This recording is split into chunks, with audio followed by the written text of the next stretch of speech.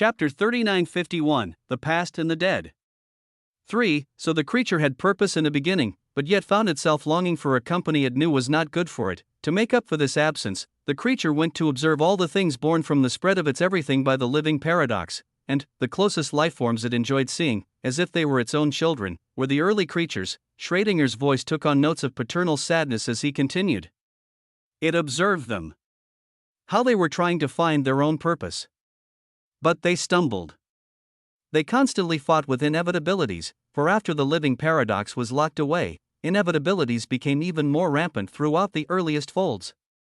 The tragedy began to unfold as Schrödinger painted pictures with words. The creature had the now immensely powerful living origin and the living concept constantly protecting it, so it did not have to worry about such threats. But the early creatures, its children, began to die in the hands of inevitabilities. It hurt it tremendously every time it observed this injustice. So it traversed across the folds and called together the living elemental, living origin, living concept, living spirit, living dimension, living law, living temporal, living emotive, and living quantum. Duke Elagabalus found himself leaning forward despite his earlier reluctance, caught up in the flow of narrative he heard many times before. But the details in this one seemed much clearer. He gathered them and said he wished to protect the fruits of his everything, and wanted to build something that would help the poor lifeforms gain the power to fight against inevitabilities. Hesitant, the living existences looked at each other before ultimately, they agreed to work with the creature to create a place of refuge and potential for progression of power that they deemed the early veiled shores, the early veiled shores, those legendary realms that existed at the very foundations of power itself, had been born from the creature's desire to protect its children. The creature was extremely happy at this collaboration. Schrödinger continued, as he told the living existences that they would not regret this decision. They worked for an entire eon until they designed and scattered early veiled shores for early creatures to use as refuge and as lands to elevate their own everything. The creature received his own early veiled shore that was made unfathomably unique, and he found himself lost in the designs he helped to make himself as he began spending lots of time in this small, isolated domain, in his own shore. After he saw the early creatures obtain the early veiled shores and could hide from inevitabilities and even begin growing themselves, he left them to their devices, content with what he had done as he disappeared. Lost in his own shore, but the story did not end with triumph and harmony as one somehow hoped. In the meantime, the early creatures progressed. They grew strong over the eons and successfully became powerful enough through their shores to fight and win against extremely terrifying inevitabilities. But with power came chaos. The inevitable tragedy began to unfold as Schrödinger's voice took on notes of disappointment. The early creatures gradually began vying for supremacy, going across the folds and beginning cycles of untold chaos. They took under their banner inevitabilities, living lifeforms, and all sorts of other lifeforms for the sake of their shores, and from peace. Chaos began to propagate wildly, and because the living order was destroyed in the fight against paradox, there was no return to order, and without order, what could there be apart from chaos? And so, early creatures lived as they wished. Chaos spread across the earliest folds. The balance that had been so carefully constructed began to crumble as those who had been saved by the creature's intervention turned their gifts toward conquest and domination. The living law could not stand the chaos. It went before the early creatures and admonished them, telling them this was not what they and the creature had envisioned. But the early creatures did not listen. They said the only one they would listen to was not here, and had not shown himself for eons. The futility of trying to restore order through mere words became apparent as power without restraint inevitably led to corruption and conflict. So the chaos continued. The living law was furious at the violation of order as it set off to the lands where inevitabilities had first risen. It searched for a solution in a place filled with uncertain possibilities. There, after countless perils, it found something from the chaos of inevitabilities and everything, in the form of a herb. Schrödinger's voice dropped to barely above a whisper as he reached the climax of his tale. A simple herb, and yet the living law felt an indescribable wonder from it. It spent its law and ordered the herb to be understood by it. It was shocked as the herb it found turned out to be the answer to the problem of early creatures. It was a herb that could heavily weaken and take down unruly early creatures. The story of the earliest folds being told by Schrödinger ended there, leaving Duke Elagabalus staring at the beggar with expressions that mixed shock with incredulity. Are you saying, Duke Elagabalus asked, his voice barely steady, that you have found what the living law found all those ages ago? At such a question, Schrödinger only smiled and leaned back against the muddy area, his eyes taking on that unfathomably bright brilliance. He offered no answer, but his silence carried more weight than any words could have conveyed. In that moment, beside a muddy road on an insignificant world in the depths of the transcendent paradoxical folds, the balance of power shifted in ways that would echo across existence itself, and it was silent, surrounded by weak humans that knew nothing, and somewhere, in a place beyond imagination, Noah Osmond continued his own journey toward greatness, isolated, not at all too worried about others. Chapter 3952, My Foundation is Complete. The golden sands of the blooming shore stretched beneath Noah's bare feet like crushed starlight given form, each grain pulsing with the accumulated authority of his recent advancement. The sensation was intoxicating in its completeness, warm without heat, substantial without weight, alive with possibilities that seemed to whisper directly into his consciousness with every step he took across this transformed place. He stood at the heart of his expanded domain, his upper body bare to the crystalline winds that swept across territories that had grown beyond all previous limitations. Occasionally, as he walked through this paradise of his own design, new prompts would materialize before him. The maximum population of the early Veiled Shore has been increased to 100. There were many that continued to trickle over as the land waited for him to give his direct Iona. Yet among all these wonders, what captured his attention most profoundly were the connections that now existed to records of other early Veiled Shores, pathways that stretched across impossible distances. Records meant that the shores themselves no longer existed in their original form. They had become echoes, memories given structure and substance but no longer truly alive with the presence of those who had created them. Noah's mind turned inevitably to the continuation of the stories of the earliest folds that Sigrid had shared with him. He understood now why living existences looked upon such beings with reverence that bordered on subservience and fear. He thought of the chaos and wonder that early creatures had brought to existence itself. And he thought of the living law, driven by necessity to seek something in the chaotic birthplace of inevitabilities, something that she had utilized to restore a semblance of balance to existence itself. Some called it a weapon in their retelling of the story. Others whispered of it as a poison specifically crafted to bring low beings whose power exceeded all normal categories of measurement. But whatever its true nature, the living law had wielded it to bring about order where chaos had threatened to consume everything, yet early creatures had not been destroyed at that time. The stories made that much clear. So what had happened to them?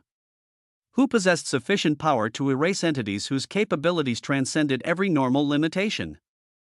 The questions burned in his consciousness, demanding answers that remained frustratingly beyond his reach. As these thoughts churned through his mind, Noah felt the pulse of his own existence. His progression continued to unfold according to principles that defied every normal expectation, unperceivable and quintessential in nature. Right now, his complexity and purity quotients had spilled past the 60 million marker.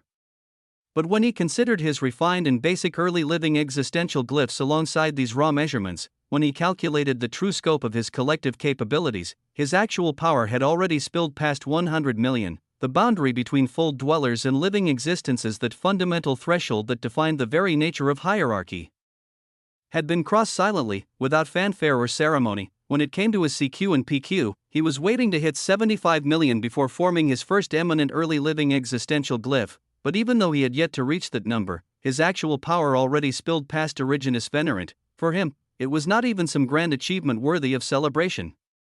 The transition had occurred as naturally as breathing. Those were their definitions and distinctions, after all. The categories that others used to measure and understand power simply did not apply to a being like him, standing upon the golden sands of his shore, feeling the crystalline winds pass over his resplendent skin like the caress of infinity itself.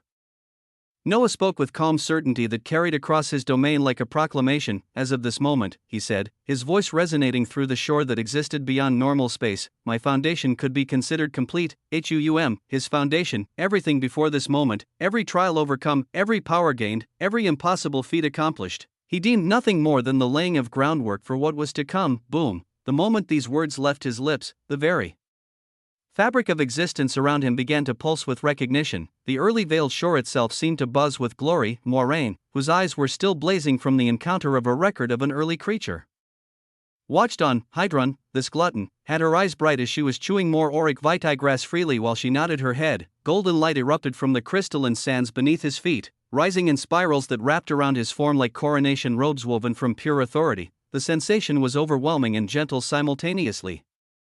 New information began cascading across his awareness as his existence corrected itself. Your existence has become more defined according to principles that predate all current understanding of power and progression.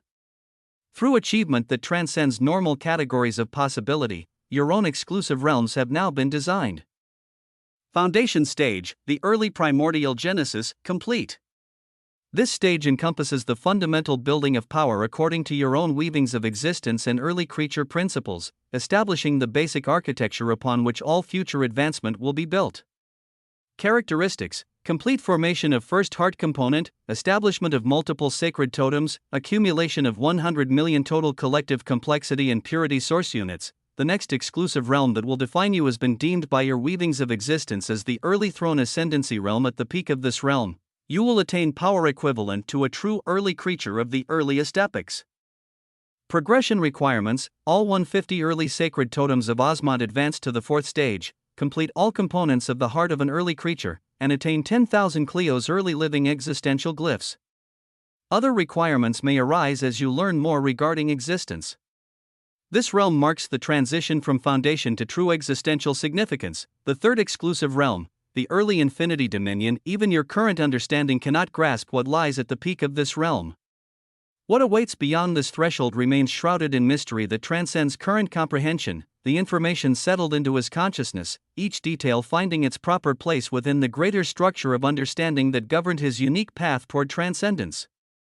Where others might have been overwhelmed by the scope of what lay ahead, he found only anticipation burning in his chest like a steady flame, and oh, was he fucking steady. The golden winds of his blooming shore carried with them the scent of infinite possibility. Behind him, the sacred totems that dotted his expanded domain pulsed with sympathetic resonance, their bells remaining silent but ready to ring once more. Noah stretched slightly as right after, his voice boomed out, "All right. Let's fully utilize this glorious shore, shall we?" Chapter 3953, My Foundation is Complete. 2. The blooming shore stretched around him like a canvas waiting to be painted with wonders that had not been seen since the earliest epochs of existence. Each feature demanding exploration and understanding, yet before he could delve into the mysteries of early folds or test the limits of his expanded capabilities, practical necessity demanded his attention. The requirements for designating any plot of land as an early fold were precise and unforgiving. He would need prerequisite seeds, standing upon the golden sands that pulsed with the rhythm of his heartbeat. Noah raised his voice as it echoed out, "Initiate the opening of the trade network connected to the record of the blooming shore of the early creature designated as Thaldorvan the primordial fisher, HUUM. The response was immediate and overwhelming, in front of his eyes. Reality itself seemed to fold and reshape as an illusory golden screen bloomed into existence with the majesty of a wheel being born. The manifestation was breathtaking in its complexity, each mode of light that comprised its surface carrying information. Trade network connection established successfully. Resource exchange parameters now operational. The accumulated treasures and cultivation achievements of an early creature who mastered the arts of marine cultivation and shore development are now accessible through established trade. Exchange rates determined by relative scarcity and fundamental value across existential hierarchies. Warning: all transactions are conducted with the record of the blooming shore. Nature of receiving entity remains undefined. Exercise appropriate caution when engaging in exchanges involving personal essence or irreplaceable resources. As these words settled into his consciousness, the screen transformed before his eyes into something that resembled a glorious marketplace of impossible scope and grandeur. At the very top of the display, written in letters that seemed to burn with their own inner fire, appeared the designation: Vault of the blooming shore of the early creature, Thaldorvan the primordial fisher.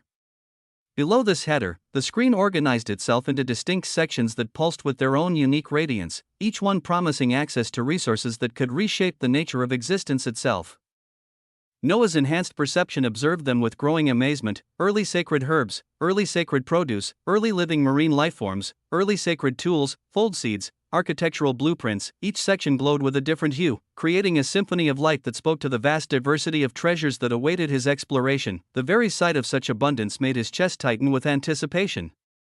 When he focused his attention upon the section marked Early Sacred Herbs, the screen responded to his interest with eager compliance. Suddenly, the display exploded with radiant vegetation that seemed to pulse with their own living light. Hundreds upon hundreds of herbs materialized before his eyes, each one more magnificent than anything he had previously encountered. Some appeared as simple flowers whose petals contained compressed wheels of existence, while others resembled trees whose branches stretched across dimensional boundaries. His gaze settled upon two specimens that commanded attention through sheer presence alone. The first was a delicate flower that seemed to be crafted from crystallized moonlight. its petals shifting through spectrums of color that had no names in any known language. When he focused upon it, information flowed into his consciousness. Early sacred herb, lustral purity blossom, effect, consumption grants exactly 50 million purity quotient enhancement with no diminishing returns.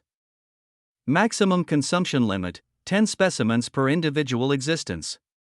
Total potential enhancement, 500 million purity quotient. Exchange requirements, 1 eminent early living existential glyph, or early sacred lifeblood herb, equivalent rarity, or 100 drops of early creature blood. Note, this herb represents one of the foundational tools used by early creatures to establish the basic architecture required for transcendent advancement. Its cultivation requires specific temporal and spatial conditions that exist only within plots properly maintained early vale shores. High chance of finding this herb in the living doorways of the loom, a ridiculous herb that granted ridiculous boons. Yet its cost, his eyes flashed sharply as he measured everything. The second specimen that caught his attention was even more extraordinary, a plant that seemed to exist in multiple weavings of existence simultaneously, its form shifting between states of being. Early sacred herb, sovereign law genesis vine, effect, consumption grants 10 Cleo's early living existential glyphs of law, permanently integrated into the consumer's existential weavings. These glyphs cannot be removed, replicated, or transferred under any circumstances. Low chance of finding this herb in the living doorways of the loom. Exchange requirements, 10,000 drops of early creature blood, or weavings of 25% of an entire blooming shore, irreversible transfer. Warning, recommend extreme caution before proceeding with exchange. Noah stared at these two resources with growing alarm, his mind calculating the implications. He currently possessed fewer than 1,000 drops of his blood, making the requirement of 10,000 seem not just expensive but potentially catastrophic. Even the herb requiring 100 drops gave him pause and raised questions. Exactly who would be the recipient of his blood? The dead early creature whose record maintained this marketplace? The question caused him to freeze with caution, every instinct honed through countless trials screaming warnings about the dangers of surrendering essence to unknown entities. The silence that followed was heavy with unspoken concerns as Noah contemplated the wisdom of such exchanges. His blood was not merely a resource. To surrender it carelessly could invite consequences that stretched far beyond simple transaction. Pushing aside these troubling thoughts for the moment, Noah turned his attention to the other sections of the miraculous marketplace, his curiosity driving him to explore despite his growing caution. When he focused upon early sacred produce, the screen filled with fruits and vegetables that seemed to pulse with concentrated life force. One item immediately captured his attention, a golden apple whose surface seemed to contain swirling nebulae. Early sacred produce, vitality nexus apple, effect, consumption permanently increases progression of complexity and purity rates by 1000%.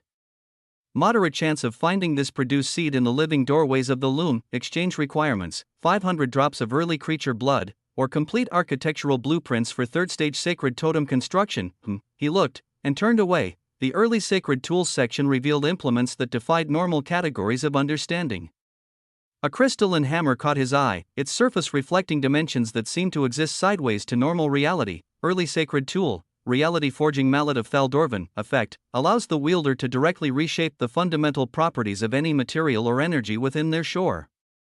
Can be used to enhance sacred totems beyond normal limitations or other unique constructs. Exchange requirements, 500 drops of early creature blood, or sacrifice of 3 completed sacred totems at the 3rd stage or higher. This, he also looked at and turned his eyes away from. Chapter 3954, My foundation is complete. 3. But it was in the fold seeds section that Noah encountered something that made his eyes pulse. A single seed floated in isolation at the center of the display, its surface so dark it seemed to absorb light itself. Fold seed, genesis of unbound existence, effect, grants understanding of the lost forgotten principle of unbound existence once matured inside a designated early fold plot. Low chance of finding this herb in the living doorways of the loom. Exchange requirements, 50,000 drops of early creature blood, or complete dissolution and absorption of 75% of a blooming shore with all its accumulated treasures and lifeforms. Oh, Noah's expression grew increasingly grim as he absorbed the details of these miraculous resources. A pattern was emerging that filled him with both wonder and deep concern. Many of the herbs and produce listed in the marketplace could potentially be found in the living doorways of the loom, those treacherous passages that led toward the ultimate prize of existence. His instincts told him with absolute certainty that he should not exchange his blood. There were too many unknowns, too many potential consequences that could reshape the very foundations of his existence in ways he could not predict or control. What item on here will take auric vitae grasses as a resource for exchange? He asked aloud, his voice carrying the weight of careful calculation. A golden light flashed across the screen in response to his query, and new information materialized before his eyes like a gift offered by existence itself. Early sacred herb. Foundation strengthening root. Effect: consumption grants 1 million complexity quotient and 1 million purity quotient enhancement with no diminishing returns. Can be consumed 100 times with consistent effects. Exchange requirements: 100 shoots of auric vitae grass per specimen. Quality grades affect exchange ratios. Superior grade reduces requirement to 75 shoots, pristine grade reduces requirement to 50 shoots. Note: this represents one of the most fundamental cultivation aids used by early creatures to establish proper foundation. Regular consumption during advancement phases ensures optimal development. Noah felt a smile spread across his features as understanding crystallized into decision. This was an exchange he could make, a transaction that aligned with both his current resources and his long-term goals for advancement. Buy, he declared with calm authority. A brilliant light flashed across the screen as the transaction completed itself. And Noah felt the subtle shift in reality that marked the successful acquisition of resources that could accelerate his progression beyond normal limitations. A multicolored root appeared in his hands, its mere existence buzzing with age and power as he analyzed it, not just for purposes of eating, but also whether it could be replanted in his own early veiled shore. But as the light gradually faded and the marketplace returned to its previous state, Noah came to two conclusions that would reshape his approach to the challenges that lay ahead. First, his blood was unfathomably precious and desperately wanted by forces he did not yet understand. The sheer scale of the exchange rates demanded for his essence spoke to value that transcended normal principles, suggesting that early creature blood represented something far more significant than mere biological fluid. Second, and perhaps more importantly, the living doorways of the loom contained treasures that could elevate any being to heights of power previously considered impossible. It was why living existences were so fervent about it. If he was to achieve the progression required for his exclusive realms, if he was to become what he truly wanted to be, he would need to seriously delve into those treacherous passages alongside the usage of his early veiled shore. Especially if he did not want to pay with his blood. The path forward was clear, even if the destination remained shrouded in uncertainty. The doorways of the loom beckoned with promises of advancement that could not be ignored, no matter how dangerous the journey might prove to be. Standing upon his blooming shore, surrounded by wonders that defied imagination, Noah began planning for the trials that would define his existence. As on this day, with a completed foundation, he began his first steps in his own early throne ascendancy realm. In the infinite weavings of existence, there existed a fundamental divide that touched every conscious being across all the weavings of reality. It was a distinction so basic, so elemental, that it formed the very foundation upon which all understanding of life and death was built. There were those who were living, and those who were dead. Simple, straightforward, undeniable. This truth echoed through every fold, every wheel of existence, every domain where consciousness dared to take root. Fold dwellers across the vast expanse of existence found themselves categorized by this simple yet profound distinction. They drew breath and thought and dreamed, or they had surrendered these gifts to the endless silence that claimed all things in time. Yet existence, in its infinite complexity, refused to be bound by such simple categories. For when beings exceeded a certain level of power, when their accumulated authority transcended the normal limitations that governed them, even dead things became something greater. They shed the chains of death like discarded clothing, ascending to heights where the very concepts of life and death became meaningless distinctions. Amongst the 10 foldless ones, the 10 types of living existences who commanded the fundamental forces that shaped existences itself, there was not a single entity that could be considered truly dead. Even those who had once known the embrace of death transcended such limitations when they achieved the heights of living existence, their existence elevated beyond the reach of death's final claim. This observation led to a question for those who dared to contemplate the deepest mysteries of existence: where, in all the vast expanse of existence, were the dead? Where, across the infinite folds that contained countless civilizations and uncounted souls, were those who remained truly, indubitably, unperceivably dead? Was everything living after surpassing originus venerant? After becoming a living existence, it was a question that very few dared to ask, for the implications of its answer touched upon truths too vast and terrible for most minds to bear, and even fewer possessed the knowledge necessary to provide an answer that would satisfy the scope of such an inquiry. For the dead did not simply cease to exist, they went somewhere. They found their way to domains that existed beyond the reach of living existences. Domains where different rules governed the nature of consciousness and purpose. Chapter 3955, The Rich and the Poor. In another weaving of existence, removed from the familiar territories where living existences pursued their endless struggles for advancement and dominion, lay a domain that existed according to principles that would have driven most conscious entities to madness with their profound wrongness. This was an unknown place, a forgotten corner of existence where the fundamental laws that governed existence, life, and death had been twisted into configurations that served purposes too alien for normal comprehension. The entire domain was crafted from obsidian that gleamed with inner light that somehow managed to convey both beauty and despair in equal measure. The obsidian stretched in all directions, forming landscapes of impossible weavings where black crystal formations rose like the bones of dead titans. The air itself seemed thick with the weight of accumulated sorrow, each breath carrying flavors that spoke to loss on an existential scale. At the heart of this dreary magnificence lay something that defied every expectation of what an early veiled shore should represent. Where such domains typically embodied life and growth and infinite possibility, this shore spoke only of endings and decay and the terrible finality of death given form. Finality, the waters that should have sparkled with crystal and clarity were instead murky and black, their surface reflecting no light as they lapped against shores of sand that had been ground from the bones of forgotten civilizations. Each grain carried within it the compressed essence of dreams that would never be fulfilled, ambitions that had been cut short by forces too vast to resist. The trees that dotted this desolate landscape stood as monuments to futility itself. Their branches reached skyward with the desperate grasping of those who sought salvation that would never come there. Bark scarred by wounds that wept sap as black as midnight, no leaves adorned their twisted limbs, no fruit offered sustenance to those who might seek shelter in their shadow. Sacred totems that had once rung with the music of harmony lay shattered across the blackened sands. Their bells cracked and silent. The very foundations upon which they had been built showed signs of violence so profound it had left scars in the fabric of existence itself. Shrines that should have housed the accumulated wisdom of ages stood as hollow shells, their sacred spaces defiled by forces that recognized no sanctity. The plots of land that should have nurtured miraculous growth lay barren and poisoned, their soil so thoroughly corrupted that nothing would ever grow there again. At the center of this nightmare landscape sat a figure that commanded attention through sheer presence alone. Despite the terrible wounds that marked its form, the early creature bore the unmistakable signs of one who had achieved the heights of power.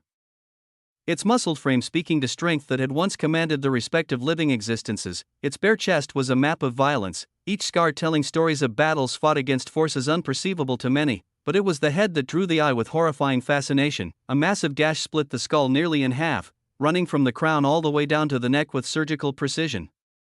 The wound gaped open like a second mouth, revealing depths that seemed to contain swirling darkness rather than the biological structures that should have existed beneath bone and flesh. Yet despite injuries that should have resulted in immediate death for any normal being, the creature blinked with eyes that burned with terrible awareness.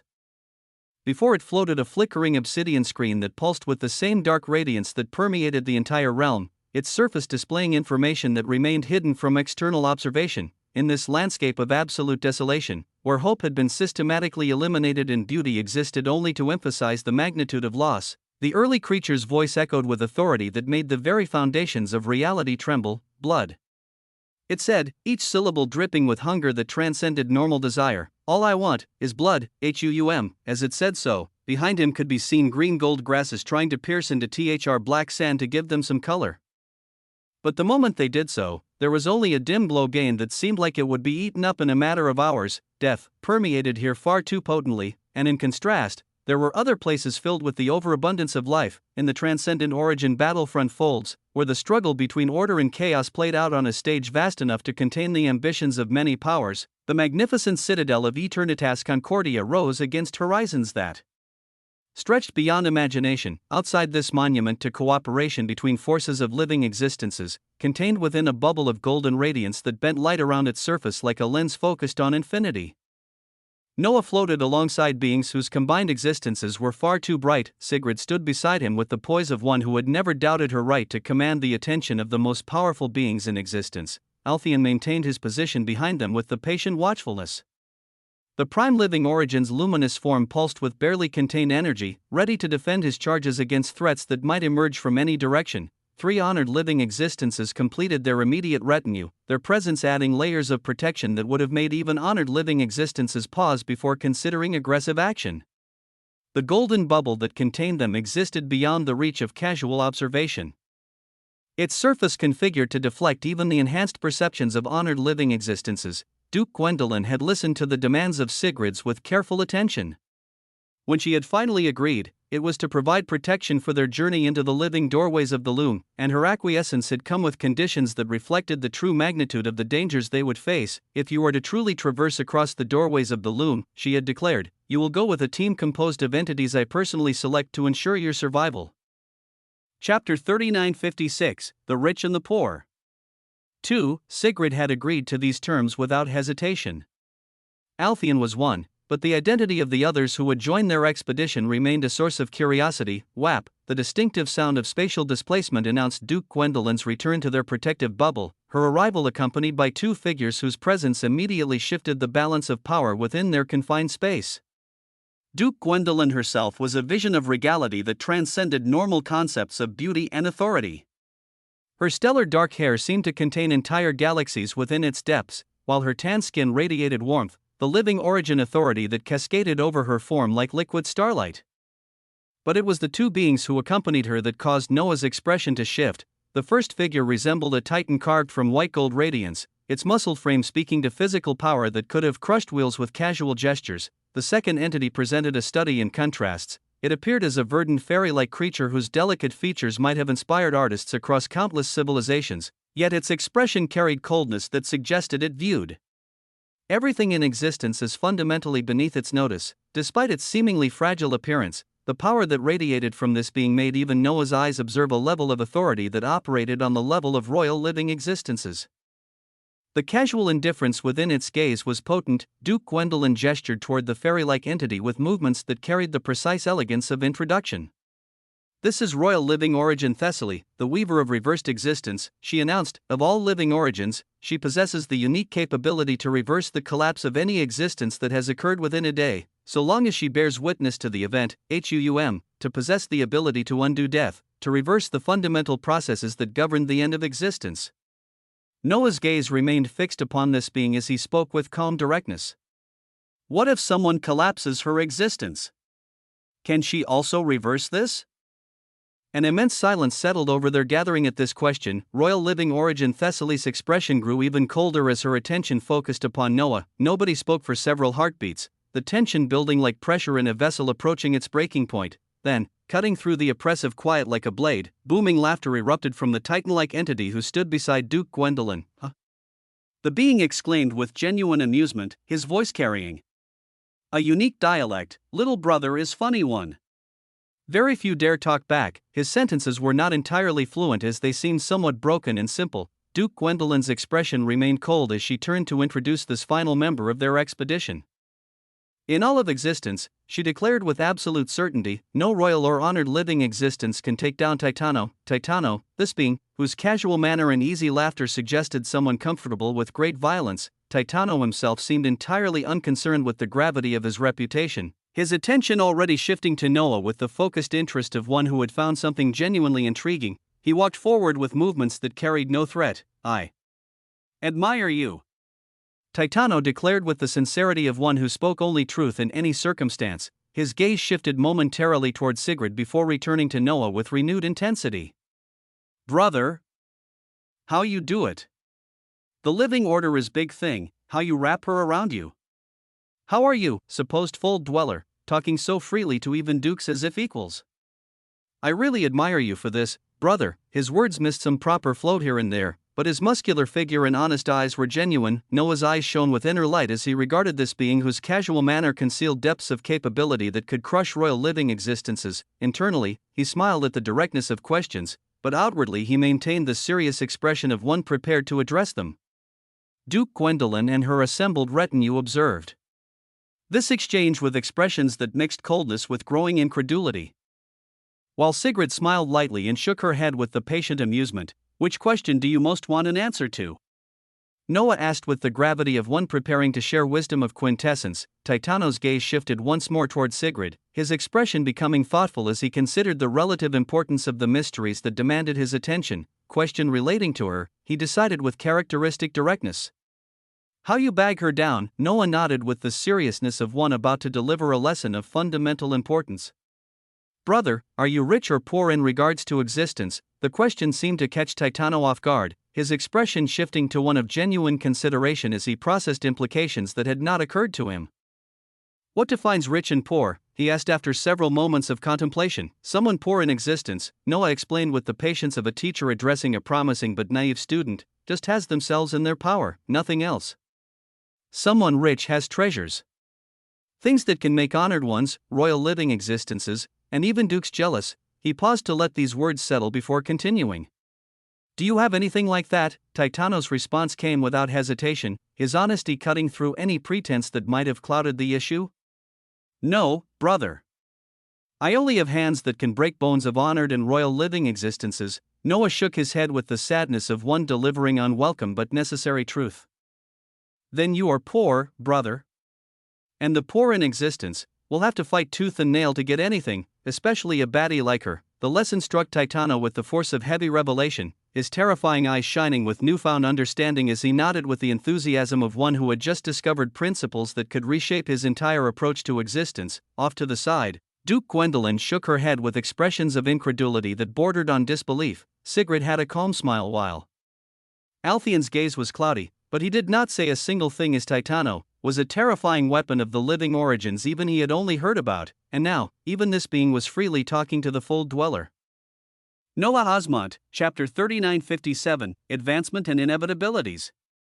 The golden bubble hung suspended in the void like a captured sun, its surface rippling with currents of living origin authority that bent reality around its edges. Within its confines, Duke Gwendolyn's sigh carried the weight of eons as her gaze swept across the assembled beings who would determine Sigrid's fate. These are the existences that will be traveling with you, she said. Altheon, Thessaly, Titano, and her eyes drifted to Noah, and in that moment, something shifted in her expression. The stellar darkness within her gaze deepened, wheels within wheels turning as she studied him with an intensity. She was a duke. One of the 81 who sat at the pinnacle of living origin hierarchy. Throughout her impossibly long life, she had catalogued and categorized every form of power, every variation of authority that dared to manifest across the infinite folds. She always knew what she looked at. It was not arrogance but simple fact, as fundamental to her nature as breathing was to mortal creatures. But when she gazed at Noah Osmont, that certainty fractured, her mind turned through possibilities. Perhaps he was someone intrinsically connected to the living order, bound by threads of existence so profound that even she could not fully perceive their nature. The way Sigrid looked at him, the casual ease with which she accepted his presence. There was something binding between them, or perhaps he was the scion of another duke, one of her carefully cultivated allies. The game of dukes was one played across folds and ages, where a single move might take millennia to reach fruition. The third possibility made her chest tighten as, perhaps he carried an inheritance so profound that even living existences would tear apart existence to have it. What he displayed in Concordia could be part of it. She was curious, desperately curious, about exactly what. Do not worry too much about his identity. Sigrid's voice bloomed in her mind like a flower of pure thought. Just know that he will absolutely protect me. The mental communication carried undertones that Duke Gwendolyn had not heard from the young miss before, absolute certainty mixed with something that might have been fondness. Duke Gwendolyn sighed at such words. Things were getting more and more entangled. Duke Gwendolyn's gaze shifted between them, Sigrid watching with that small, knowing smile, while Noah continued his earnest instruction of Titano as if he were a sage imparting the deepest mysteries of existence to an eager disciple. The massive Titan nodded along with such sincere concentration that his entire form seemed to vibrate with the effort of understanding, occasionally interjecting with "Yes, brother, and this makes sense," as Noah explained what appeared to be the fundamental principles of finding a baddie through material wealth. The absurdity of it, a supposed Fold Dweller lecturing one of the more terrifying weapons in the living origin arsenal about romantic economics, should have been laughable. Instead, it filled Duke Gwendolyn with a profound unease that settled in her bones. She released another sigh, this one carrying the weight of responsibilities that stretched across existence itself. Turning to Sigrid, she allowed her expression to shift from calculation to concern. Young miss, she began, things are not as peaceful as they appear. There is a coalition of living existences, yes, but. She paused, not all are truly allied. Schemes run deep, deeper than the roots of the trees of existence. Deeper than the foundations of existence itself. Power runs even deeper still, as apart from those truly living, there are also those truly dead. The golden light within the bubble seemed to dim slightly, as if responding to the gravity of her words, and on top of all this, Duke Gwendolyn continued, her hands moving in subtle gestures that painted pictures in the air, shadows of things that should not be named directly. There are the weavings of existence themselves, forces that even make us seek the loom with such desperate fervor. In all of this maze of power and purpose, you must be careful. You are both a hope for the future and... She hesitated, then pushed forward with grim determination. And a weapon that many would wield without concern for your well-being. The earnestness in her voice, stripped of all pretense, seemed to strike Sigrid. The young miss nodded seriously, her stellar eyes reflecting understanding of burdens she should not have to bear. Duke Gwendolyn straightened, addressing the entire gathering now. There are things you know and things you do not know. This time around, when it comes to the identity of the young miss, no one, absolutely no one, is to be trusted. Even Titano stopped his eager nodding to pay attention. Thus, Duke Gwendolyn declared, her words falling like hammers, your first doorway to the loom will not even stem from the transcendent origin battlefront folds. Noah's conversation with Titano ceased mid-sentence, his attention snapping to the Duke with intensity. Instead, she continued, a smile playing at the edges of her lips that held no warmth whatsoever, you will enter silently into a doorway from the side of the transcendent paradox battlefront folds. What? Sigrid's surprise burst forth before she could contain it. Paradoxical folds? Duke Gwendolyn's smile widened, becoming something that might have been satisfaction. Surprised? Yes, a doorway through the paradoxical folds. Just as paradoxes have extended their reach toward other transcendent folds over the eons, so have we. I have my clone waiting for you in front of the exact doorway you will enter. For living origins to move through paradoxical territory spoke to infiltrations and schemes that redefined the supposed boundaries between the great powers. I chose this one, Duke Gwendolyn explained, because inevitabilities are much easier to predict and face than other living existences. I know for certain there are no living paradoxes, origins, laws, or any other living existences within this particular doorway. Such a thing is a much more controlled environment, regardless of its inherent dangers. And mind you, it is very dangerous. She paused, allowing them to absorb this information before delivering the final assessment. Because the number of inevitabilities is higher due to it being in the paradoxical folds. The danger level is elevated, but manageable with the current team. So you shall go. The moment the word left her lips, the bubble erupted with radiant living origin authority that made reality itself sing. The light was so brilliant it seemed to burn through dimensions themselves, and then, nothing. Where once a few beings had stood ready, now only Duke Gwendolyn remained, her form solitary against the vast expanse of the transcendent origin battlefront folds in this area. She looked toward distant Eternitas Concordia, its towers catching light that had traveled across impossible distances to reach this moment. Another sigh escaped her, this one carrying dread and solemnity.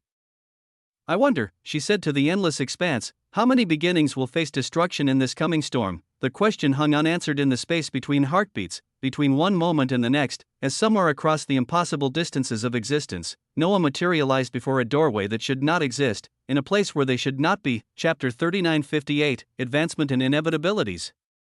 2. The transition between existence should have been instantaneous, a mere blink between one existence and another, but Duke Gwendolyn's power carried them across countless weavings of existence with such force that Noah felt every impossible fold they traversed, each layer pressed against his consciousness like pages in a book being riffled by an impatient reader. Thousands of stories and possibilities bleeding into one another until the very concept of distance became meaningless. When they finally materialized, Noah's first sensation was suffocation of existence itself. It was familiar, it was paradox, the space around them defied every natural law. Obsidian cloth hung in the air like frozen waterfalls, each drape twisting into its neighboring fabrics. The material seemed to flow upward and downward simultaneously, creating corridors that led everywhere and nowhere, passages that existed in states of being both open and closed. It was as if someone had taken the concept of a maze and wrapped it in funeral shrouds, then set those shrouds to dancing in winds that blew from dimensions that should not exist. The very air tasted of contradiction, sweet and bitter, thick and thin, present and absent all at once. Out of the many living existential authorities Noah commanded, paradox truly took a special place as it seemed natural. Each breath Noah drew felt like inhaling possibility itself, raw and unfiltered, scraping against his enhanced perception like sandpaper made from compressed paradoxes. But it was what lay before them that truly commanded attention, where space should have continued its paradoxical dance of obsidian drapery, there was instead a wound in existence itself, mirror-black fissures folded in upon themselves with the wet, organic movement of a dying creature's final breath. Each crack revealing glimpses of something golden and terrible within. The collapsed space pulsed with a hunger as it was the hunger of absence itself, demanding to be filled with anything and everything that dared exist near it. Noah felt his body lean forward involuntarily, drawn by a pull. It was as if every particle of his being recognized that golden depths as a destination, a final resting place where all journeys ended. His 1002% resistances screamed in protest, holding him back from simply walking forward into obliteration, but the effort required was considerable even for someone of his power. This was what true danger felt like, floating before this wound, maintaining position with apparent ease despite the inexorable pull. Was a figure encased in obsidian armor so dark it seemed to absorb light rather than reflect it. The armor itself was a work of art. Each plate had been carved with paradoxical symbols and runes. Sigrid tensed beside him, her hand finding his with instinctive wariness. Through their connection, he felt her recognition spark into confusion, then shock as the crystalline faceplate of the armor began to separate with the sound of breaking ice. The face revealed beneath was impossibly, undeniably familiar. Duke Gwendolen? Sigrid's voice cracked with disbelief. How? The smile that spread across this other Gwendolen's features held layers of satisfaction at this response. This was not mere illusion or projection. He could feel the authentic weight of paradoxical authority radiating from her form, as real and undeniable as the origin authority her other body commanded. Everyone has their talents, young miss, Duke Gwendolen said. Mine was being capable of forming an origin embryo that could become anything. And so, she gestured to herself with armored hands that moved with deadly grace. I had this body become a living paradox, an origin embryo that could become anything. She had literally created a second self that operated according to entirely different fundamental principles. It was not unlike what Moraine had achieved as an arch-living existence, capable of holding two authorities simultaneously. Or Sigrid herself, who embodied both order and origin. Come, Duke Gwendolen continued, gesturing toward the hungry golden depths behind her. I will continue standing guard here while you all enter. What you see behind me is a living doorway of the loom that has devoured everything nearby. Only someone with the complexity of an honored existence can resist its pull enough to enter or leave safely. She paused, allowing them to absorb the magnitude of what they were about to attempt. It is a dangerous domain, as chaotic as anything can be, so. Her gaze found Sigrid with meaningful intensity. You can go all out with your restoration of order. Inevitabilities are silent, deadly, and unable to be observed until they make their move. They prefer to target the weakest first, so you too. Her attention shifted between Noah and Sigrid. The two of you will proceed slightly ahead. Thessaly, Titano, and Alpheon will remain hidden but can move instantly to ensure your safety should the need arise. Noah met her gaze with eyes that burned with tyranny. This Duke who wore two faces, who embodied contradiction while serving origin, was playing a game. A dangerous one, Sigrid nodded, her hand tightening briefly around Noah's before she released it to maintain proper appearance. We understand. Noah moved from Titano's side with fluid grace, the massive being's disappointed expression at losing his instructor almost comical given the circumstances. As he took his position beside Sigrid, Noah offered her a smile that carried both reassurance and anticipation. Duke Gwendolen's commands rang out with crisp authority. Her final glance settled on Thessaly with particular weight, and though no words were spoken aloud, the fairy-like being's cold expression shifted to one of absolute determination. Protect the young miss at all costs. The mental command might as well have been carved into the fundamental laws of existence for the weight it carried. Then they were moving forward, allowing the doorway's pull to claim them. The sensation began as pressure against his skin, gentle at first like sinking into warm water, but as they crossed the threshold where existence ended and the doorway began, that pressure multiplied exponentially. Noah felt his existence compress, every atom of his being squeezed through a space that should not have been able to accommodate anything larger than a thought. His enhanced perception screamed contradictory information. He was being stretched across infinity while simultaneously being crushed into a point smaller than zero. This was what coming close to the loom felt like. The golden depths rushed up to meet them, or perhaps they fell into it.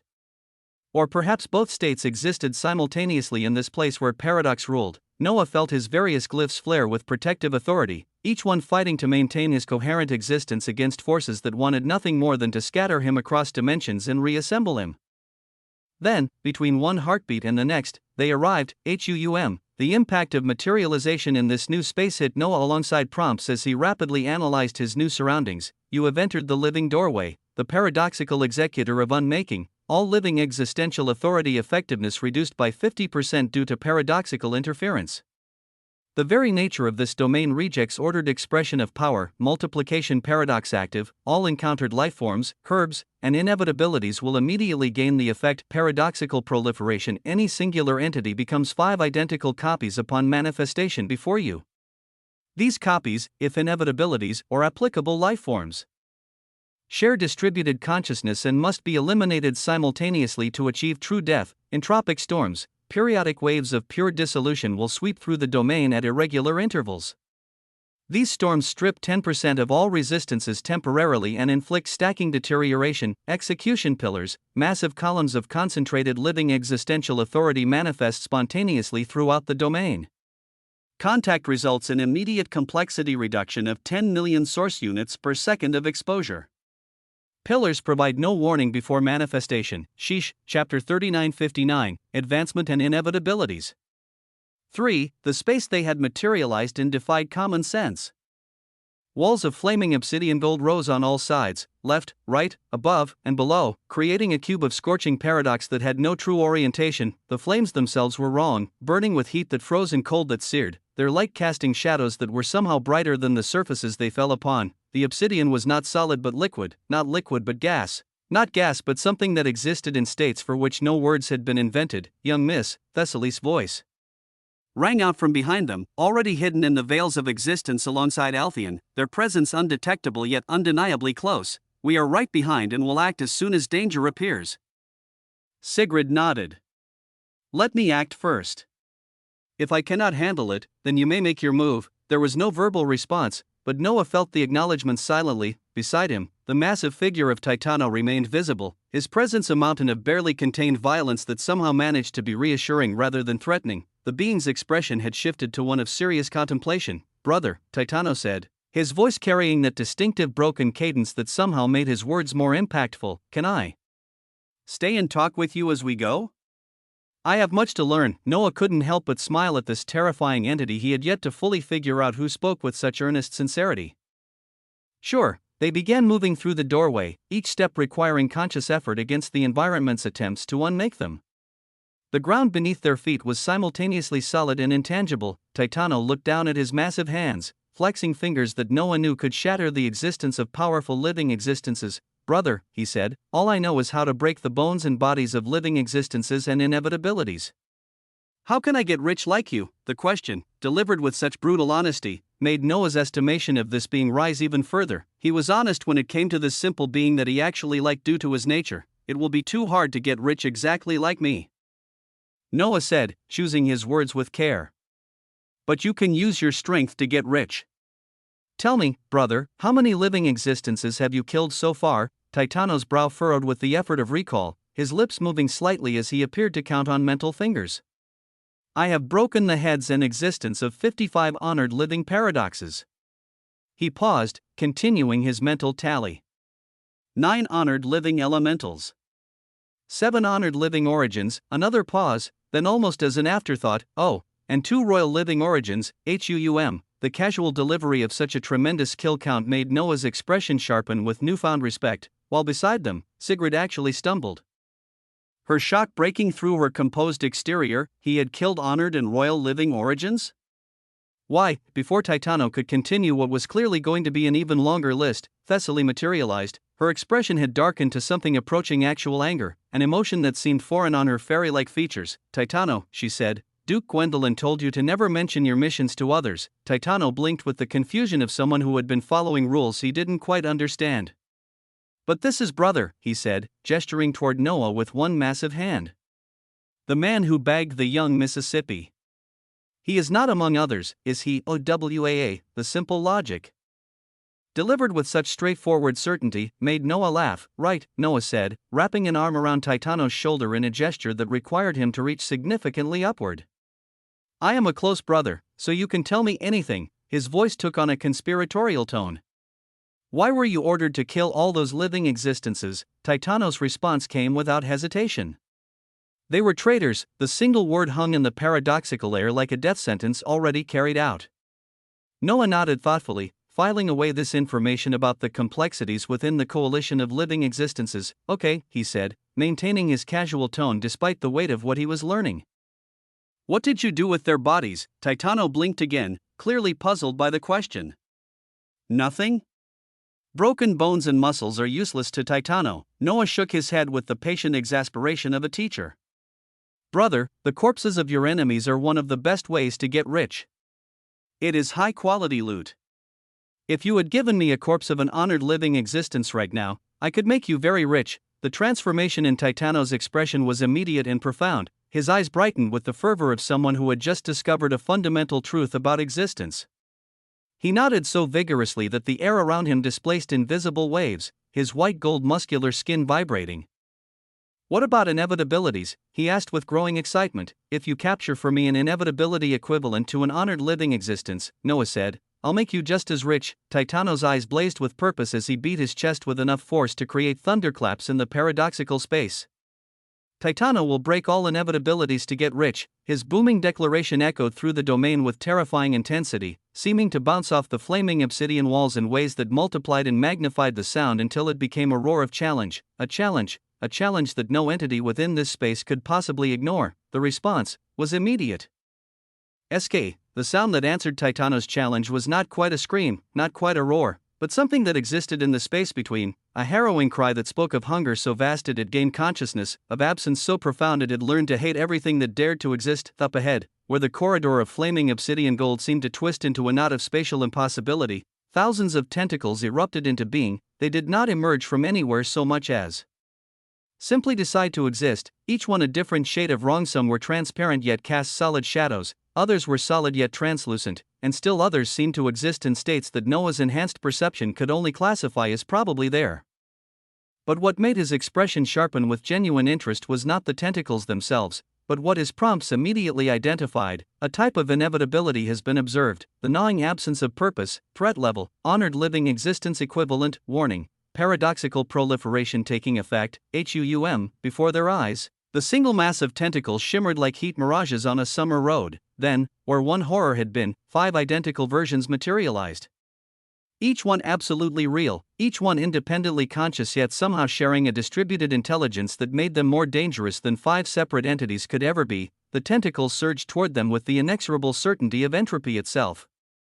Each appendage seeking to unmake, to drag them into whatever nightmare of non-existence spawned such creatures. Beside him, Sigrid stepped forward, and Noah felt the air change as living order began to assert itself against the chaos of this domain. In another direction, a muscular force of nature had an excited expression as he looked towards the inevitability while punching his chest, his booming roar echoing out as he also moved. Titano will get rich. The tentacles surged forward with the inexorable hunger of existence denied, each appendage a different shade of impossibility. They moved without pattern yet with terrible purpose, some phasing through the obsidian flames as if they didn't exist. Others treating the fire as solid surfaces to push against, and still others seemed to exist in multiple positions simultaneously until the moment of observation collapsed them into singular, terrible reality. Titano's response was immediate and gloriously simple. I break you to get rich, inevitability, HUUM.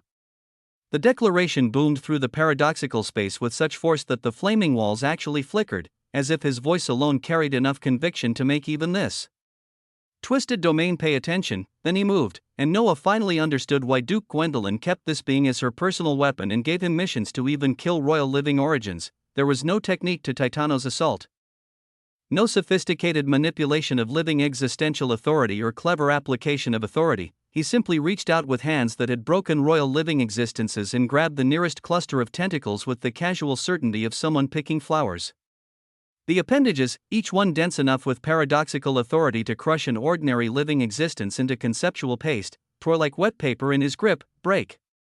Titano roared, ripping another section free with his left hand while his right pulverized 3 more tentacles into a spray of impossible fluids that existed in too many dimensions at once. Break for richness, the inevitability screamed with 5 overlapping voices that created a sound that should not have been possible. Each of its proliferated bodies felt the damage, sharing the pain across their distributed consciousness in ways that made them writhe with synchronized agony. Yet for every tentacle Titano destroyed, two more seemed to manifest from the twisted space between existence and void. The massive being didn't care. He waded into the massive writhing appendages like a child playing in ocean waves, each movement destructive beyond comprehension, and again, there was not really any burst of authority around him. When tentacles wrapped around his arms, he flexed and they shattered. When they tried to pierce his skin, they bent and broke against muscle that had been forged through eons of violence. When they attempted to unmake him with paradoxical authority, he simply refused to acknowledge their attempts, his existence too stubbornly simple to be undone by complexity. "Brother, I am very strong, yes," he called out to Noah mid-destruction, casually backhanding a tentacle thick as an ancient tree trunk into obliteration. "Titano will break many things. Soon very rich, but even Titano's terrifying might could only do so much against 5 bodies that shared consciousness yet acted independently." The tentacles began to adapt, learning from each destruction, beginning to weave patterns that even his tremendous strength couldn't simply tear through. They were inevitable.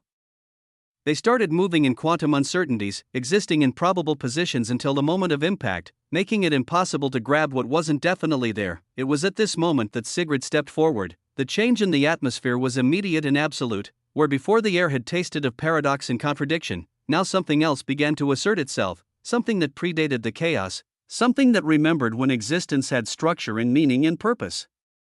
Her face lit up with white brilliance that had nothing to do with external light sources. It was illumination that came from within, from the very core of what she was becoming. Her hair, those striking strands of white and dark, began to dance in winds that existed in dimensions where order still reigned supreme. Each strand moved with deliberate grace, creating patterns that had been perfect before paradox had ever learned to question them. She raised her hand with the slow majesty of inevitable consequence, and in that gesture was contained the weight of every law that had ever been written, every rule that had ever brought structure from chaos, every moment when existence had chosen meaning over entropy. Then she brought her hand down, and with perfect clarity that cut through the screaming chaos of battle, she spoke a single word: order, order, oh, fucking order.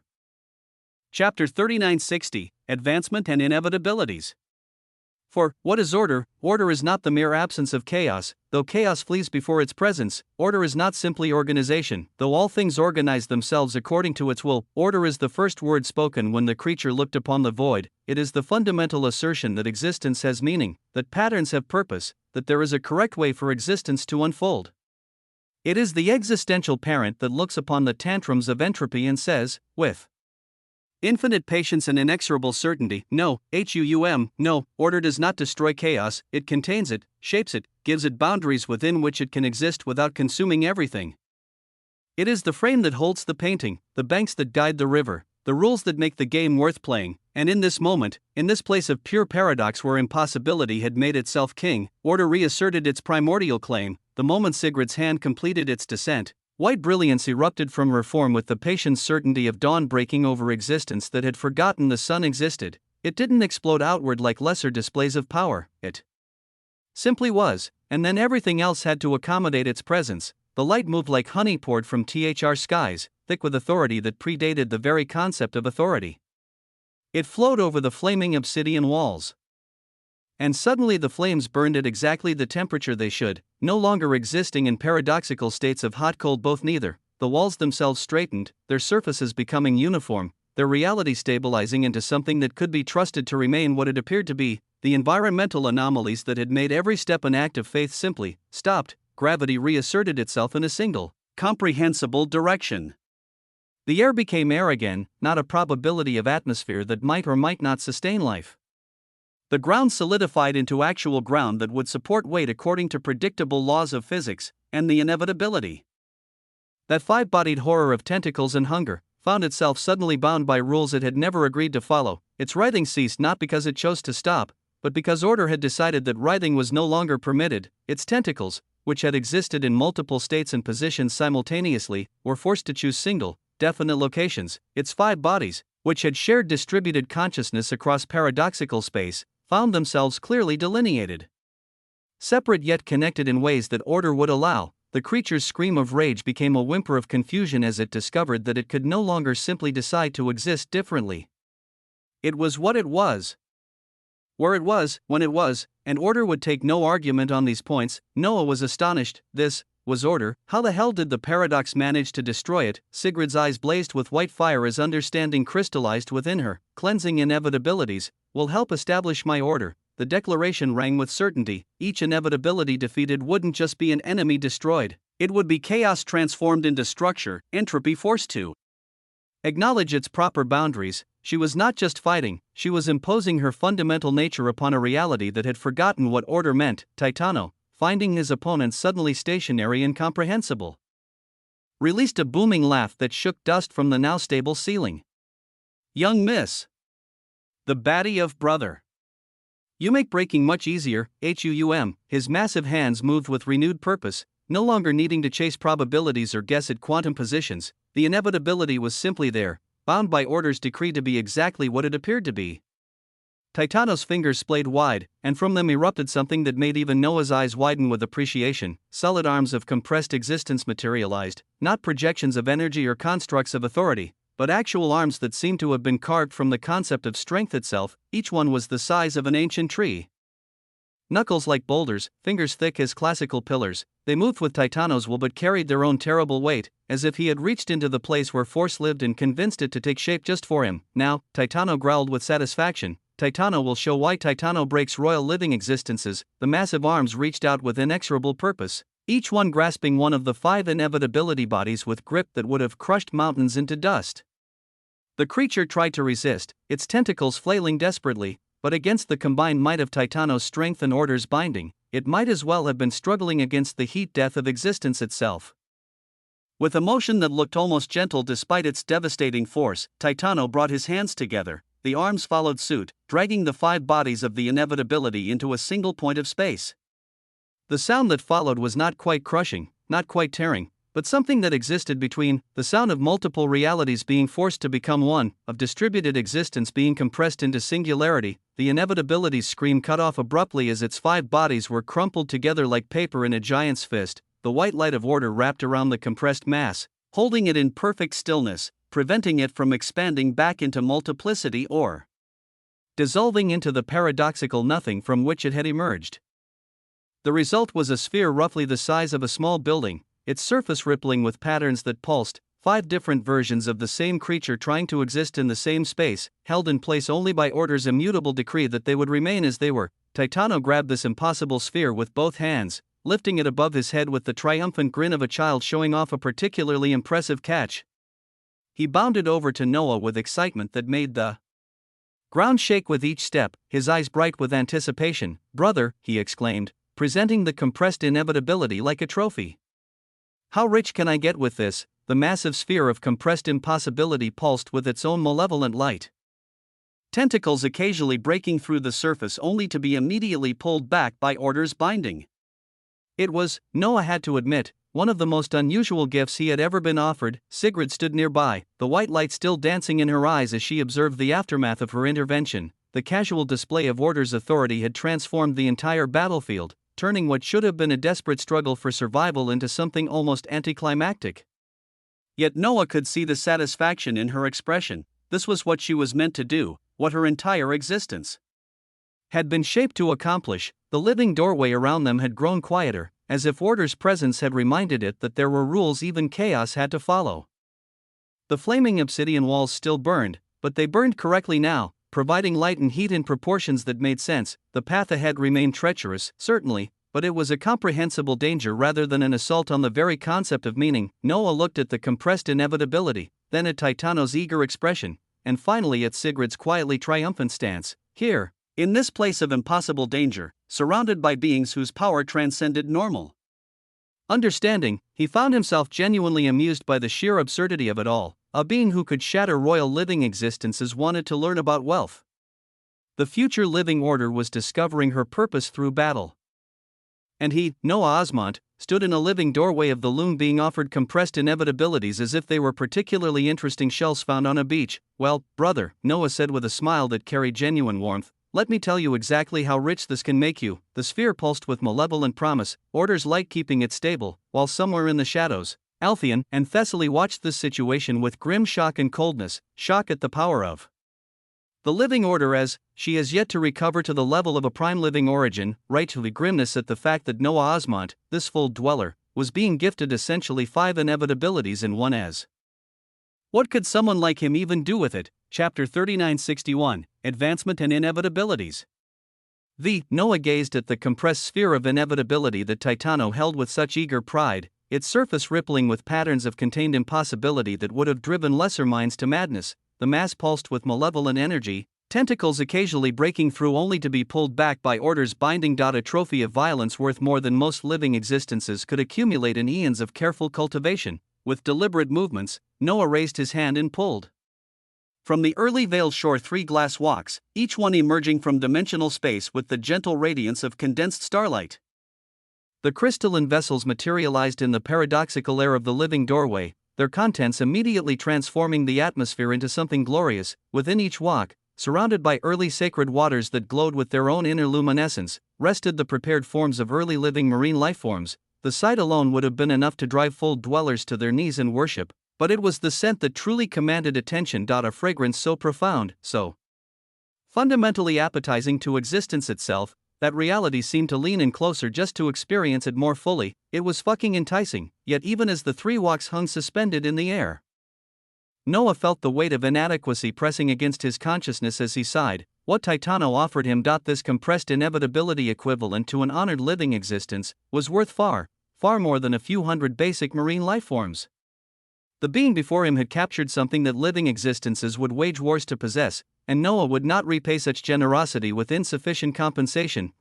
3 more glass walks emerged from his dimensional storage, joining their siblings in a hexagonal formation that pulsed with living authority. His guild eased slightly, the combined presence of 6 vessels, each containing treasures that predated current existence, created a resonance that made the very foundations of the living doorway tremble. These alone, Noah said, his voice carrying the weight of absolute certainty, will make you very rich, brother.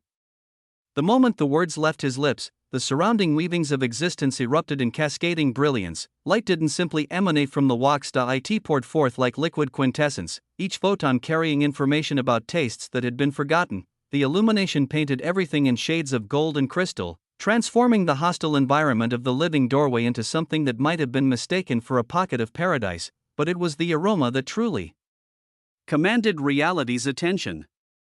The scent exploded outward in waves that operated on levels beyond mere sensory experience. It was the smell of potential itself given form, of advancement distilled into its purest essence. The effect was immediate and undeniable. Behind them, space twisted as 2 figures materialized with such abruptness that it suggested they had abandoned all pretense of maintaining their hidden positions. Altheon appeared first, his luminous form blazing with barely contained origin authority, his ancient eyes wide with a shock that his eons of experience had not prepared him for. Thessaly manifested a heartbeat later, her fairy-like features transformed by an expression of hunger that stripped away all pretense of cold indifference. They stared at the 6 glass walks with the desperate intensity of beings who had just discovered that everything they thought they knew about value had been fundamentally wrong. Titano's massive form began to buzz in response to the treasures before him, his white gold existence resonating with frequencies that made the air around him shimmer. He could feel the potential radiating from the walks, understanding on an instinctual level that these vessels contained something that could elevate him beyond his current limitations. His eyes, usually so honest and straightforward, now blazed with a possessive intensity that would have given even royal living existences pause, when he noticed the hungry gazes from Altheon and Thessaly. His expression darkened with the particular brand of menace that came from someone who had learned to protect what was theirs through overwhelming violence. Do not think about touching Titano's riches, he growled, his broken words somehow making the threat more immediate, more personal. His massive hands clenched into fists that could have shattered space itself, the gesture a clear warning that transcended language. Altheon actually took a step backward, his expression shifting. The prime living origin had faced countless dangers across his extensive existence, but not Titano. Thessaly's cold mask reasserted itself, though her eyes continued to track the walks with an intensity that suggested significant internal struggle. Amidst this shocking development, Sigrid stood as the still point in a turning world. She alone among them showed the least surprise at Noah's casual display of impossible wealth, her knowledge of his true nature as an early creature providing context that the others lacked. Yet even she, with all her understanding of what he was, felt her existence respond to the presence of the marine lifeforms with a hunger. She found herself leaning forward slightly, drawn by forces that operated beneath the surface of her considerable will. Noah floated past her with movements that seemed to acknowledge her struggle while offering reassurance through proximity alone, as he moved to accept the massive inevitability from Titano's eager hands. His mental voice bloomed in her consciousness with the intimacy, Do not worry, his thoughts whispered directly into her mind. I will gift you with even more. Before she could formulate a response, reality itself seemed to shift as a prompt materialized. The early creature, Noah Osmont, has sent a blessing to the living order, Sigrid. 100 drops of the sacred mead of existence and 100 drops of blood of an early creature are flowing across the shared bindings. Noah's smile deepened as he initiated this process, feeling the connection between them pulse with transferred power. Even as his hands reached for the compressed inevitability, his mental voice continued its intimate communication. Do not be afraid to ask me for anything, he said. I will help you establish your order. Your goals are my goals. Your restoration of balance is my victory. Sigrid's face transformed through a cascade of expressions. Shock giving way to alarm transforming into something that might have been awe mixed with incredulity that came from receiving gifts whose magnitude defied comprehension. She could feel it beginning already, the white gold droplets of sacred mead materializing within her existence like stars being born in the void of space. Following them came the dull crimson gold blood, each drop carrying within it the compressed essence of what it meant to be early. To be first, to be the foundation upon which all other existence had been built. The sensation was overwhelming, transformative, impossible to resist or control. Her legs gave way from the sheer magnitude of change occurring within every fiber of her being. She sank to the ground with a grace that made even collapse look choreographed, her form immediately enveloped in brilliant white gold light. The radiance that erupted from her made the illumination from the glasswalks seem like candlelight by comparison. Althea and Thessaly spun toward her with expressions of pure shock, their attention torn between the impossible treasures Titano guarded and the even more impossible transformation occurring before their eyes. They could feel her complexity and purity beginning to rise rapidly. It was at this moment, while attention was divided and reality itself seemed uncertain how to respond to so many simultaneous impossibilities, that Noah waved his hand toward the bundle of compressed inevitabilities. The gesture was casual, almost dismissive, as if accepting such a treasure was merely another moment in a day filled with wonders.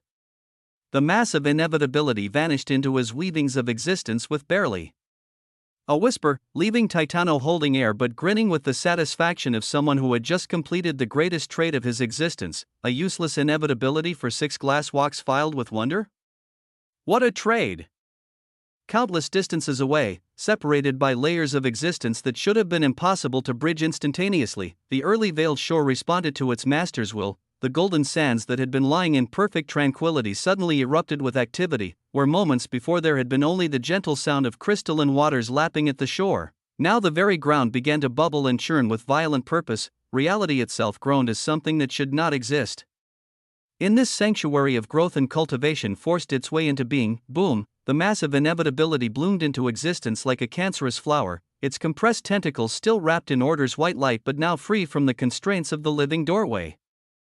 The sphere of impossibility crashed onto the sacred sands with enough force to create a crater, its impact sending shockwaves through the shore that made even the ancient trees sway. Moraine shot to her feet with the grace of barely contained authority, her 500 eminent glyphs and even grander complexity and purity blazing to life as she prepared to defend this sanctuary against whatever intrusion had dared to manifest.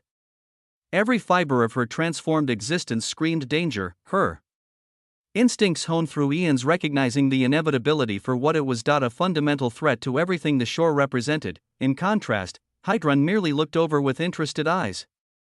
A strand of auric vitigrass still dangling from her mouth as she chewed with the contentment of someone watching mildly entertaining theater. The goat's crystalline gaze assessed the compressed mass with the particular brand of arrogant curiosity that suggested she was evaluating whether this new arrival was worth interrupting her meal. Noah's primary body, seated in meditation upon the golden sands, opened eyes that blazed with anticipation as prompts began cascading across his consciousness. The early veiled shore has discovered the corpse of a lifeform that can be designated as an early living marine lifeform. Chapter 3962, Advancement and Inevitabilities. 6. The classification sent a thrill through his existence. And more prompts came. After the early veiled shore absorbs a significant portion of its being as a cost, its corpse is equivalent to 1,000 sacred bodies of eminent early living marine lifeforms. Would you like to devour it? 1,000? Not basic marine lifeforms, not even refined, but eminent, each one individually worth more than most originous venerant entities would see in their entire existence. The compressed inevitability that Titano had so eagerly traded represented wealth that transcended normal categories of measurement. Yes, Noah said, the word emerging is barely more than a hungry whisper that carried the weight of absolute command. The response was immediate and overwhelming. The golden sands around the compressed inevitability began to move with purposeful intent, rising like countless golden serpents that wrapped around the sphere of impossibility. Each grain carried within it the accumulated authority of the shore itself, working in perfect harmony to break down and absorb this offering. The mass of inevitability, still wrapped in order's binding, began to sink into the shore with the inexorable certainty of entropy itself being reversed. The tentacles that occasionally broke through its surface found themselves grasped by sands that seemed to hunger for their essence, pulling them deeper into something that was neither death nor consumption but transformation on a fundamental level. Your body is beginning the process of taking the converted nutrients of something equivalent to 1,000 sacred bodies of eminent early living marine lifeforms. The prompt that followed carried a warning that made even Noah's enhanced existence take notice. Warning: the nutrients being absorbed are unfathomably potent compared to your current existence. Recommended absorption rate, 1% per hour, but Noah had never been one to follow recommendations when power was within reach. He commanded to simply flow steadily, HUUM. The sensation began as warmth in his chest, spreading outward like honey poured into his veins, but that warmth quickly became heat, then burning, then something beyond temperature that made his very existence scream and protest in ecstasy simultaneously.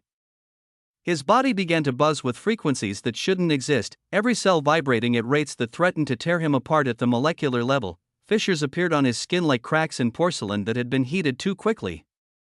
But from these cracks didn't flow blood. Instead, tremendous life force poured out, the very essence of what it meant to be an early creature leaking into the surrounding air with such density that the space around him began to warp. His body trembled on the edge of catastrophic failure, muscles spasming as they tried to contain forces that wanted nothing more than to explode outward in all directions. Yet through all alone, through the tyrannical certainty that he would not be destroyed by his own advancement, Noah held himself together. The prompts came in rapid succession, each one marking another milestone in his impossible progression. The second part of your heart of an early creature Oruvian Shardvale, the arterial convergence core, is now being rapidly forged through the influx of unprecedented nutrients. 300 drops of blood of an early creature have been generated through accelerated production. 500 additional drops of blood of an early creature have been formed as the heart reaches new operational capacity. 900 additional drops of blood of an early creature have been formed as the heart reaches new operational capacity. All towers of Osmont at first stage are being simultaneously completed. Progress, 77%. Towers at second stage are now beginning their elevation toward third stage, the vital lighthouse. Your age as an early creature is slowly beginning to advance. The prompts were rapid, one after another. Even before he could fully absorb himself in one, another came. Your early atlas of the folds is now nearing completion. Current progress, 89%. Within his existence, transformations occurred that defied description. Inside of his body, what had once been his wheel of existence, that fundamental construct that defined the boundaries of his being, had evolved into something that transcended its original form entirely. It stretched out in all directions like a multicolored fold of existence itself. No longer circular but infinite, no longer contained but boundless. All the concepts that comprised his identity, tyranny, loot, infinity, quintessence, Kuklos, Veritarch, protagonist, cheats, and dozens of others, had ceased to exist as separate entities. Instead, they mixed and merged seamlessly, creating a fold of existence of unfathomable proportions.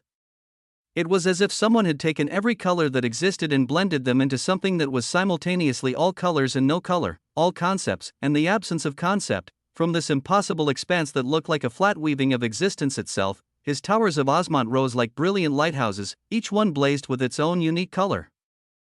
Cerulean for infinity, gold for protagonist, deep purple for tyranny. Yet they all shared a fundamental harmony that spoke to their common origin. They stood as monuments to his progression, their heights reaching toward infinities that normal existence could never perceive, and at the center of his being, growing with each passing second, was his heart. The heart of an early creature was not an organ in any sense that biology would recognize. It was archaic and primal, a construct that predated the concept of construction. The ventrialis, his first completed component, pulsed with steady rhythm as it produced dozens of drops of blood per second, each one containing the compressed essence of early creature authority. Now, the Oruvian Shardvale was taking shape beside it. A crystalline structure that seemed to exist in multiple dimensions simultaneously. its facets reflecting possibility itself. As it formed, it too began to produce blood, the crimson gold droplets emerging from its structure at rates that made his previous production seem primitive by comparison. This internal transformation was magnificent to perceive, but it was the external manifestation that truly spoke to the magnitude of his advancement. His body, seated upon the golden sands of the shore, had become a beacon of multicolored radiance, every glyph etched upon his form from the basic ones that had marked his early progression to the refined ones that represented his current pinnacle. Blazed with simultaneous brilliance, the numbers that defined his power had undergone a transformation that would have been called impossible by even living existences in this short period of time. Current complexity quotient, 234, 671, 455, current purity quotient, 241, 338, 922, he had spilled past 200 million in both measurements, achieving in moments what would take others eons of careful cultivation. What was utterly laughable was the fact that he just breached 100 million that past originous venerant entities not that long ago, but he was outside such measly realms of progression as at this moment, he was only steadily making his way across the early throne ascendancy realm.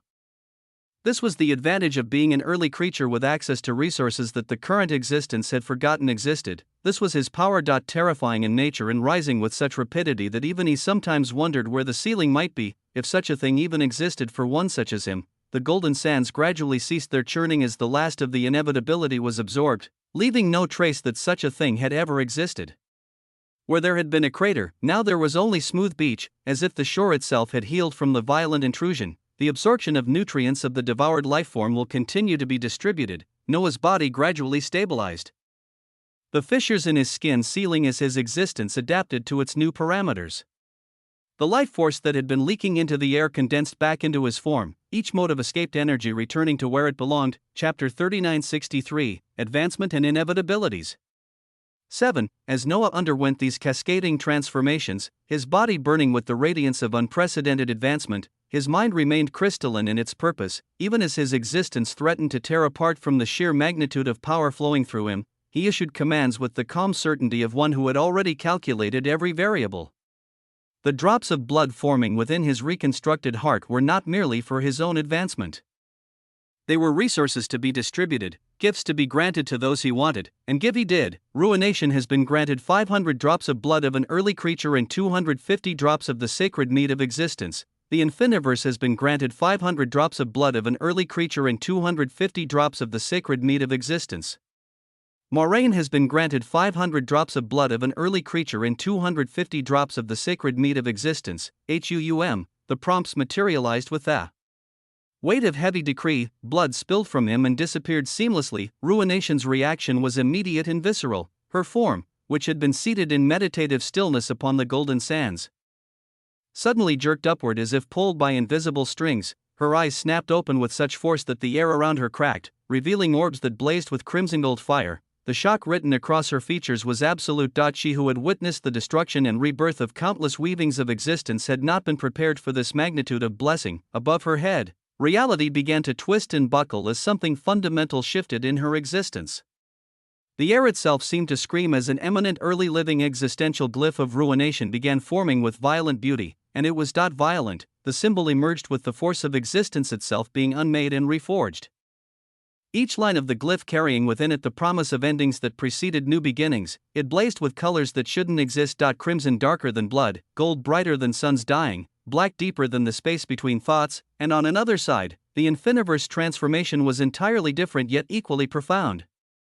Her body, that perfect synthesis of existence and consciousness, began to shimmer with multicolored jewels that materialized across her skin like stars being born. Each jewel represented a different frequency of existence, a different pillar of existence that ran through the Infiniverse wheel of existence she embodied. They pulsed in harmony, creating a symphony of light that made reality itself lean in to listen more closely. Upon her chest, directly over where her heart would be if she was held to such mundane anatomy, an eminent glyph of continuity began forming with glorious green radiance. The symbol seemed to write itself into existence with the patient certainty of time itself, each curve and line speaking to the fundamental truth that all things continued. Even when they appeared to end, the green light it produced wasn't merely illumination. It was the visual representation of existence refusing to cease, of stories that demanded to be told regardless of who remained to hear them, of glorious, quintessential Tyrannical fables, blood and mead mixed as these two critical beings of Noah advanced, but it was Moraine's transformation that truly commanded the attention of the early veiled shore itself.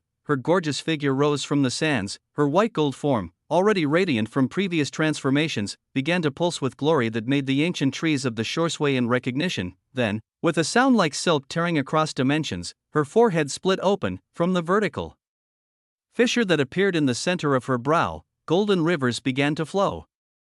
Not blood, but something far more precious. Liquefied potential itself, the raw essence of what she was becoming made manifest. The streams ran down her face like tears of molten authority, each droplet that fell to the sand below immediately sprouting into flowers of pure paradox that bloomed and died in endless cycles. A prompt appeared before Noah's eyes, its words carrying implications that made him luminous. The blood of an early creature flowing through Moraine has become sufficient enough to distinguish her equivalent to a native early living land life form of your early veiled shore. She has gained enough distinction to form a Cleo's early living existential glyph. Shall the first Cleo's glyph of your early veiled shore be formed under your land life form? The question was asked. The first Cleo's glyph would set the tone for all that followed. Would become a founding principle upon which future advancement would be built. Noah's eyes shone with brilliant anticipation as he spoke his agreement. Yes. Yes, the single word carried across the shore with the weight of existential law being established. Reality itself seemed to exhale in relief, as if it had been holding its breath waiting for this decision. As if he would ever say no, Moraine's gaze found his across the crystalline distance between them, and in her eyes those windows to an existence that had transcended its original limitations countless times. Tears began to form, not tears of sadness or pain, but of overwhelming emotion. She wanted to speak, to tell him that he was giving her too much. The thoughts radiated from her with such intensity that they might as well have been shouted across the shore. She could not keep taking his blood and mead so freely, as if these treasures that would reshape the balance of power across existence were mere trinkets to be casually distributed. As an early creature, as something that transcended every category she had known, how could she possibly repay him for these gifts? Repayment would be impossible. The weight of obligation pressed against her consciousness like a physical force. Every drop of blood, every taste of sacred mead, created debts that compounded exponentially. She was drowning in his generosity, suffocating under gifts that elevated her beyond her wildest dreams while simultaneously binding her with chains of gratitude that felt heavier with each passing moment. Even though she didn't communicate these feelings directly, Noah understood them with perfect clarity. The connection between them allowed him to perceive the turmoil in her heart as clearly as if it were his own. Amidst all these transformations, as reality itself bent and reformed around them, he sent her a mental message that cut through her emotional musings, slowly. Calmly, if you truly want to repay me, his thoughts whispered directly into her consciousness with intimate authority, all you need to do is no longer call me sir. Do not just look at me like an early creature, but as an existence. Let us be in the same wavelengths we were in. Within the Dyson singularity. HUUM. Chapter 3964, Desecration. The memory of that moment in the Dyson singularity within the transcendent paradoxical folds blazed between them with renewed intensity. To repay me, he continued, I will send you out to attack the paradoxes that made me their enemy. Can you do this? The question came with an imposing smile that she could feel rather than see, an expression of confidence mixed with challenge that demanded agreement and commitment. Moraine trembled, her entire form shaking as if she fought a war within herself. The conflict was visible in every line of her being, the part of her that had been trained to revere and fear early creatures warring with the part that recognized him as something more.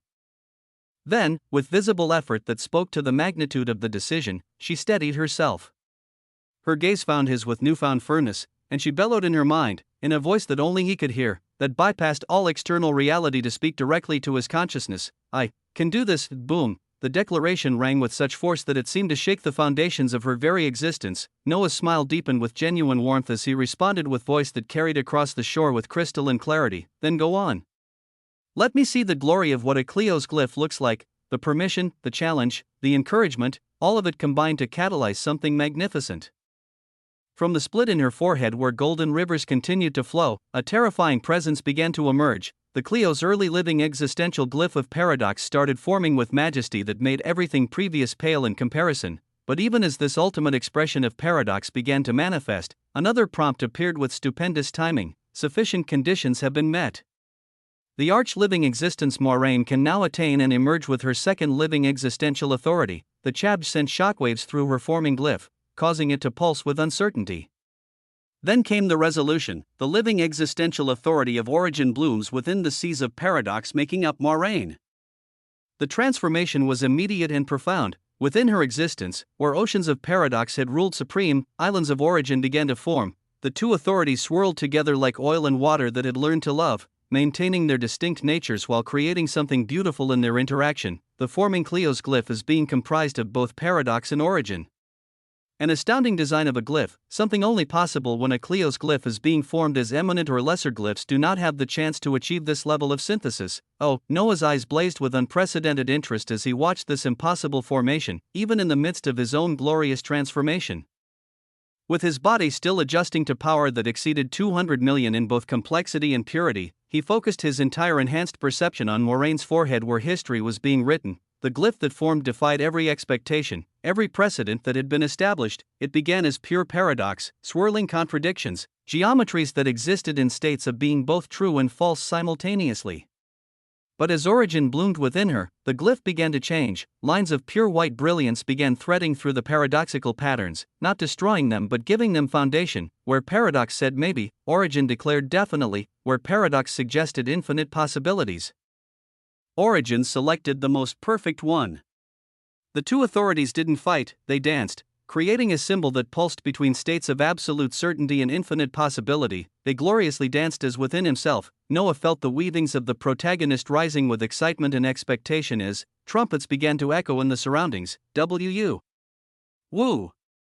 Woo! A symphony bloomed as the glyphs of the protagonist cheered on. The formation was violent in its beauty. Reality itself seemed to hold its breath as two fundamental forces that should have been antithetical learned to exist within a single expression. The glyph grew more complex with each passing second, its patterns evolving beyond what normal perception could follow.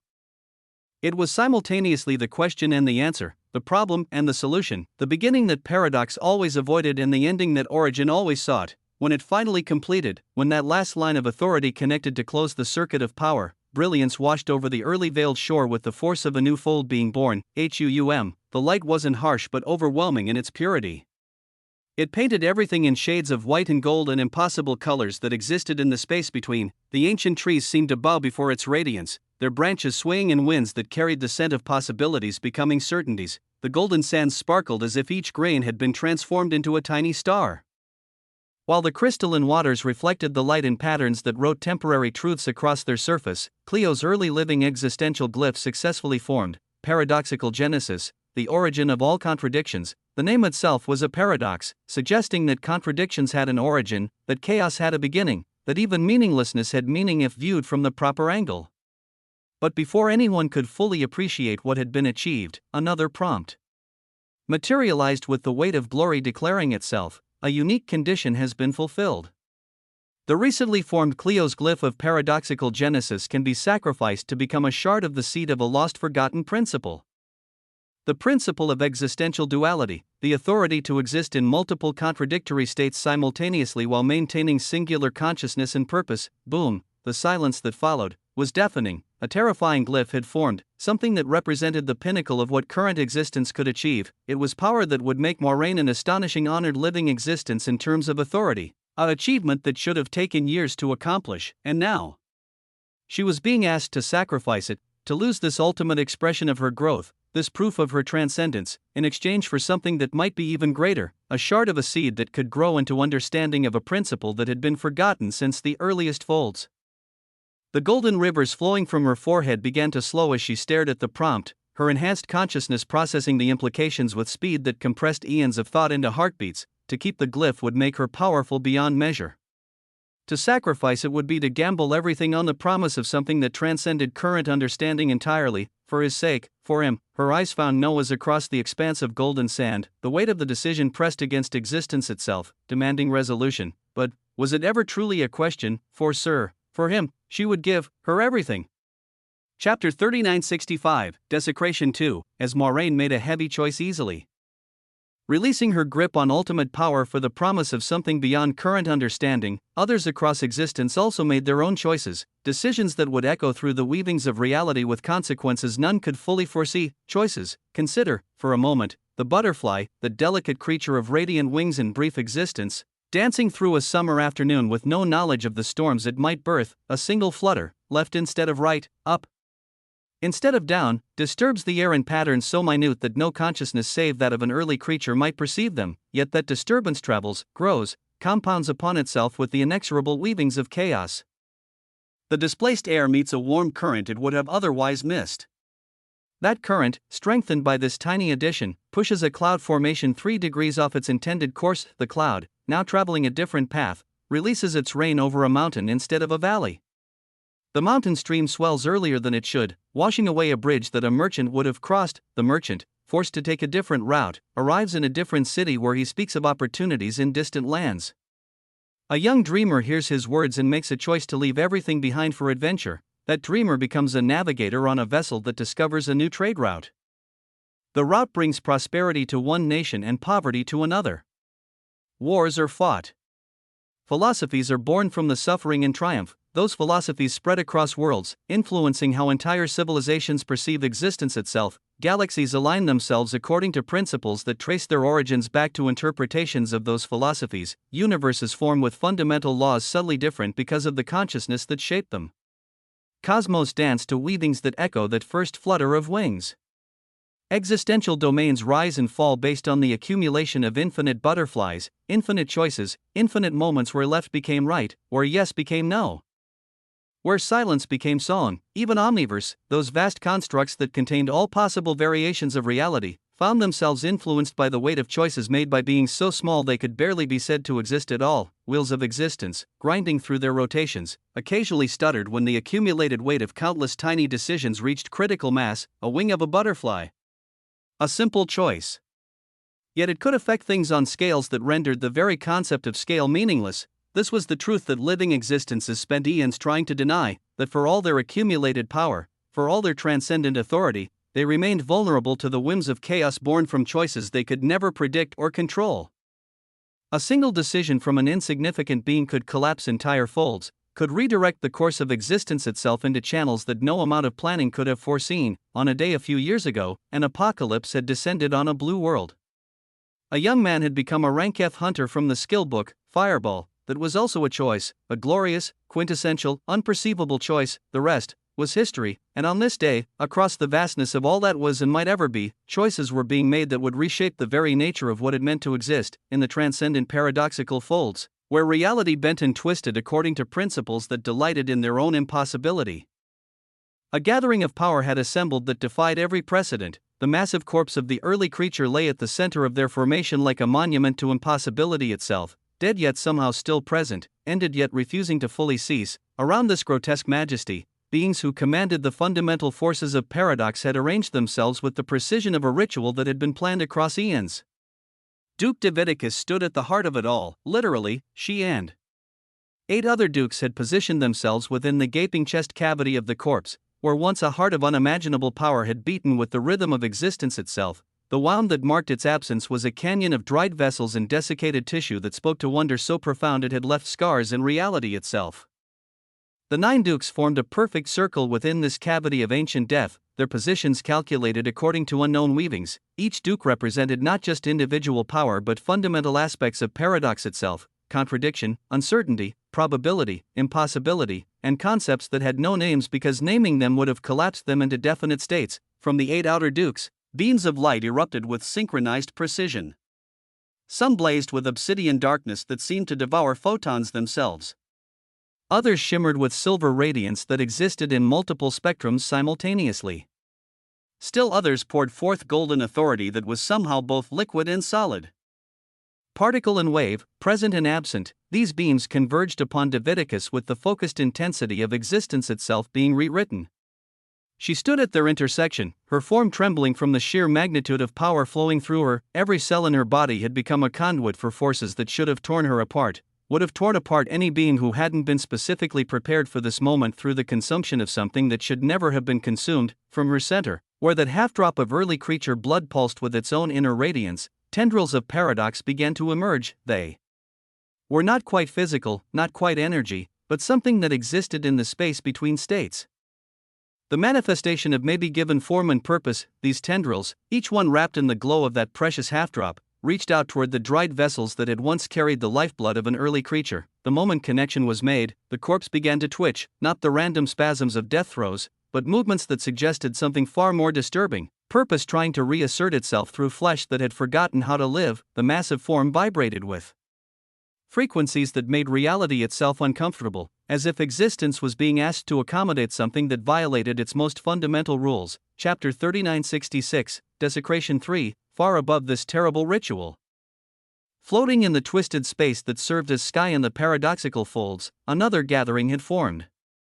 30 dukes hovered in perfect formation around a single figure whose presence commanded attention, not through ostentation, instead through its profound absence of such things. Duke Schrödinger sat in the void as if it were the most comfortable chair ever crafted, his ragged clothes hanging from his frame like flags of defiance against the very concept of appearance mattering. He wore no golden armor to announce his authority, bore no royal robes to demand respect, yet the 30 dukes who surrounded him, each one a power that could reshape existence according to their whims, arranged themselves around him like planets orbiting a sun they didn't fully understand but couldn't resist. His smile was a thing of terrible simplicity, carrying within its curve the weight of someone who had seen every possible outcome and found them all equally amusing. The other dukes looked to him with expressions that mixed reverence with uncertainty, as if they knew he held answers but were afraid to ask the questions.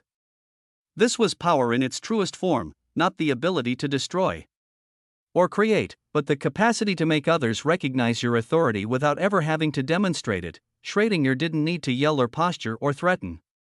His mere existence in that space created a gravity that drew other powers to him, made them seek his approval even when they didn't understand why they needed it. As these important living paradoxes observed the ritual below with collective anticipation that made the air itself hold its breath, boom, the sound that erupted wasn't quite sound, it was the sensation of reality recognizing that something fundamental had changed. The endless sockets of the corpse, those abyssal voids where eyes had once perceived dimensions beyond counting, suddenly flashed with light that should not have been possible. Within those empty spaces, paradoxical radiance bloomed, dimly at first, like candles being lit in caverns that had known only darkness since the foundation of existence itself. Dimly. So dimly that it might have been imagination, might have been wishful thinking given form. Diviticus, standing in the heart that was not a heart, breathed heavily as doubt crept into her expression. The power flowing through her was immense, yes, but was it enough? Had they failed in this impossible endeavor, the light in those sockets was so faint, so uncertain.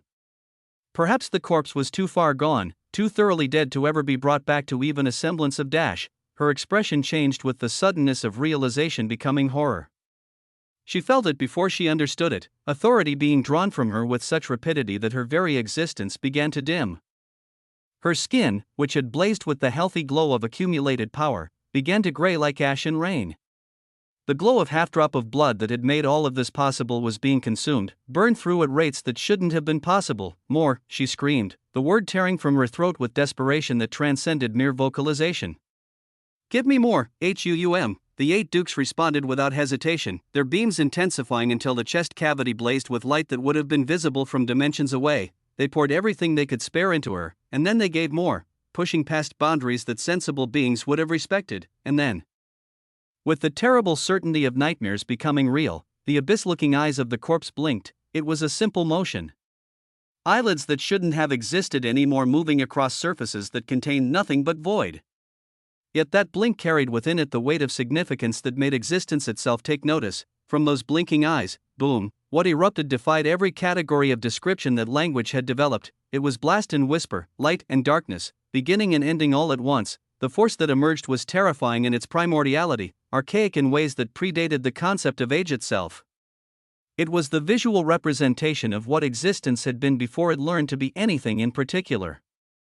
Obsidian light, a contradiction in terms that nonetheless perfectly described what witnesses saw, erupted from those ancient sockets. It shot upward through dimensions, through layers of reality that most beings didn't know existed, creating a crack across the folds themselves, a crack across the folds. Through it, witnesses could perceive immense darkness, the presence of something that made light irrelevant. It was depth without measure, void without boundary, an abyss that gazed back with intelligence too vast to comprehend. The obsidian light continued shooting upward, disappearing into distances that had no meaning, yet emanating a dread so profound that even honored living paradoxes found themselves stepping back involuntarily.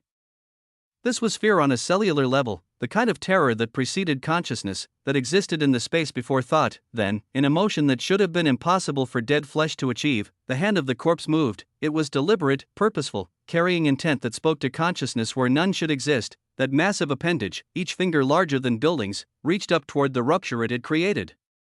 With the casual certainty of someone closing a door they hadn't meant to open, the hand grasped the edges of the crack in reality and pulled them together.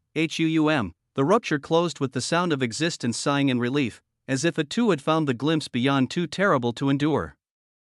The assembled living paradoxes watched with expressions that cycled through every possible emotion: awe at what they had accomplished, reverence for the power they had awakened, and fear that transcended rational thought at what they might have unleashed. Then, with movements that carried the weight of mountains learning to walk, the corpse of the early creature sat upright. "It's alive," someone screamed, the words escaping before thought could censor them.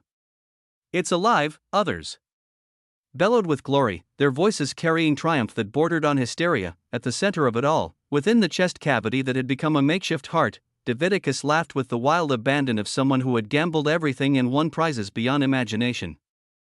Could Ozymandias have done this? With his measly power, obsidian power flowed into her from the awakened corpse, not draining her now but feeding her, transforming her existence into something magnitudes more powerful than she had been moments before. She wasn't just controlling the corpse, she was becoming one with it, her consciousness spreading through its ancient vessels, her will becoming its will, her desires its purpose.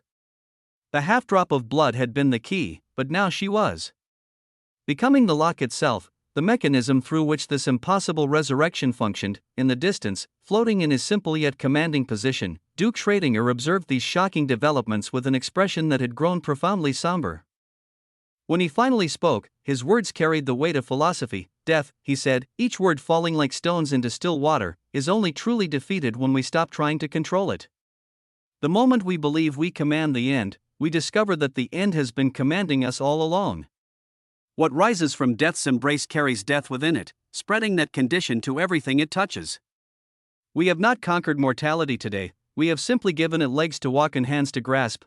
Oh, he rose from his seated position with movements that somehow made standing seem like an act of profound significance, patting his ragged clothes as if brushing away the dust of eons. "Very well," he said with that same terrible smile, "let us see what all of this leads to." On this day, living paradoxes had made a choice: to wake what should have remained sleeping, to give movement to what should have remained still, to bring into present what should have remained past. As for what this choice would lead to, who knew? The butterfly had flapped its wings. The storm was beginning to form. Chapter 3967, Desecration 4, across the endless expanse of existence, through layers of reality that most beings would never perceive, the consequences of that choice began to manifest in ways that defied prediction or prevention, in the transcendent temporal folds, where time itself had been given form and substance. Reality operated according to principles that made even paradox seem straightforward by comparison. Here, the very concept of sequence had been abandoned in favor of something far more complex: layers upon layers of purple-blue rivers that represented different temporal streams, different continuums, all wrapping around each other in patterns. These rivers didn't flow in any direction that could be called forward or backward. Instead, they spiraled, twisted, sometimes flowing into themselves, creating loops where end became beginning, where causality chased its own tail in endless circles. Some streams moved faster than thought, compressing eons into heartbeats. Others crawled with such deliberate slowness that single moments stretched across millennia. The entire realm pulsed with the particular beauty of time made visible, purple representing possibility, blue showing probability, and where they mixed, the actual present moment that most beings experienced as reality. It was a landscape painted in temporal hues, where yesterday might be a mountain on the horizon and tomorrow could be the valley at your feet. Into this carefully orchestrated chaos, the obsidian light arrived with the violence of absolute wrongness. It erupted from nowhere, or rather, from everywhere and nowhere simultaneously, as if it had always been arriving and had never existed until this moment. The light that had shot from the awakened corpse's eyes in the paradoxical folds had somehow crossed impossible distances, violated fundamental laws about the separation of transcendent folds, and manifested here with purpose that defied comprehension. The moment it appeared, it shattered. It shattered with the thoroughness of something that had always been meant to break, that had traveled across existence for the sole purpose of breaking in precisely this place at precisely this moment. The rupture it created was massive beyond scale, a tear across the temporal folds that blazed with menacing deathly light. It was wrong in ways that made even time itself recoil, a wound that shouldn't exist in a realm where everything, even endings, could theoretically be reversed or redirected. Deathly, the word itself seemed insufficient to describe the radiance that poured from this impossible wound. This wasn't the death that came at the end of life, the natural conclusion that even living existences eventually faced if killed. This was death with significance that transcended the individual, death as a fundamental force that stood opposite to everything else that existed. Through the rupture's terrifying obsidian brilliance, something even more disturbing became visible. There was something beyond it. Not just void or absence, but actual space, actual existence, vast beyond comprehension. If one were to cross this rupture, if any being were brave or foolish enough to step through that tear in reality, they would find the other side to be endlessly vast, containing distances that made even the infinite seem quaint by comparison. Inside the rupture, visible now through the wound torn in the temporal folds, stretched regions of endless obsidian brilliance where death was not just present but manifest, given form and substance and terrible purpose. It was a realm that should not exist, could not exist according to every law that governed reality, yet there it was, undeniable, unavoidable, absolutely real, and within this realm of manifested ending, figures moved in a small piece of its vastness. There was a group. No, a horde, thousands upon thousands of existences that radiated such immense auras of death that the very concept of life seemed like a distant memory in their presence. They didn't walk so much as rove. Their movements carrying the purposeless purpose of things that had forgotten what purpose meant but continued to seek it anyway. Their arms were outstretched, reaching toward nothing and everything simultaneously. Their heads were raised as if in blank celebration, angled toward some sky that didn't exist in their realm of absolute ending. They drank, not with their mouths but with their entire beings from vast reserves of death that flowed through their realm like rivers of negation. The sight would have induced horror in any living consciousness unfortunate enough to witness it. There were thousands of these deathly existences.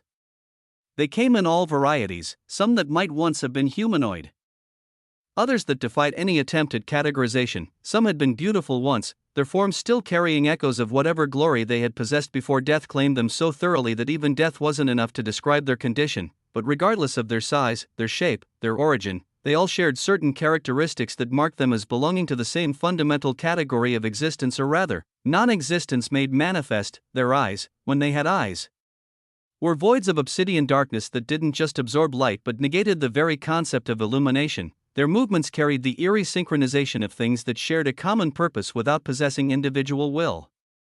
And each one, from the smallest to the most massive, emanated complexity equivalent to honored living existences. At the moment the rupture formed, they all stopped their endless roving. One by one, with the eerie precision of dominoes falling in sequence, they turned their attention toward the distance where the tear had appeared. Through that wound in the fabric of death itself, they could see the brilliant rivers of temporal blue and purple that marked the temporal folds, could perceive the existence of something beyond their realm of ending. Without communication, without any sign that they were even capable of communication, they all began to move, their previous purposeless wandering transformed into directed motion.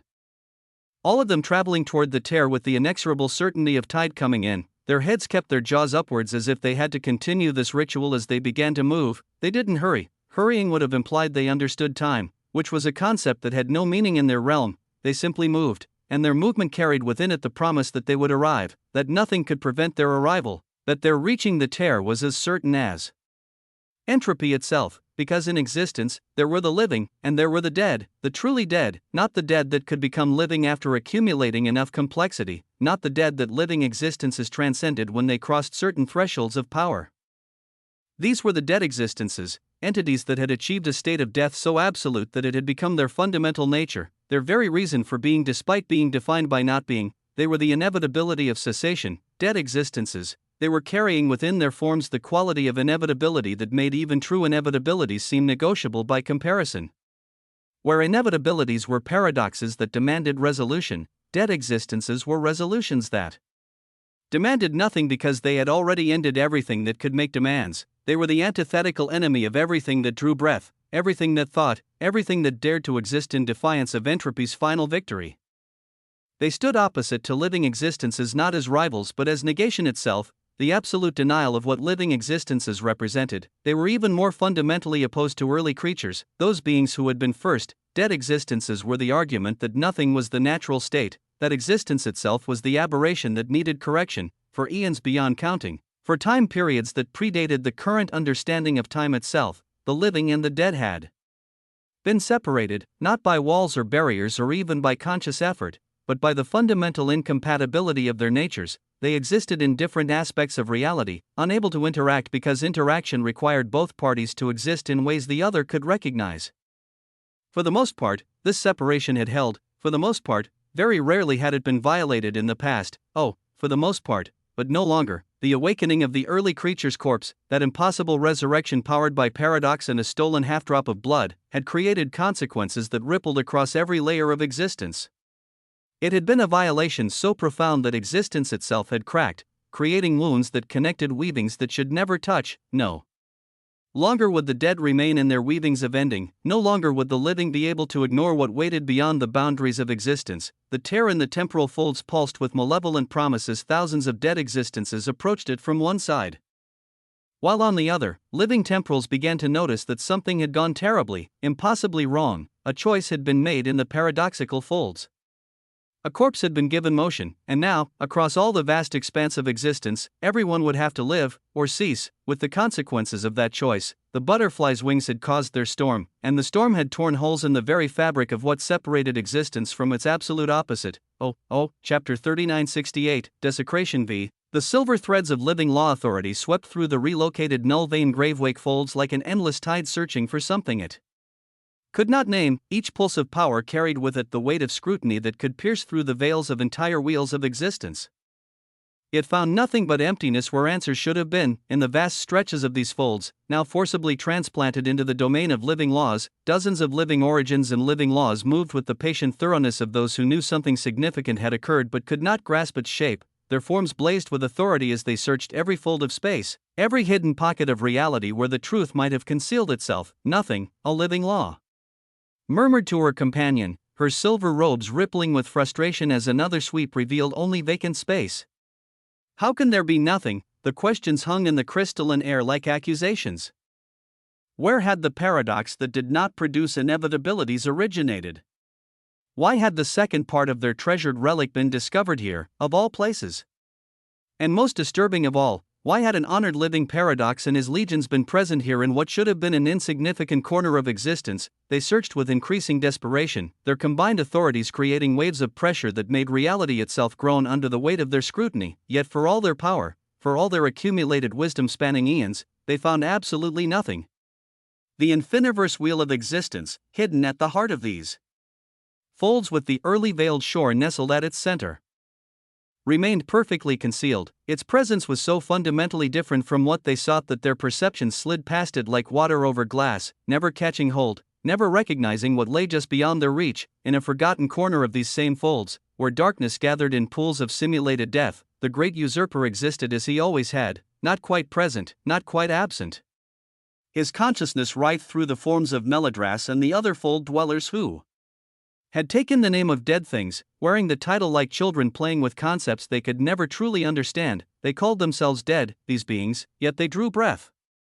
They thought. They schemed. They knew nothing of what true death meant, that absolute cessation that stood opposite to all existence. They were merely playing at darkness, theatrical in their pretense of ending while remaining fundamentally, inescapably alive. The great usurper felt the sweep of living law authority pass through his domain like wine through hollow bones. For a moment, that terrifying power paused, sensing something almost familiar, almost significant. His consciousness tensed, ready to scatter into fragments if necessary, ready to abandon these vessels and flee into dimensions where even living laws could not follow. But the authority moved on, finding nothing worth its attention in these death-playing puppets.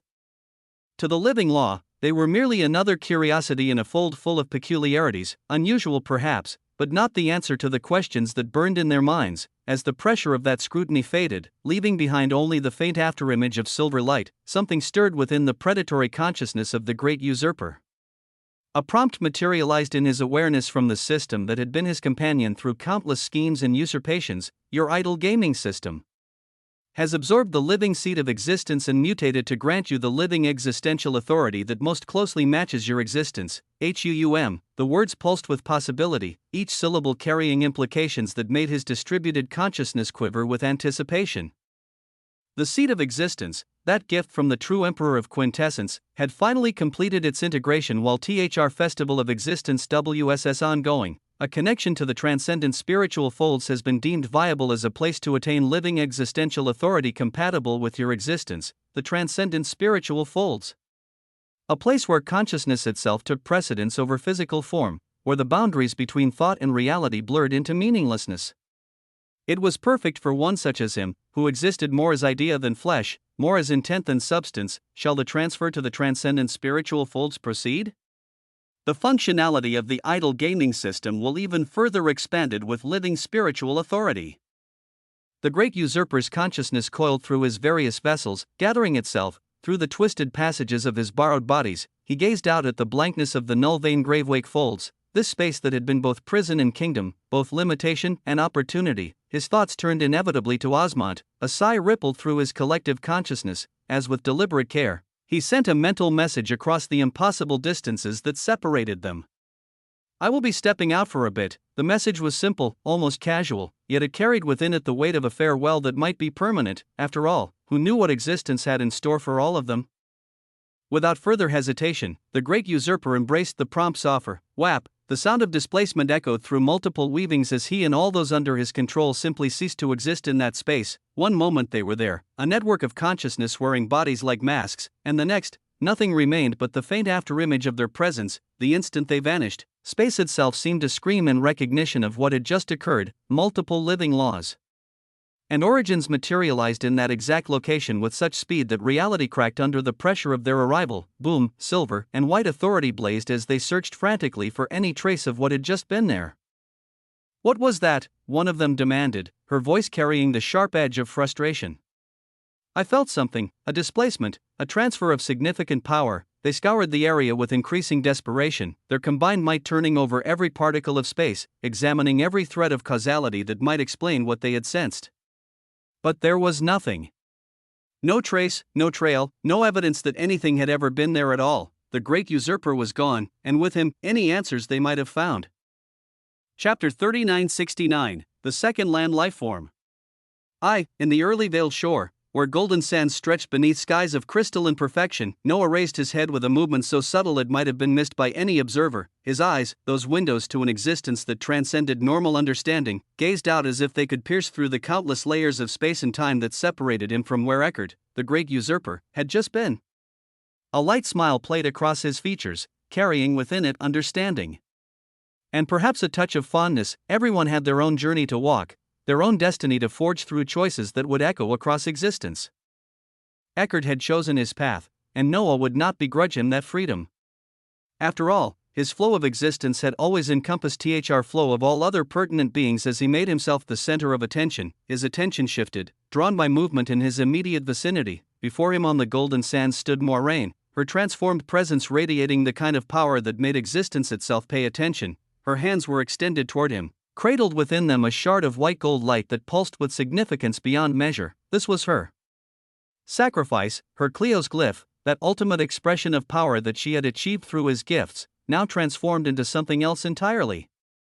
Moraine has sacrificed the Cleo's glyph of paradoxical genesis to become a shard of the seed of a lost forgotten principle, the principle of existential duality. The prompt shimmered before his consciousness, each word carrying weight that was heavy. What she offered him was a fragment of something that had been lost since the earliest folds, a truth that existence itself had forgotten. 100 shards will form the complete seed of the lost forgotten principle, the principle of existential duality. 100 shards to reconstruct something that should have been impossible to recover. She had given him the first piece of a puzzle whose completion would grant understanding of forces that transcended current reality. The principle of existential duality grants the following possible capabilities: the ability to exist simultaneously in contradictory states while maintaining singular consciousness, life and death, presence and absence. One can be both here and there, both strong and weak, choosing which state to manifest based on necessity. Applications include surviving annihilation by existing in a state of already being destroyed, attacking from positions where one simultaneously is and is not present, and achieving nigh indestructibility by existing in states where death has both already occurred and can never occur. The weavings were staggering, speaking to power that would make even the paradoxes that plagued existence seem simple by comparison. Moraine's eyes met his as she presented the shard, and there was something in her gaze that had shifted fundamentally. The reverence remained, yes, but it had been joined by something else, a fierce protectiveness, a determination that burned like wheels of existence being born. "I still want to call you sir," she said, her voice carrying a mixture of seriousness. The words emerged as choice, as declaration of how she chose to honor what existed between them. The way she looked at him had transformed entirely. Gone was the careful deference of one who served because they must. In its place stood the imperious majesty that had always been part of her nature, now directed not in spite of him but in service to their shared purpose. "No," she said firmly, her chin lifting with the kind of certainty, "I will keep calling you sir. I am Moraine, a golden paradox, a paradoxical origin, an arch-living existence, HUUM." Each title fell from her lips like a battle standard being raised. "I will be your sword to cut down those who stand against you, and I will do everything in my existence to elevate you to the revered state of an early creature that you are." Her eyes blazed with fierce loyalty as she concluded with a single word that carried the weight of absolute commitment. Okay, the question was not really a question, it was a statement of intent dressed in the clothing of inquiry. She had made her choice. And that choice was him, in whatever form that dedication took. Noah's smile deepened with genuine warmth as he nodded. Okay, the simple acceptance seemed to break something in her composure. Without warning, she jumped into his embrace, her arms wrapping around him with a fierceness that suggested she was holding something precious beyond measure. The shard of the lost forgotten principle pulsed between them, its light seeping into his being as she pressed herself against him as if trying to merge their very existences. A distance away on the golden sands, Barbados stood with her characteristic grace, her dark hair catching the light like liquid midnight, her stellar obsidian dress, inscribed with skulls that seemed to dance in the shifting illumination, whispered against itself as she shook her head while sighing. "Here we go again," she murmured, her voice carrying the fond exasperation of one who had witnessed the scene play out in variations too many times to count. She turned to Adelaide, whose serene presence seemed to anchor the very air around them. "How many does that make, Sis Adelaide?" Adelaide's laugh came soft and warm. "Let him have as many as he wants," she said, her voice carrying the wisdom of someone who had learned to find joy in simple truths. "In existence, it is best to enjoy the simple things, otherwise, what are we all here for?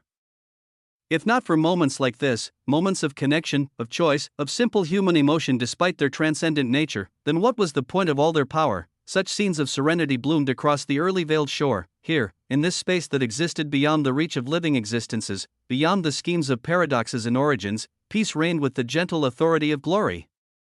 The crystalline waters lapped at the shores with quintessence, the ancient trees swayed in breezes that carried no news of the chaos beginning to bloom across existence. The golden sands held their warmth like a promise that some things, at least, remained constant despite the storms that gathered beyond their borders.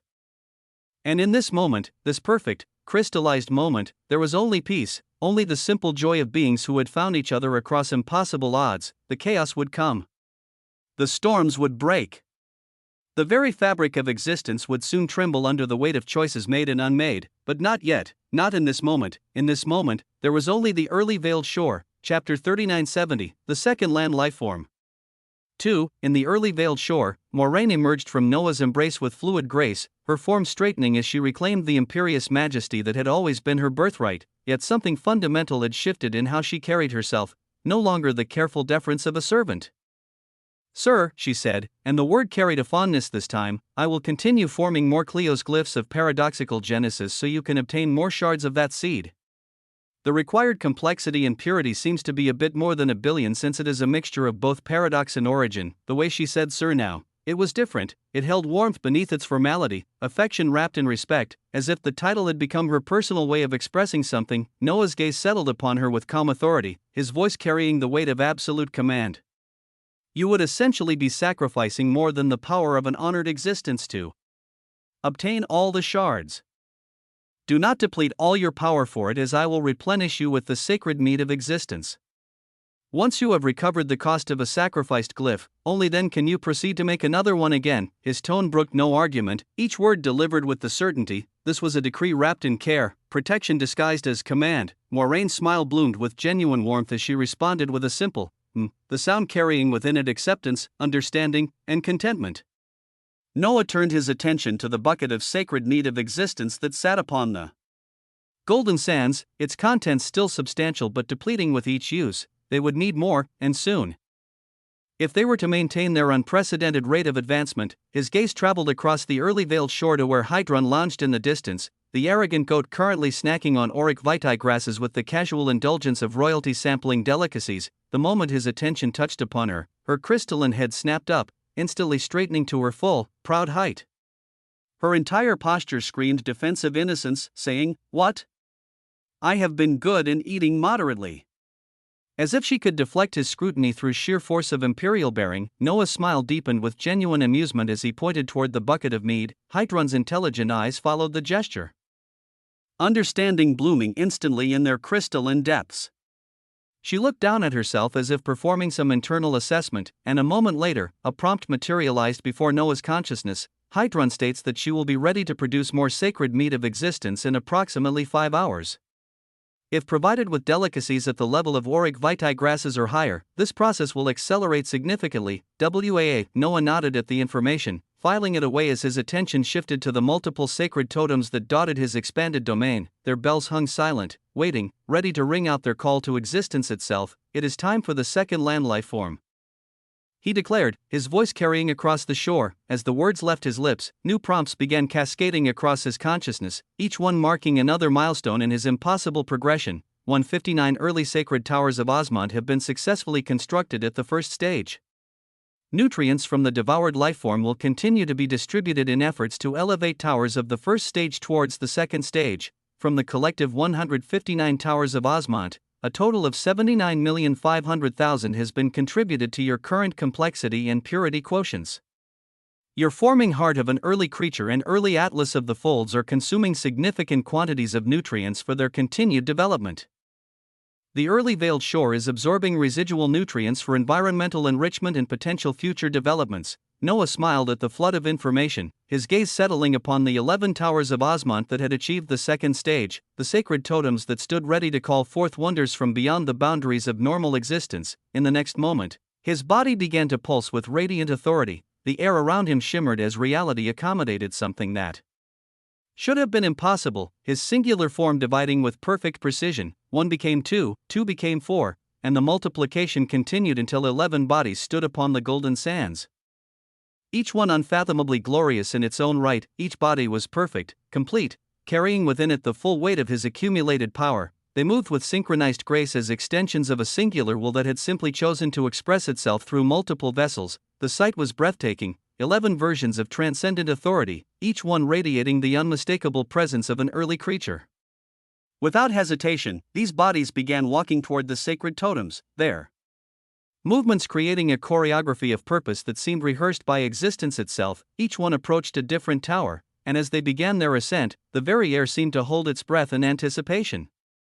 The staircases within the towers spiraled upward with architectural beauty, each step carrying its own weight of significance. As Noah's bodies climbed, their footfalls created a rhythm that resonated through the early veiled shore, a drumbeat of approaching wonder. The weavings of the protagonist observed with mounting excitement. From nowhere and everywhere, a symphony began to bloom. Trumpets of pure sound erupted in fanfare, their notes carrying celebration that transcended any music. This was existence itself acknowledging what was about to occur, reality composing a soundtrack for a moment of fundamental significance, and a WSS glorious, WU. Woo! WUU, the symphony swelled as all 11 bodies reached the peaks of their respective towers simultaneously. The bells awaited them, each one unique yet harmonious, ready to add their voices to a call that would echo across dimensions. As one, 11 hands grasped 11 ropes. As one, they pulled. Ding! Dong! Ding!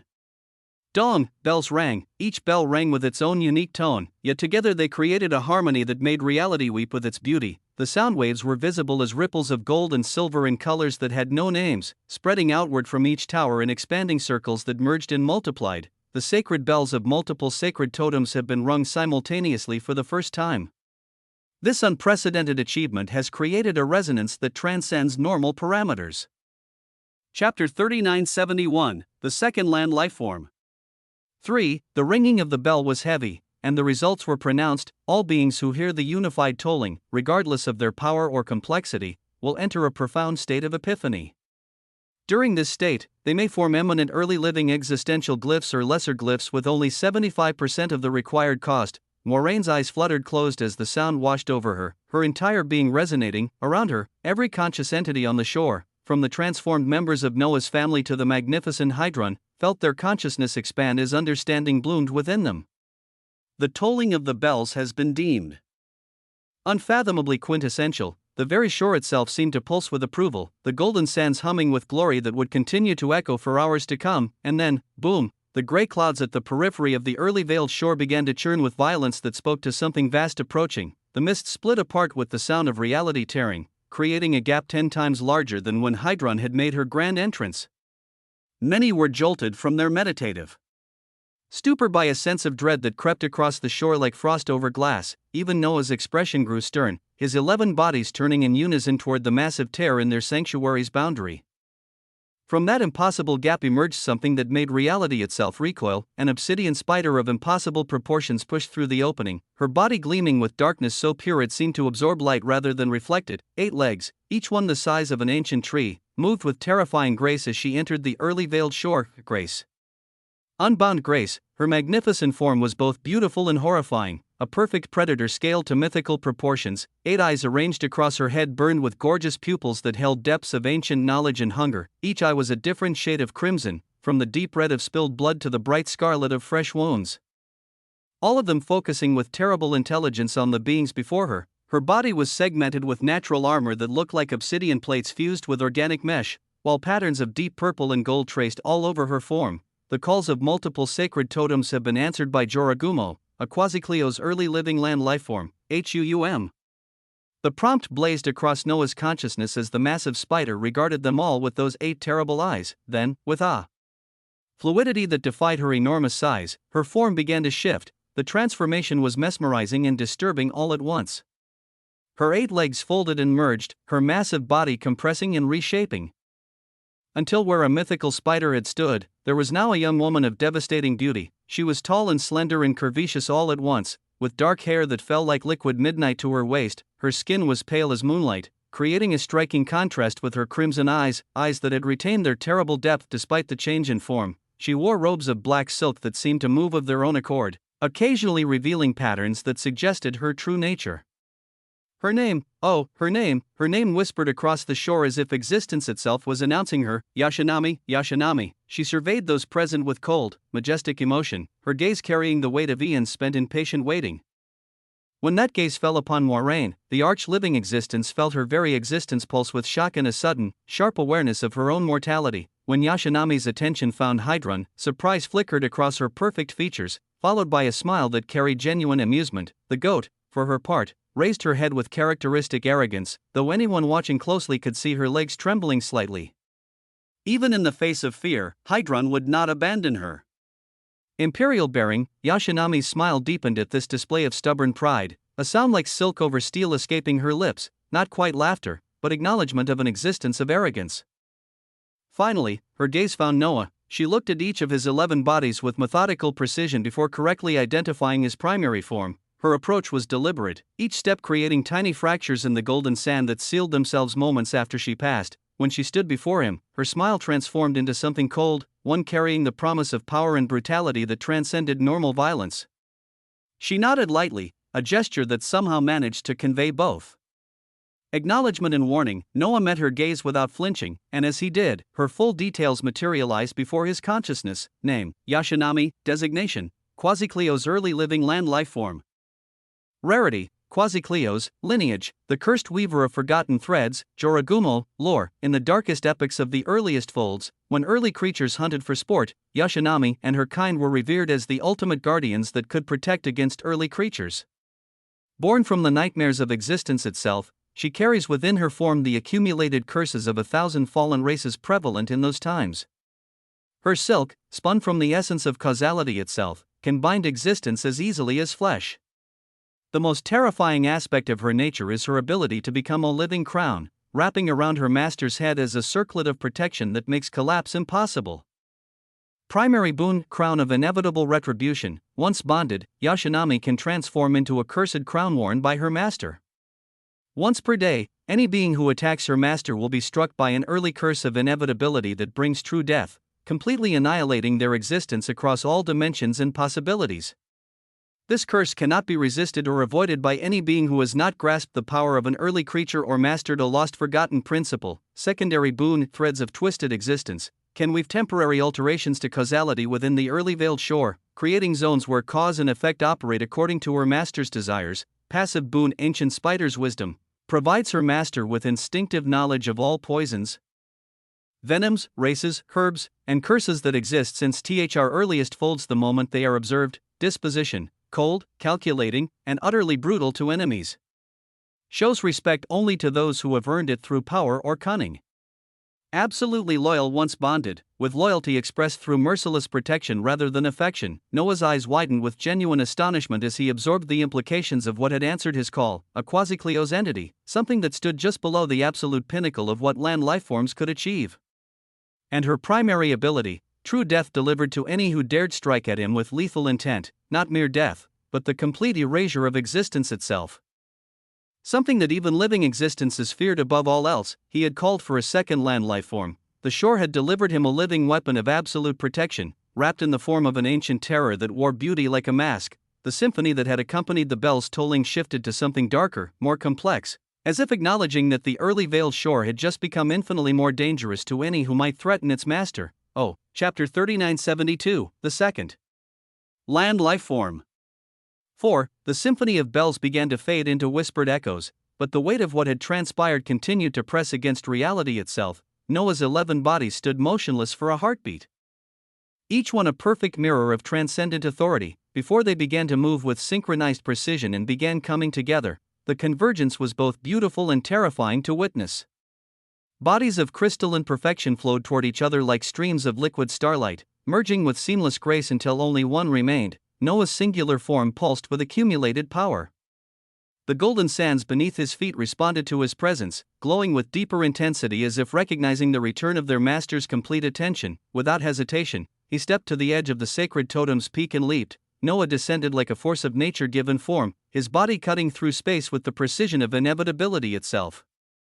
He landed before Yashinami with fluid grace, the impact creating ripples of authority that spread outward in perfect circles, each one carrying the weight of an early creature's presence. The proximity between them crackled with unspoken tension. Yashinami's crimson eyes traveled over him with methodical precision, taking in every detail of his form with the calculating gaze of a predator evaluating potential prey, or perhaps recognizing a worthy master. Her assessment was thorough, unhurried, as if she possessed all the time in existence to make her judgment. Her pale features remained impassive throughout the examination, betraying nothing of her thoughts. Then, with movements that carried the weight of ancient ritual, she began to bow, but this was no simple gesture of respect. Her body folded with ceremonial precision, arms crossing over her chest in patterns that spoke to traditions older than recorded history. Her head lowered until her dark hair cascaded like a waterfall of midnight, and her voice whispered words in a language that predated the formation of the folds themselves. The bow was tribal, primal, carrying within it the accumulated reverence of eons spent. Yashinami has acknowledged you as her master through the ritual of inevitable binding. Her loyalty is now absolute, expressed through protection that transcends death itself. Noah nodded at the acknowledgement with shining eyes. When Yashinami straightened, her smile held new musings, still cold, still calculating, but touched now with something that might have been satisfaction. Where? Noah asked, his voice carrying the authority that came naturally to one who commanded reality itself. Were you and others like you before you arrived in my early veiled shore? He had so many questions. He wanted to see if he could have any answered by this being that was even rarer than Hydron. Yashinami's smile deepened, her crimson eyes glittered with amusement as she replied, I am bound to not say much, master, she replied, but we, land lifeforms such as myself, dwell in places similar to but lesser than your veiled shore. Lands that exist in the spaces between spaces, where reality grows thin and possibility bleeds through the cracks of what should be impossible. She paused, her gaze drifting across the golden expanse of the early veiled shore as if comparing it to memories. We rove through those territories, hunting, waiting, existing in states of perpetual readiness. Some of us search for sustenance, others for purpose, all of us hoping to be among the fortunate few who receive a call from one worthy of our service. Her attention shifted briefly to Hydron, who had been listening with the carefully controlled posture of one trying to appear disinterested while hanging on every word. Even the little goat there, Yashinami continued with gentle mockery, wandered those same territories, searching endlessly for grasses that could satisfy her refined palate. Hydron's crystalline eyes flashed with indignation. but she maintained her imperial bearing even as her legs trembled slightly under the weight of Yashinami's casual attention. Noah's curiosity burned brighter as he absorbed this information. Tell me more about these lands. Where are they? How do they connect to the folds we know? Yashinami's expression grew thoughtful, her crimson eyes taking on depths that seemed to contain entire wheels of knowledge. I do not know their precise location, Master, for such places exist outside the normal geography of existence.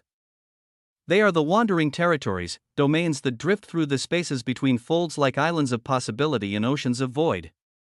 They are places where the earliest experiments of existence took root and grew wild, unbound by the laws that govern more stable realities. She began to pace, her movements carrying predatory grace as she spoke. These territories shift and flow according to principles that predate the current structure of the folds. Time moves differently there, sometimes faster, sometimes slower, occasionally in directions that have no names. The land itself is alive, hungry, constantly reshaping itself according to the needs and desires of those who dwell upon it. Her voice took on a quality that suggested she was sharing secrets that few had ever heard. It is a place where early living existential land lifeforms can exist in something approaching their true nature, free from the constraints that normal reality would impose upon us. We form hierarchies there, territories marked by power and cunning, alliances forged through necessity and broken through ambition. The picture she painted was both magnificent and terrifying, a place where beings of impossible power existed in states of constant potential, waiting for calls that might never come. And what? Noah pressed, his eyes bright with the hunger for knowledge that had always driven him. Do you know about early creatures? The change in Yashinami's expression was immediate and profound, her exotic smile transformed into brutality like a weapon, her crimson eyes blazing with memories that burned with the intensity of dying folds. She breathed, the sound carrying violence barely held in check. Early creatures. The hunters who made sport of existence itself, who treated existence as their personal playground and all who dwelt within it as toys for their amusement. She moved closer to Noah, her presence radiating the cold satisfaction of a predator. In my prime, Master, when my power was magisterially bright, I stood against them. Early creatures who descended upon the wandering territories like storms of destruction. Seeking entertainment in the suffering of those they deemed lesser, her smile grew sharp enough to cut through dimensions. I killed one. Chapter 3973, the second land life form.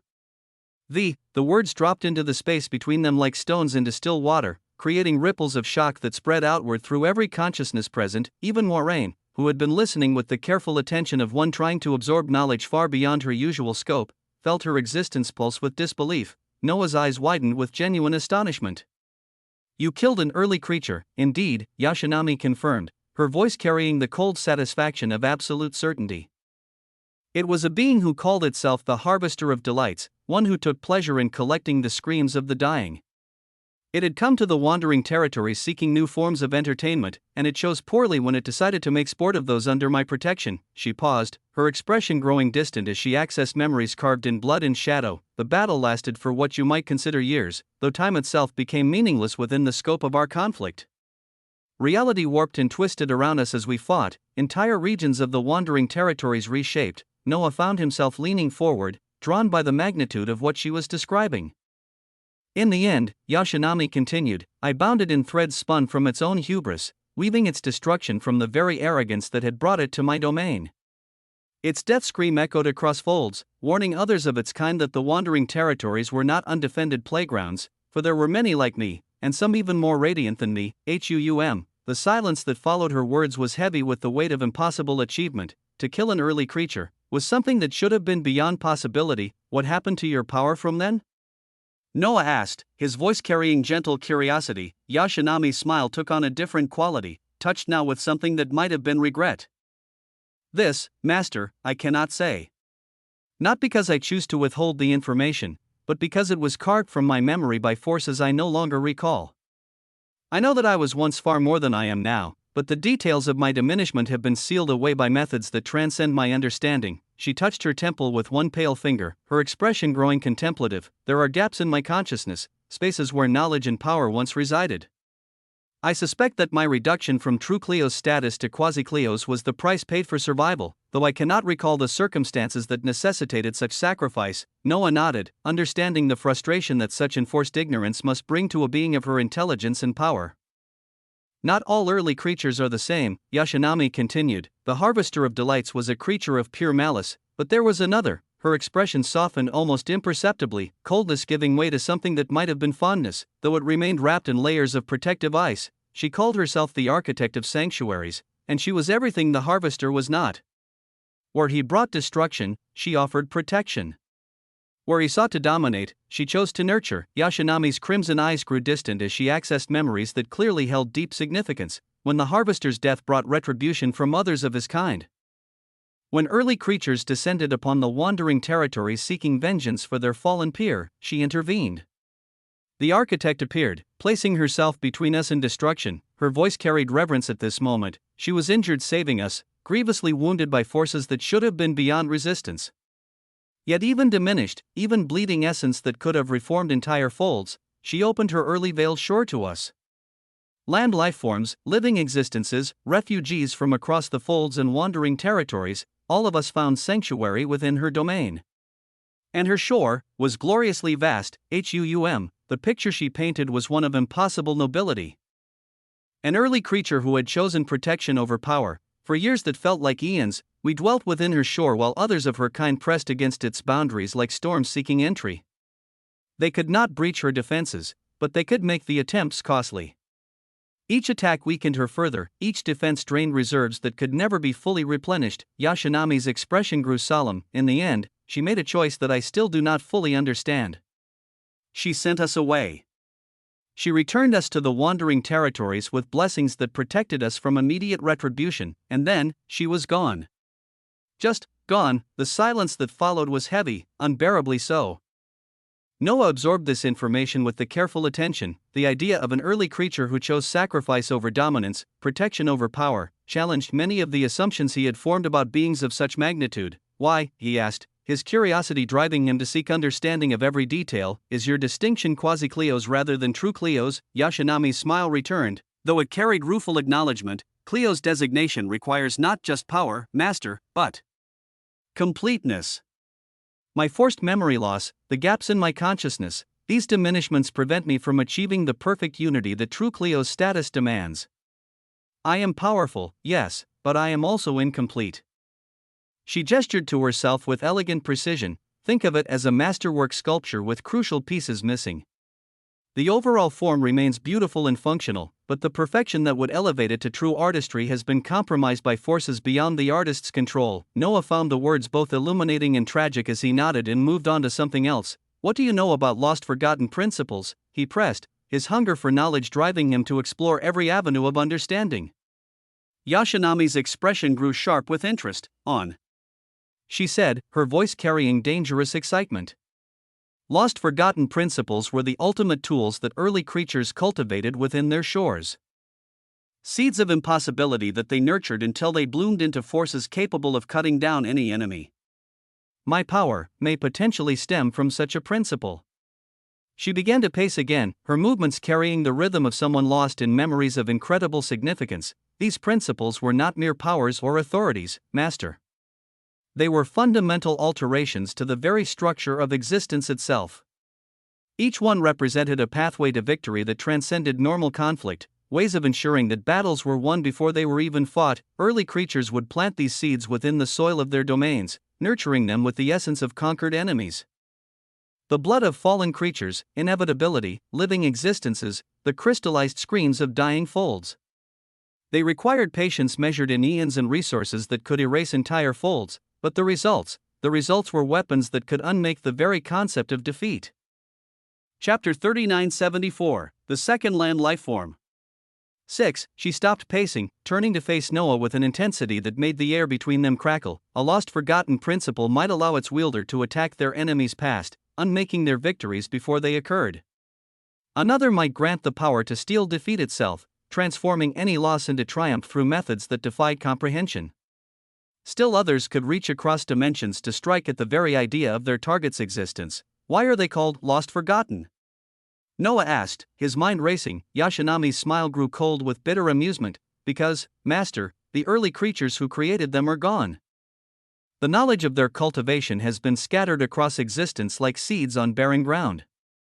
The principles themselves persist in some form, But the understanding of how to awaken them, how to nurture them, how to wield them safely, all of that has been lost to time and catastrophe. She paused, her expression growing thoughtful. Some say that fragments of this knowledge still exist, hidden within the deepest archives of the most ancient folds, occasionally mutating land lifeforms or living existences to give them glimpses of power. Others believe that the principles themselves sometimes choose new wielders, appearing in moments of desperate need to those who possess the courage to grasp impossibility. The conversation had revealed layers of wonder and glory, yet even as he absorbed this information, even as Moraine and the others listened with the careful attention of those trying to understand forces far beyond their usual scope, Noah felt that they were only scratching the surface of truths. Where, he asked, are the early creatures now? Yashinami's expression grew distant, her crimson eyes reflecting something that might have been uncertainty. This, Master, I do not know. Some whisper that all are dead. Others believe they have retreated into hiding, waiting for conditions that will allow them to emerge once more. She shook her head, dark hair flowing like liquid shadow. There is, you, Master. Would you not be able to tell me where you were before this? She said such words dangerously, and Noah had no answer to give. The weight of mystery settled over them like a shroud. Noah was silent for a moment before he sighed tyrannically and voiced out, "Come to me," he commanded, his voice carrying the absolute authority of an early creature addressing one who had already acknowledged his mastery.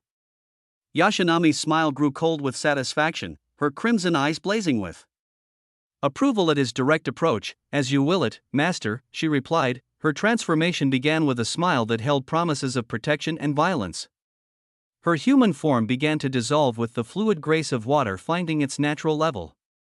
Stellar obsidian light erupted from her dissolving body, streams of darkness so pure they seemed to absorb the very concept of illumination. The light moved with purpose, flowing toward Noah like liquid shadow given direction and intent. The streams of obsidian radiance wrapped around his head with ceremonial precision, weaving themselves into patterns. The light solidified as it settled, transforming into a crown of such magnificent arrogance that reality itself seemed to approve of its existence. The crown hung sideways on Noah's head, its positioning suggesting casual dominance rather than formal ceremony. Its obsidian surface held depths that seemed to contain entire folds of darkness, while patterns of deep purple and gold traced across its surface. The crown of inevitable retribution has been successfully bonded.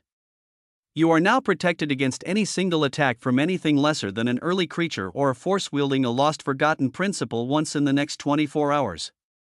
Any being lesser than an early creature or a force of a lost forgotten principle who attacks you with lethal intent will face true death, complete annihilation across all dimensions and possibilities. Noah examined the prompt with the careful attention of someone who understood that he had just acquired protection beyond the reach of most forces in existence. True death was not merely the end of life, but the complete erasure of everything a being had ever been or could ever become. How? He asked, his voice carrying curiosity about the practical applications of such power. Can the number of times you can act each day be raised? Yashinami's voice rang out from the crown itself, carrying the same cold precision it had held when spoken from human lips. There are always methods, Master, but they require resources that most would consider excessive.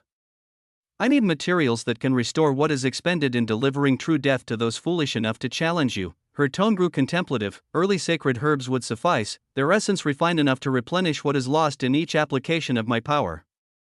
Corpses of inevitabilities would be even more effective, their concentrated authority providing nourishment. The coldness in her voice deepened as she continued. Living existences, still warm with the breath of life, could provide enough essence. And corpses of early creatures, Master, such materials would allow me to act without restriction, to deliver true death as casually as breathing. The casual brutality of her words created ripples of shock that spread outward through every consciousness present. Yet as the implications settled in Noah's mind, as he considered the practical applications of such power, his thoughts turned inevitably toward solutions. Corpses of inevitabilities. He may have more soon. Corpses of early creatures. Well, there was one, but not currently in his grasp. When it came to obtaining early sacred herbs in quantities sufficient to enhance Yashinami's capabilities, to plant multiple plots throughout the early veiled shore that could support the advancement of all his followers, there was indeed a place that held such treasures in abundance. Eternitas Concordia. Past the living coalition gateway that awaited him in THR Transcendent Origin Battlefront Folds, where powers gathered that could provide everything he needed to transform his domain into something that approached the magnificent gardens in the territories of true early creatures. His eyes blazed with the fire of possibility as plans began to form in the depths of his consciousness, strategies that would see his early veiled shore transformed into something that could rival the greatest achievements of early creatures, the crown of inevitable retribution pulsed with approval, its obsidian surface reflecting the ambition that burned within its master's existence. Chapter 3975. I am a humble merchant. There existed, in the grand weaving of existence, a fundamental truth that transcended all boundaries of power, wisdom, and cosmic understanding. One being's shit could very well be another's most coveted treasure. Consider, if you will, the profound absurdity of this principle when applied to early creatures themselves. What an early creature might casually discard as worthless detritus, shit, perhaps the crystallized remnants of a sneeze, or the shed scales from an idle scratch, would become objects of worship for living existences across entire folds. Wars would be fought over such shit, entire civilizations would dedicate themselves to the pursuit of what amounted to existential garbage, simply because it had once been touched by power beyond their comprehension, the excrement of an early creature? Folds would crumble beneath the weight of the bidding wars that would ensue, living existences would sacrifice their accumulated power of eons for a single grain of such material, believing correctly, that even the waste products of such beings contain more concentrated authority than they could generate in millennia of cultivation, yet to the early creature who produced it? Nothing more than an inconvenience to be disposed of with the same casual indifference one might show toward discarding a used napkin. Such was the laughable weavings of existence, value determined not by inherent worth, but by the vast chasms of power that separated one tier of being from another, in the resplendent magnificence of Eternitas Concordia, where golden towers stretched toward infinity and the very air shimmered with crystallized authority. 4 figures moved through corridors that hummed with the accumulated power of ages. Alexander Asmodeus walked with the measured pace of one who was filled with confidence. Beside him, Serafina Valorhart moved with graceful precision, and Kedrick Voss maintained his position with the silent vigilance of a guardian. But it was the 4th member of their group who commanded the most attention, even when she was trying to appear casual. Royal Living Law Tristes moved with the kind of barely contained energy that made reality itself nervous. Her dark hair caught the ambient light of Concordia's towers, while her pristine white robes seemed to drink in the authority that saturated the air around them. Her aura was reined in to the point where it appeared almost mundane. Yet anyone with sufficient sensitivity could feel the vast forces held in check beneath her brilliant smile. "Did you think," she said, her voice carrying the kind of musical quality that made even casual conversation sound like a performance, "that I would let you take my dear niece away all alone?" The question was delivered with such radiant warmth that it took several moments for the underlying menace to register. Tristez's smile never wavered, never lost its brilliant intensity, even as her words carried implications that could have frozen the blood of lesser beings. "I will personally guide you all through the living doorways of the loom," she continued, her tone maintaining that same dangerous sweetness. "Because nowadays, well, too many crazy accidents are happening, don't you think?" She paused in her walking, turning to face Alexander with that radiant, terrifying smile still lighting up her features. "It seems like every day, you hear about honored and royal living existences dying in the most unfortunate circumstances. You have to ask yourself, just who could be killing them?" The way she posed the question made it sound like idle curiosity, the kind of wondering one might express about the weather, yet the undertones carried weight that suggested she knew far more about these accidents than her casual demeanor suggested. Alexander listened to her with calm composure. When he replied, his words carried a confidence so absolute that it seemed to bend reality around its certainty. "I have already looked into my future," he said, his voice steady as the foundations of existence itself. "Death is not in the cards for me." The statement hung in the air between them like a challenge issue to existence itself. It was the simple declaration of someone who possessed knowledge that transcended normal understanding of possibility and consequence. Tristez's smile grew even more dangerous at his words, yet even as her smile blazed with terrifying approval, she noticed something that caused its intensity to flicker. Her niece, Serafina Valorhart, was looking at Alexander with eyes that held far too much warmth, far too much interest, far too much of the kind of smitten devotion that made older relatives want to lock young people in towers until they developed better sense. How absolutely idiotic the young ones are nowadays. Tristez grumbled internally, her thoughts carrying the exasperation of someone who had watched countless generations make the same mistakes, yet even her internal frustrations were interrupted as their progress through Concordia's magnificent pathways was suddenly disrupted by a growing commotion ahead. Voices began to rise from the crowds that moved along the golden roadways, carrying astonishment that cut through the usual ambient noise of commerce. "He's back, he's alone. Which royal living existence sponsored him? How did he return so quickly?" The voices belonged to full dwellers and living existences alike, their tones carrying a sense of shock. Alexander and his companions turned their attention toward the source of the disturbance, their gazes following the pointing fingers and astonished stares that had begun to converge on a single location. Before them stretched the heart of Eternitas Concordia in all its impossible glory. Large golden crystalline towers stretched toward the skies on all sides, their surfaces reflecting and amplifying the ambient authority until the very air seemed to shimmer with liquid living existential authority. Through the center of this magnificent chaos ran a single golden pathway that led upward toward the ascending heights of Concordia, the Aureum Ascendant. The road itself seemed alive, pulsing with the accumulated footsteps of countless beings who had walked its length in pursuit of advancement and glory. Along the sides of this golden road, peak Originus venerant fold dwellers had their stalls beneath massive banners.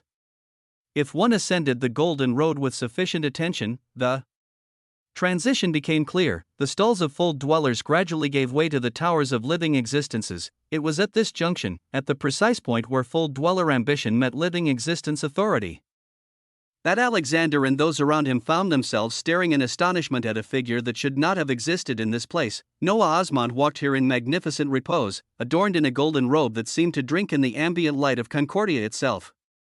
The fabric was inscribed with infinity symbols that moved and shifted when observed directly, yet it was not the robe that captured attention, impressive though it was. Upon his head sat a crown that defied every convention of royal regalia.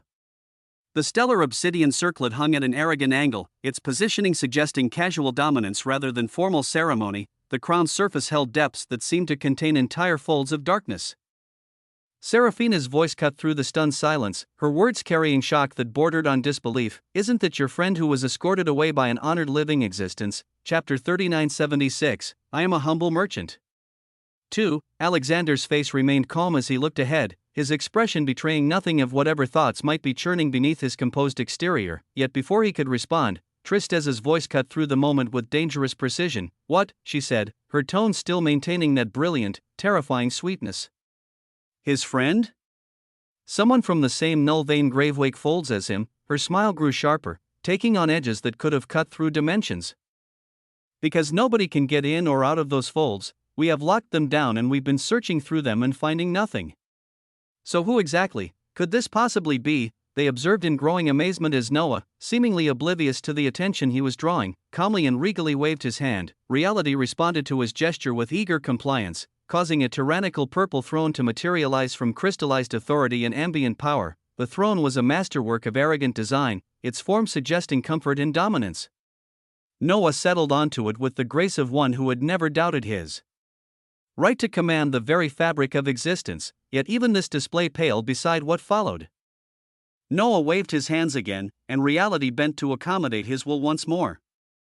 Radiant glass walks materialized in the air before him, floating with the casual defiance of gravity. The walks were filled with cuts of meat that blazed with their own internal radiance, each piece seemingly carved from creatures that had transcended the normal boundaries of existence. The moment they appeared, an aroma began to spread through the air, a scent so intoxicating, so fundamentally appealing to every level of existence, that it bypassed rational thought entirely. The effect was immediate and absolute.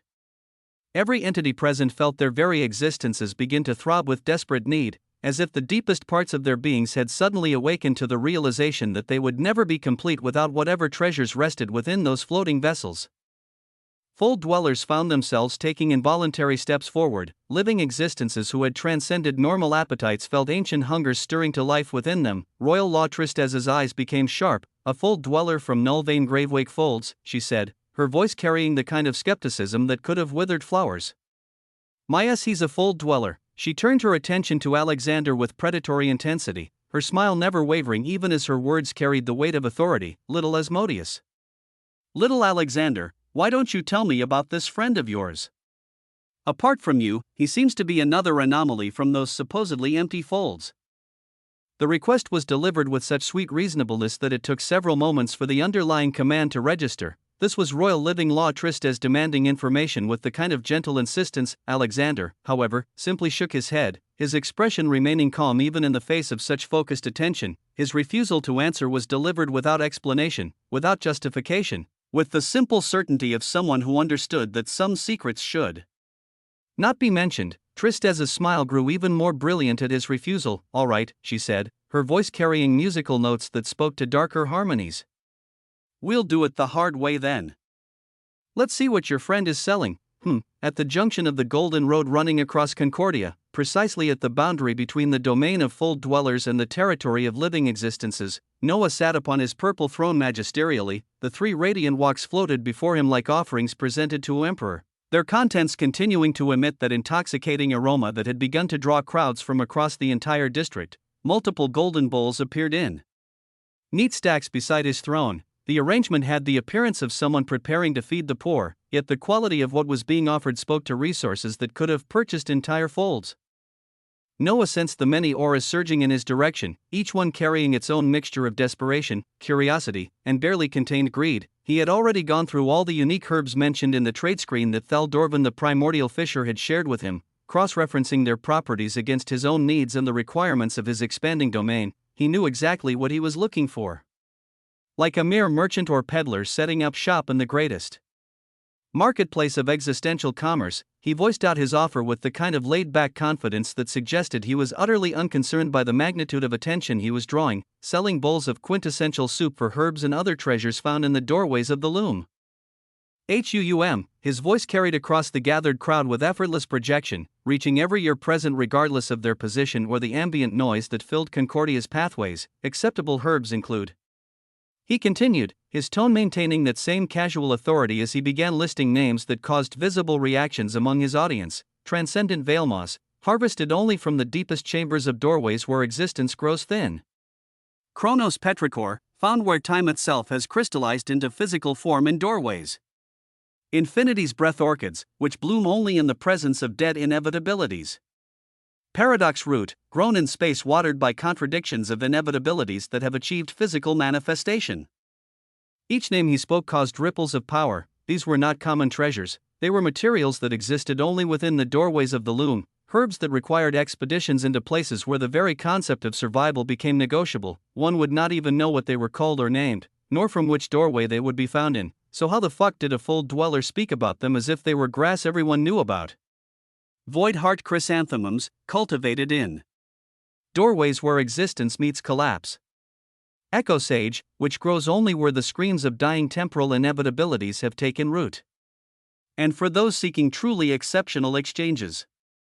His voice took on notes of particular interest. Primordial memory moss, which contains within its fibers the compressed experiences of inevitabilities that witnessed the birth of early folds.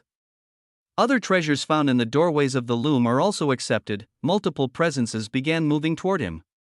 Yet what astonished them more than his casual authority or the exotic nature of his requests was the undeniable evidence of what filled those floating walks. The pieces of early living marine lifeforms were wanted by all present. Such types materials were supposed to be beyond the reach of anyone below royal status. Yet here sat this mysterious figure offering them like common street food in exchange for herbs and treasures of the doorways of the loom. And he did so fearlessly, as if he had nothing to worry about. Chapter 3977, I am a humble merchant.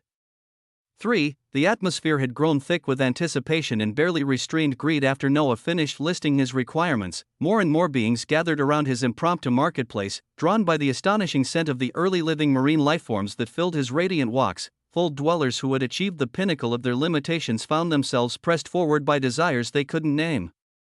Living existences who had transcended hungers felt ancient appetites stirring within them. Noah surveyed the growing crowd with the calm assessment of a master strategist.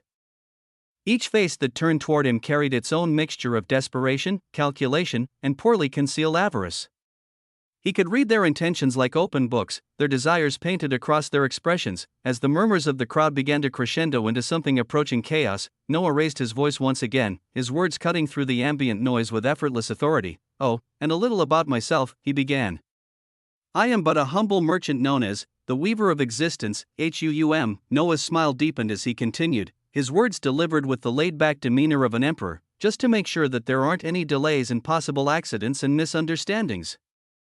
I will say right now that yes, I have some mysterious backing.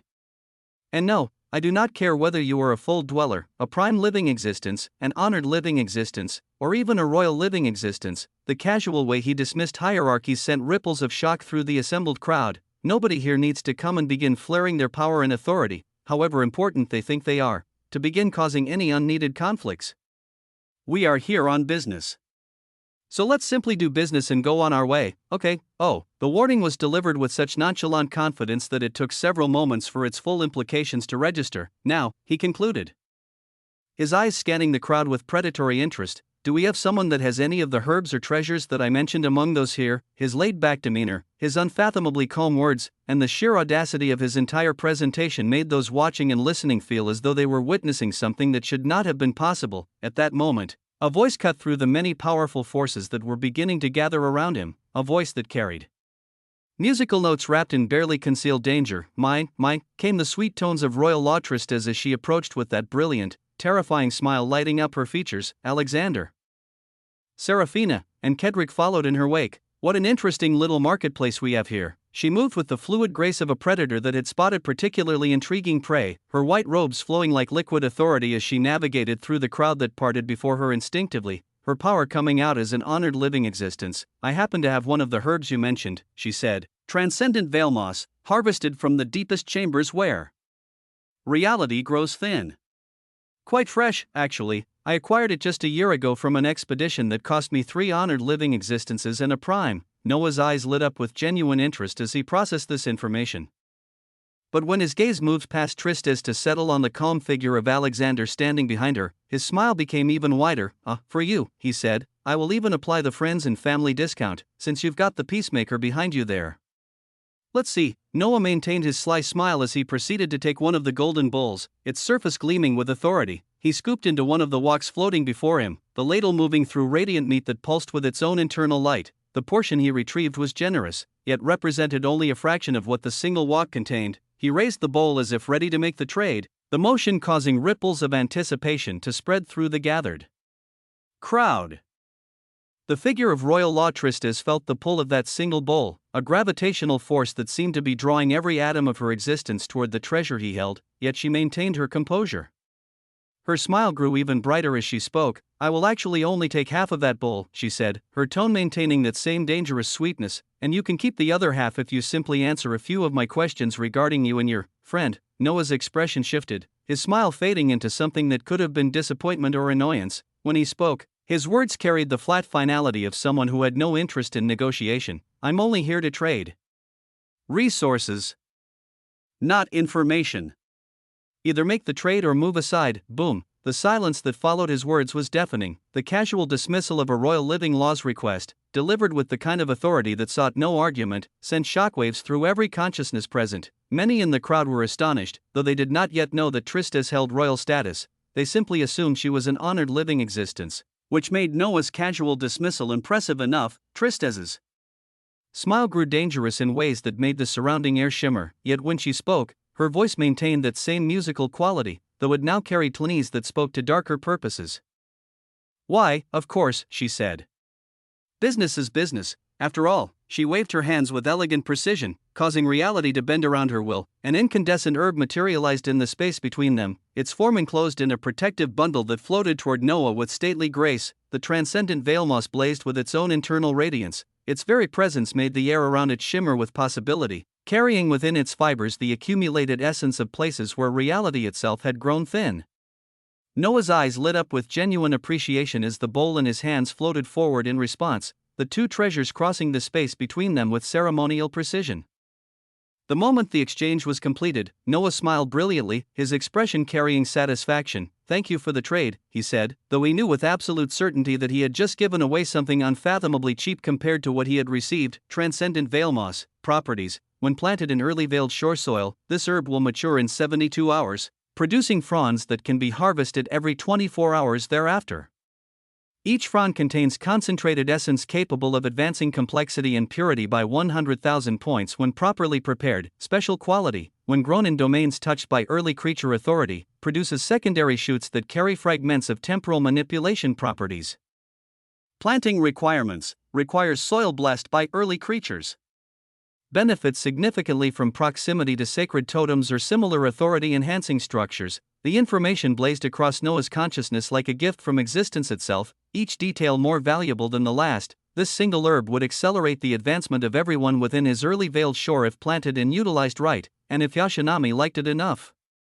He could possibly gain more chances of her terrifying 24-hour move that was singular as of now, and this was just one. He planned to obtain many herbs here to plant in his early veiled shore as the auric vitae grass and now the transcendent veil moss. Would simply be the first, chapter 3978, I am a humble merchant. For Noah was in such a good mood that he took another bowl and scooped into the wok once more, his movements carrying the casual generosity of someone who possessed resources, someone rich. He looked toward Alexander with a smile. Brother, he said, you seem like you will have very difficult people around you to deal with in the near future. So take this to ease some of your stress. He gave a sidelong glance toward Royal Lautristes as he said this, the gesture so casually insulting that it transcended normal disrespect and became audacious. Tristes's smile grew even more brilliant at the implied insult.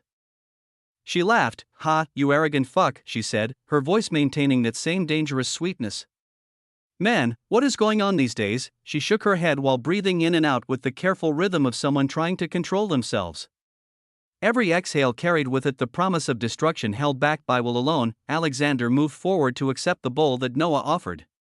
When he arrived before the improvised throne, Noah gave him a simple nod. Actually, Noah said, do you want one of the entire woks? His words sent many in the crowd reeling, their consciousness struggling to process the magnitude of what was being offered. An entire wok. Alexander looked at him with the careful assessment of someone trying to understand motivations. After a moment of contemplation, he silently nodded, his acceptance carrying the weight of trust. All right, you can take one, Noah said. He offered an entire wok radiating profound waves of power, its contents blazing with authority that made reality itself want to bow in acknowledgement. A brilliant enneagram shone on Alexander's chest as he accepted the gift, the geometric pattern pulsing with power as both the bowl and the massive wok disappeared into the spatial storage that his power had carved into his very existence. Noah then floated forward one of the two remaining woks, scooping another generous portion into a fresh bowl before turning his attention toward Seraphina Valorhart. The young law stood transfixed, her consciousness still struggling to process what she was witnessing. Remember, Noah said, offering her the bowl with a smile, I am still cheering for you. So do your hardest to win over someone like this. He nudged his head toward Alexander as he said this. Seraphina walked forward in a stupor, her consciousness overwhelmed by the magnitude of the gift she was receiving. The bowl felt warm in her hands, pulsing with power that spoke to advancement beyond her wildest dreams. This entire sequence of actions sent waves of astonishment and rage through those observing the exchange. So far, Noah had traded a single bowl of his wondrous treasure for a radiant herb from the doorways of the loom. A transaction that, while generous on his part, at least resembled normal commerce. But after that? He had given away an entire massive wok freely, followed by another bowl while making comments that bordered on the nonsensical, the casual dismissal of value that others would kill for, the generosity that transcended normal understanding of trade. It painted a picture of someone who operated according to principles that defied norms. After he finished this display of impossible generosity, Noah reclined back on his throne with the satisfied air of someone who had accomplished exactly what he had intended. All right, he said nonchalantly, his voice carrying the same laid-back confidence that had marked his entire presentation. I will continue taking other trades and exchanges for any who have the treasures that I mentioned, or something of equivalent value. The casual dismissal of what had just occurred, the return to normal business practices after all that, it left the crowd struggling to process what they had witnessed. In front of him, Kedrick Voss was pulling away the pulsing figure of Royal Lautristes, who was smiling and laughing with the kind of dangerous intensity that suggested she was working very hard to control impulses that wanted nothing more than to reshape this entire district according to her displeasure. Other living existences and full dwellers in the surroundings looked ahead in astonishment at this unique phenomenon in being, their consciousness filled with questions about exactly how things would continue to unfold here. At such a time, as Noah laid back and waited for more customers, he felt a subtle mental touch, Alexander's consciousness reaching out. Be careful, came the simple message. Noah nodded calmly. The warning was appreciated, but not necessary. He knew exactly what forces he was playing with, and he had prepared accordingly. Alexander didn't say any additional words. He instinctively understood that Noah knew what he was doing instead, he turned to Seraphina and Kedrick Voss, who was still working to pull Tristes away from the scene before her barely controlled impulses could manifest into something heavy. Let's go, he said authoritatively as he, the weakest in the group, commanded everyone to move. Noah watched the party disappear into the crowds of Eternitas Concordia with a smile that carried layers of amusement and satisfaction, yet his attention wasn't solely focused on their departure. He had also noticed a few prime living existences who had begun eyeing Alexander and his party with the calculating hunger of predators who had spotted what they considered easy prey. Noah laughed. silently at this display of existential stupidity. If anybody was unlucky and stupid enough to actually ambush Alexander while he was protected by an unstable royal lautresses who was already struggling to control her impulses, well, it would be their funeral, literally and completely, with no possibility of resurrection. As for himself, he was simply a humble merchant, conducting business in the greatest marketplace available so far. He tapped on his obsidian crown that lay languidly above his head, feeling the terrifying might of Yashinami pulsing within its crystalline structure. The crown of inevitable retribution waited with patient hunger, ready to deliver true death to anyone foolish enough to attack him with lethal intent. If anyone did choose to assault him, he found himself hoping that it would be a powerful, honored living existence, or better yet, a royal, or even a duke. The more significant their power, the more satisfying their complete annihilation would be, and the grander the loot. Attack him, and see what fucking happens. He reclined on his throne, waiting for the next customer with the patient confidence of a spider that had woven its web across the pathways of existential commerce itself. Chapter 3979, Choices and Consequences. The golden pathways of Eternitas Concordia hummed with activity as Noah continued his impromptu marketplace, the radiant walks floating beside his tyrannical purple throne like captured stars offering their warmth to any bold enough to approach. His imposing standing had been established, carved into the very atmosphere of this place. Word had spread through the crystalline towers and golden boulevards. Here sat the weaver of existence, a fold dweller who traded treasures that even honored living existences would want for herbs that most would kill to possess. The crowd that had initially gathered in shock had evolved into something more calculated. They had all lived too long, survived too many schemes and betrayals, to rush headlong into confrontation with someone whose resources seemed limitless and whose confidence was warranted. They had, after all, truly seen him escorted by an honored living existence, as his importance was clear. With a unique royal living existence backing him while likely selling their wares, many looked at him as a representative for another. Others thought differently, but for all of them, even the basest emotional nature that drove all conscious beings toward greed and acquisition was tempered by the harder-earned wisdom of survival, so they approached with caution wrapped in avarice. A prime living origin materialized beside Noah's throne with the fluid grace of liquid authority, her stellar form radiating waves of concentrated power. In her hands, she held a crystalline vial that pulsed with temporal energy. Chronos Petrichor, she said coldly. Harvested from a deep chambers of the temporal doorways, where time itself has crystallized into physical form. Noah's eyes lit up with genuine interest as he examined the offering. The herb within the vial seemed to exist in multiple states simultaneously, young and ancient, fresh and withered, as if it couldn't decide which moment in its existence to manifest. Acceptable, he declared with a nod, his hand moving with casual grace to scoop another generous portion from his radiant walks. The golden bowl filled with early living marine lifeforms that blazed with their own inner radiance. Each piece worth more than most fold dwellers would see in lifetimes of cultivation. The exchange was completed, two impossibilities trading hands as if they were nothing more than common commodities. The prime living origin gazed deeply before departing, her prize clutched against her chest like a talisman against the uncertainties of existence itself. Another figure approached, a fold dweller whose complexity quotients placed him at the absolute pinnacle of what was achievable at Originus. Venerant, his weathered features spoke to eons of struggle, while his eyes burned with the desperate hope of someone who had finally found what he had been searching for across countless lifetimes.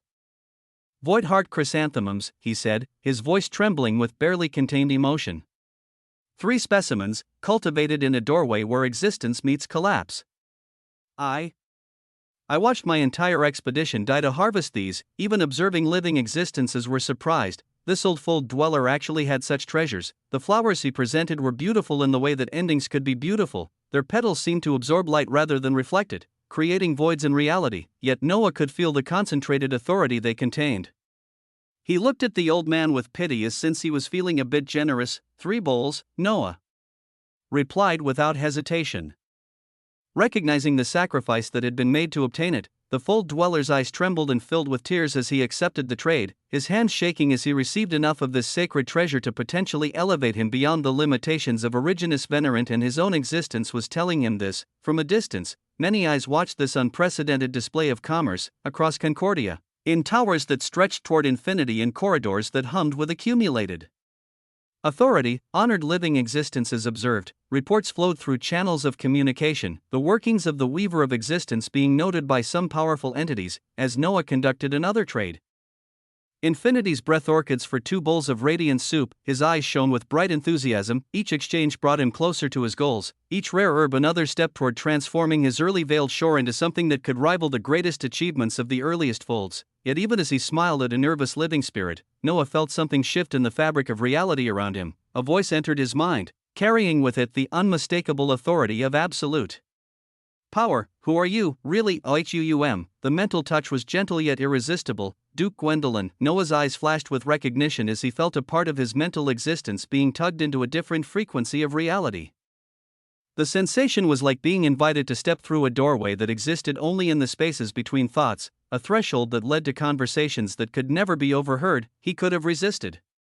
His accumulated power, his nature as an early creature, his understanding of forces that predated current existence, all of these could have been marshaled to deny this mental summons, to maintain the barriers, but instead, Noah allowed part of himself to follow that irresistible pull, his consciousness sliding across dimensions that existed parallel to normal existence. In an instant, a portion of his awareness found itself standing in a blank white gold expanse that seemed to stretch toward infinity in all directions.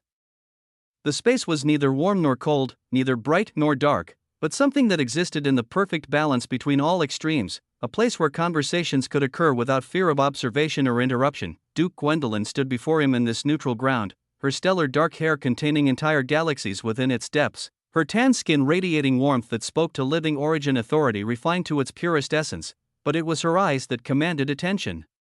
Dozens of stacked wheels of existence rotating at different speeds, each one containing the compressed essence of entire weavings of existence. Her power was truly immense. Those impossible eyes regarded Noah with somber scrutiny. Weighing and measuring him, Noah appeared in this space with the same confidence he had displayed on his throne, his smile deepening as he offered a simple nod of acknowledgement. He said nothing, offered no explanations or justifications, simply existed in this place between places with patient certainty. Duke Gwendolyn's expression remained carefully neutral as she studied him, her ancient mind working through possibilities and calculations. The resources you have been displaying, she said finally, her voice carrying the weight of eons, make you someone with more wealth than even an honored living existence who has spent lifetimes exploring the doorways of the loom. If they are not yours, understandable. If they are, this is also understandable. She began to pace, her movements carrying the fluid grace of absolute authority as she continued her analysis. I have observed beings of every conceivable power level across my existence. I have catalogued the mannerisms of many beings. Your bearing, your confidence, the way you dismiss threats that should terrify any rational being, these are not the characteristics of someone who has spent their existence struggling for survival in the outer folds. Her pacing stopped as she turned to face him fully, her expression growing more intense. I am not asking these questions out of idle curiosity or petty authority. I am trying to understand you because the young miss seems undeniably linked to your existence, and I care immensely for her well-being. The pressure she has endured, the trauma she was forced to experience. Duke Gwendolyn's voice carried a note of pain. She has lost everything once already. Everything. And now, when she is finally beginning to reclaim what was taken from her, when order itself begins to stir within her once more, she has become connected to you in ways that could determine her ultimate fate. I simply do not wish for all these grand weavings of existence to end with her losing everything again. Chapter 3980, Choices and Consequences. 2. The confession pulsed in the white gold space between them. This was the voice of someone who had watched a being they cared for suffer unimaginable loss, and who would do anything to prevent such tragedy from occurring again. Anything, maybe even everything. Noah's eyes shone brightly as he thought of many things. He listened to this powerful being, one whose standing was among the greatest, with imposing calm. His expression remained thoughtful as he absorbed every word, every nuance of meaning that colored her speech. When she finished, he was about to shake his head, to deflect her questions with the same mysterious evasions he had employed thus far. But in the next moment, Duke Gwendolyn's gaze changed with the suddenness of glory. Her expression shifted from concerned inquiry to profound shock, her eyes widening as if she had just been told or shown something heavy, her entire bearing transformed, authority giving way to alarm as information flooded her consciousness through channels that existed beyond his perception. Noah felt surprise flicker through his own awareness as he witnessed this dramatic change. What happened? He asked, his voice carrying genuine curiosity. Duke Gwendolyn looked at him briefly, her expression cycling through thoughts as if she were debating whether to share. Her eyes shone with inner light as decision crystallized into action, and when she spoke again, her voice carried somber weight.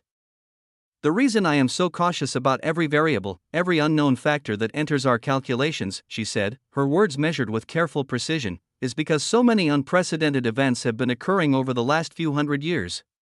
Things that show us something unknown is approaching, something that threatens the very foundations of how existence operates. She waved her hands with movements that carried the authority to alter existence itself, and in response to her gesture, a massive illusory screen bloomed behind her in the white gold expanse. The surface rippled with images that seemed to exist in multiple dimensions simultaneously, displaying scenes from across the breadth of existence itself.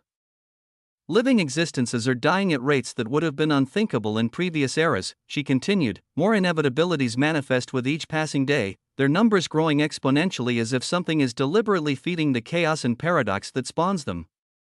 Every force that promotes stability becomes weaker while everything that encourages destruction grows stronger. This is why order is so important, Duke Gwendolyn said, her gaze finding Noah's with intensity. Why the young miss represents hope that transcends personal attachment. She could be one of the core answers to all of this chaos, one of the few remaining forces capable of imposing structure upon entropy. As she spoke these words, her expression shifted once more as new information flooded her consciousness. Her eyes blazed with the light of someone receiving reports from across impossible distances, and just now, she said, her voice taking on notes of somberness that made the white gold space around them tremble, I have received information about a different type of chaos blooming in the transcendent temporal folds. Groups of terrifying dead existences have been sighted for the first time in many years. Noah's weavings buzzed. There are living existences, she said, her voice growing more somber with each word, and there are dead existences. Not the pathetic creatures that fold dwellers sometimes call dead things. Beings who have no true understanding of what death actually means, who play at darkness while remaining fundamentally, inescapably half alive. The screen behind her shifted again, displaying images that made Noah's enhanced perception recoil involuntarily. Here were entities that existed in states so antithetical to life that merely observing them challenged the very concept of existence itself. Dead existences, Duke Gwendolyn continued, dissolve living existential authority through simple proximity. They devour everything that possesses the spark of consciousness, feeding upon the very essence of what it means to exist. Their presence transforms thriving folds into voids where even the memory of life becomes impossible to maintain. Her voice took on the cadence of someone reciting records that most preferred to forget. Throughout the vast majority of existence's history, dead existences and living existences have barely interacted. Not through choice or mutual agreement, but because the creature worked to keep the two sides separated. As she spoke, the screen behind them displayed scenes from the transcendent temporal folds that challenged Noah's ability to process what he was witnessing. Eerie figures moved through landscapes of purple-blue rivers with a synchronization. They walked in perfect formation, their heads raised toward skies that held no stars, their movements carrying the mechanical precision of entities that had long since forgotten what individual will meant. But it was their feeding that truly captured Noah's horrified and glorious attention. Their mouths pulsed with rhythms that seemed to echo the heartbeat of death itself, opening wide to reveal voids that contained nothing, actual nothing that hurt to perceive directly. From these impossible maws came a suction that drew in the brilliant purple-blue rivers of temporal authority that flowed through the temporal folds like the lifeblood of reality itself. They devoured time. They consumed the very essence of causality, their feeding transforming the carefully maintained streams of temporal energy into voids where cause and effect ceased to have meaning. The massive tear that had allowed their entry into the temporal folds pulsed with deathly authority that made the surrounding space convulse in recognition of something that should not exist. From its edges seeped energies that transformed everything they touched, turning vibrant rivers of temporal power into stagnant pools of crystallized ending. But even as Noah struggled to process the implications of what he was witnessing, the scene on the screen took a turn toward something infinitely more terrifying. A sound erupted from the display, not quite a scream, not quite a roar, but something that existed in the space between meaning and madness. It was the audible representation of entropy given voice, a cry that seemed to originate from the concept of ending itself, from the tear in reality. A massive obsidian hand began to emerge with the deliberate certainty of nightmare. The appendage was composed of what appeared to be fossilized bones, each finger larger than ancient towers. The aura it radiated, even here, in this protected space between existence, even filtered through the barrier of the illusory screen, the presence of that emerging hand caused Duke Gwendolyn to fall silent. Her ancient eyes widened with recognition of power that approached her own magnitude, authority that operated on the level of Duke's. Motherfucker, she uttered with cold precision, the profanity carrying more weight than most formal proclamations. This was something even she had not anticipated, a development that challenged calculations. Her frown deepened as she turned toward Noah, her expression growing more grave with each passing moment. The Dukes of the Living Temporals have sent word demanding that the coalition of living existences deploy all available forces to close this torn veil of existence, she said.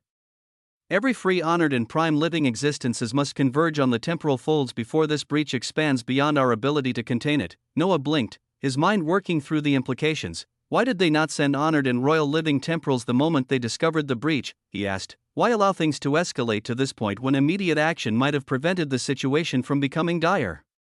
Chapter 3981, Choices and Consequences. 3. The question struck at the heart of Duke Gwendolyn's growing seriousness. Her expression became somber as she prepared to reveal information, heavy information, because, she said, her voice carrying the weight of someone admitting to fundamental weakness, a single honored dead existence can easily overwhelm 10 honored living existences in direct combat. The power disparity is not merely significant, it is absolute, insurmountable through normal means. She paused. All dead existences are inherently fortified by traces of something that very few even know about, much less understand. Because of events that occurred during the earliest folds, catastrophes that reshaped the fundamental nature of existence itself. Every dead existence carries within their being an active curse.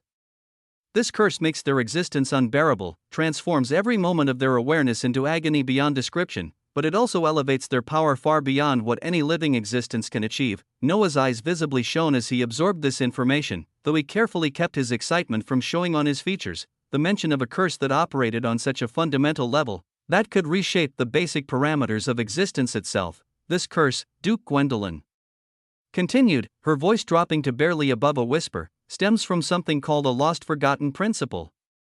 Its name is the infinite paradox of unmaking. The authority to exist in a state of perpetual ending without ever achieving the release of true death. It grants them power that exceeds every normal limitation while simultaneously ensuring that they can never find peace, never escape the agony of their condition. She paused, her expression growing even more grave. Its roots trace back to the paradox itself, and the first time when the creature expressed wrath. The revelation struck Noah like lightning, the connections, the implications, the vast web of cause and effect that stretched back to the earliest moments of existence itself. All living existences, Duke Gwendolyn continued, apart from one specific type, are badly outmatched against dead existences. The curse that empowers them operates according to principles that make normal authority irrelevant, normal resistance meaningless. The only living existences whose nature allows them to offset this fundamental disadvantage, whose very essence provides some measure of protection against the simple curse of the infinite paradox of unmaking. She paused, her ancient eyes finding Noah's with intensity, are living paradoxes. The words hung in the white gold space between them like a revelation. Noah felt his mind racing through possibilities even as he maintained his expression of calm interest. When, he asked, his voice carefully neutral, was the last time living paradoxes worked with the other living existences? Duke Gwendolyn did not reply immediately, her silence stretched across moments that felt like eons, carrying within it the weight of truths too heavy to voice easily, because the answer was clear to anyone who understood the fundamental hostilities that had shaped existence for countless ages. Never. The answer was never, or so rarely that the exceptions proved the rule rather than challenged it. Noah's eyes blazed as he contemplated all the possibilities that this revelation opened, his gaze shifting to the screen behind Duke Gwendolyn where the situation in the temporal folds continued to deteriorate with each passing moment. The rupture was expanding now, its edges torn wider by forces that operated from within the realm of endings.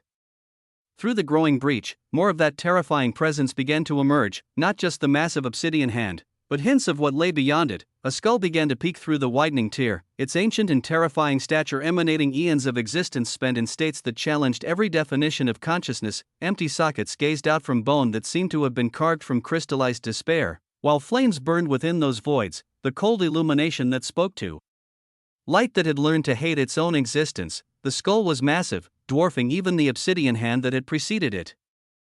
Its presence radiated authority that made even Duke Gwendolyn's power seem diminished by comparison. In the next moment, with movements that carried the weight of inevitability itself, the skull tilted forward and the rupture shattered completely.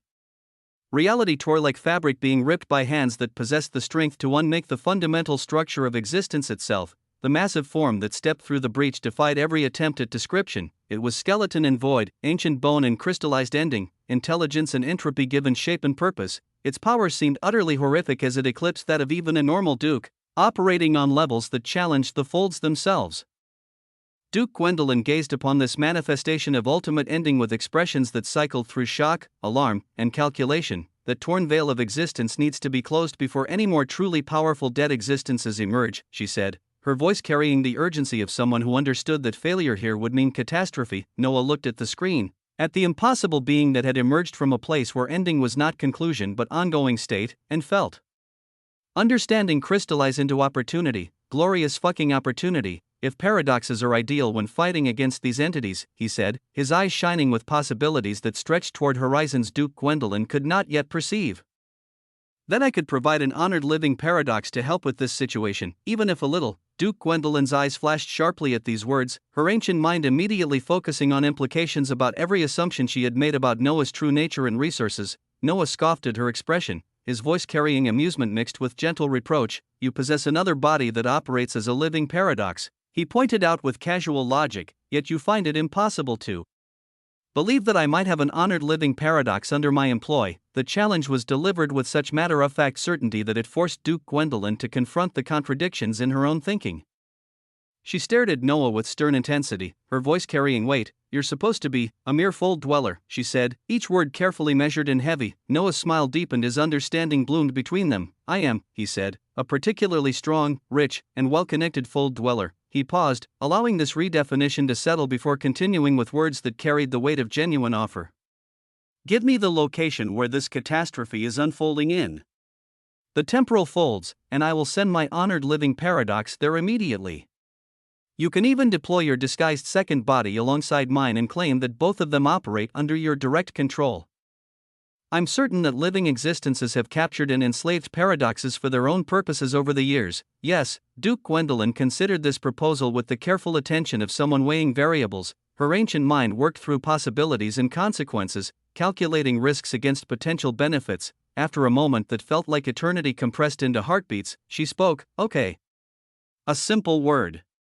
A calm agreement. Yet it carried within its single syllable the weight of alliances forming, of barriers being crossed. Noah's smile grew even brighter as he absorbed the implications of her acceptance, his mind already racing through the many possibilities that this single word had opened.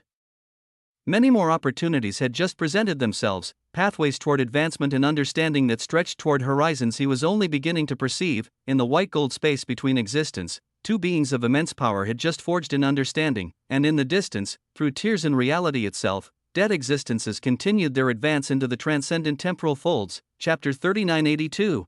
Choices and Consequences. For existence was vast, unfathomably, incomprehensibly vast. The chaos unfolding in the transcendent temporal folds, where dead existences emerged from tears and reality itself, was but a single thread in an infinite weaving. The wonder echoing through aeternitas concordia as the weaver of existence conducted his trades was merely another note in a symphony that stretched across dimensions without end. Both events, momentous though they were to those who witnessed them, represented only fractional facets of the unfathomably vast network of weavings that comprised existence itself. While some beings across the breadth of reality felt tremors of chaos rippling, while others sensed the approach of forces that challenged the nature of what it meant to be alive, there existed countless quintillions of beings within quintillions of omniverse nested inside wheels of existence who continued to live in perfect peace. They had no idea what was happening beyond their small corners of reality.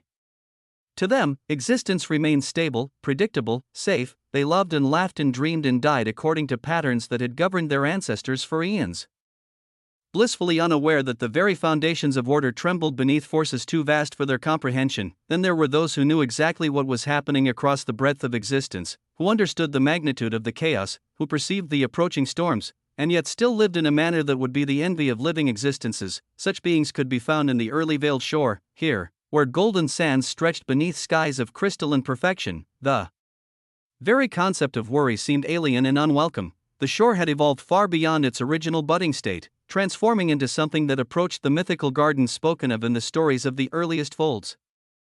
The sands themselves pulsed with inner radiance, each grain containing within it the compressed essence of advancement itself. Where Noah's feet had touched the shore during his meditations, the sands glowed with deeper intensity, as if they remembered the presence of an early creature and sought to honor that memory through perpetual illumination.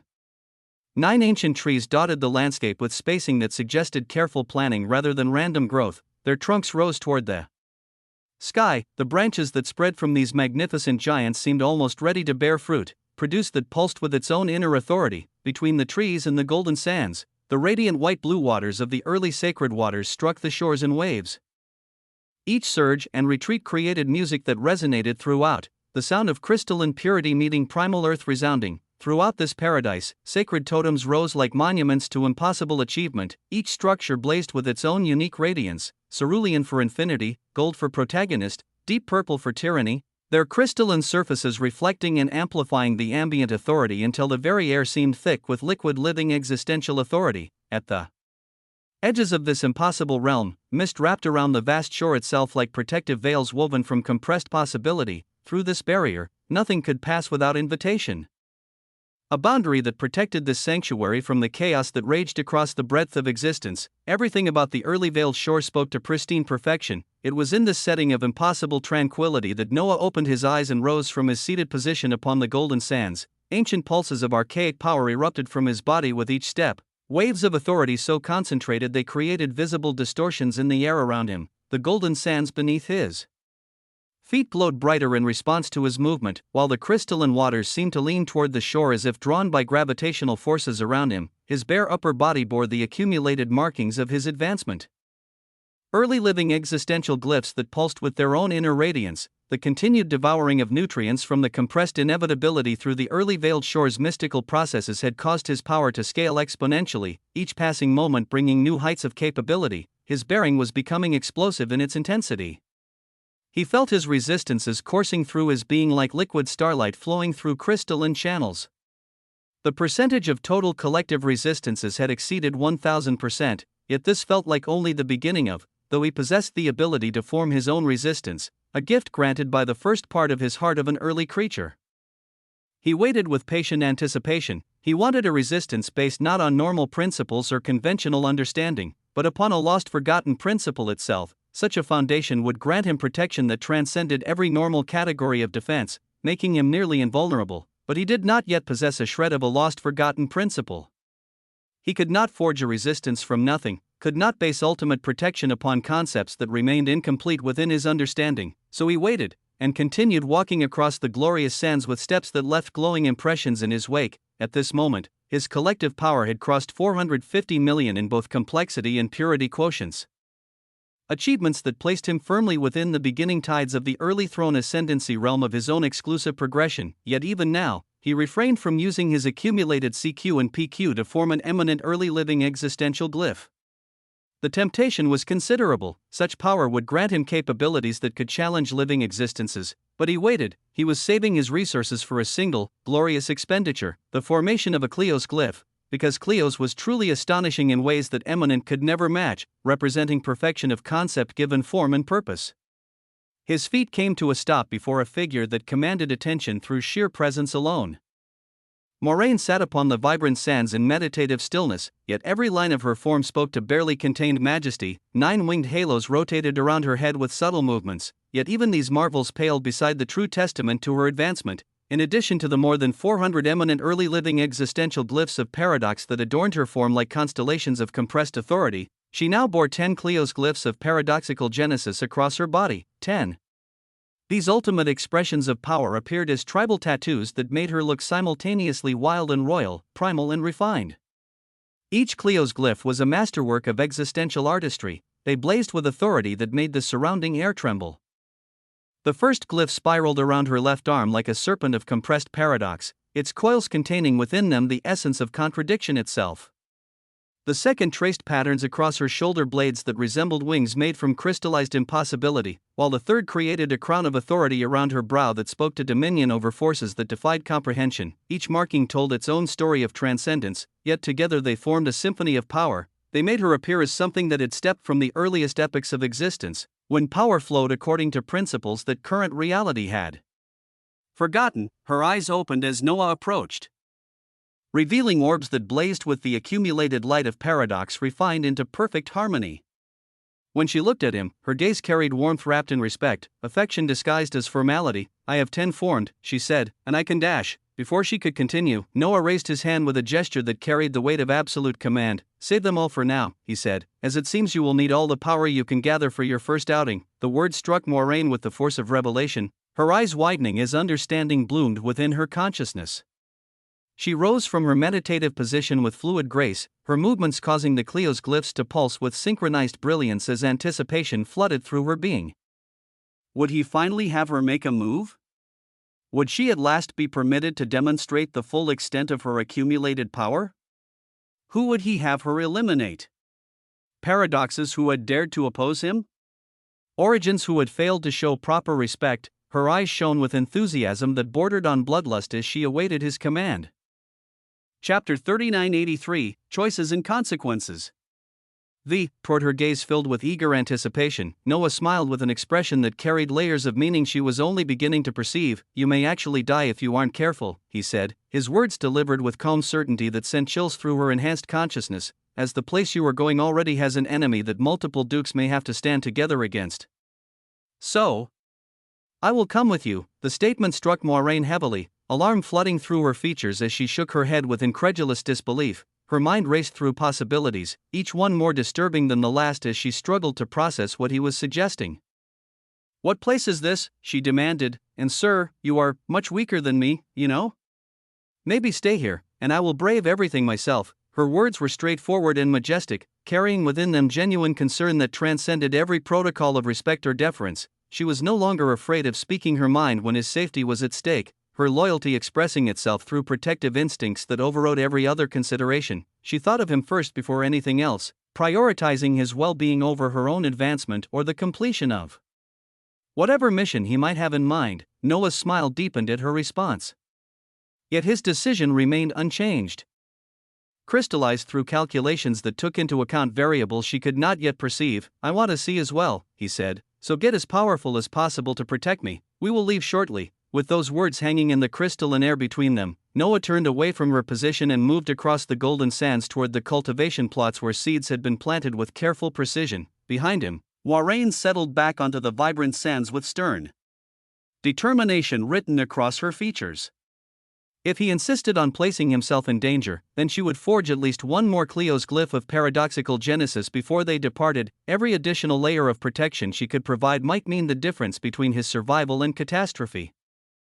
Noah approached the cultivation plots with steps that left glowing impressions in the golden sands, his enhanced perception taking in every detail of the agricultural paradise that had been created through his blood and careful planning. The plots themselves were marvels, each one carved from the blessed earth through the sacrifice of his essence as an early creature. Within these blessed rectangles of earth, the seeds of auric vitae grass had been planted with spacing that suggested careful attention to optimal growing conditions. Though still in their earliest stages of development, the seeds had already begun to respond. Tiny shoots of green gold vegetation pushed through the radiant soil like fingers reaching toward light, their surfaces already displaying the characteristic shimmer that marked them as something beyond normal plant life. The sight of them filled Noah with satisfaction, as this was the foundation upon which he would build advancement that could rival the greatest achievements of the earliest folds. Beside the plots, Hydrun lounged with the casual arrogance that had become her trademark. Her lustrous white fur caught and reflected the golden light of the shore until she appeared to be carved from compressed starlight itself, while her crystalline eyes regarded the emerging vegetation with obvious pride and anticipation. The magnificent goat had positioned herself with strategic precision, close enough to the plots to discourage any other being from approaching her future delicacies, yet far enough away to maintain an air of imperial detachment. Noah approached her position and reached out to stroke her head, his fingers running through fur that felt like silk woven from pure light. Hydrun allowed the gesture with regal tolerance, raising her head with expressions of pride and arrogance that somehow managed to convey gratitude without diminishing her imperial bearing in the slightest. Satisfied with this moment of connection, Noah turned his attention to the real purpose of his approach.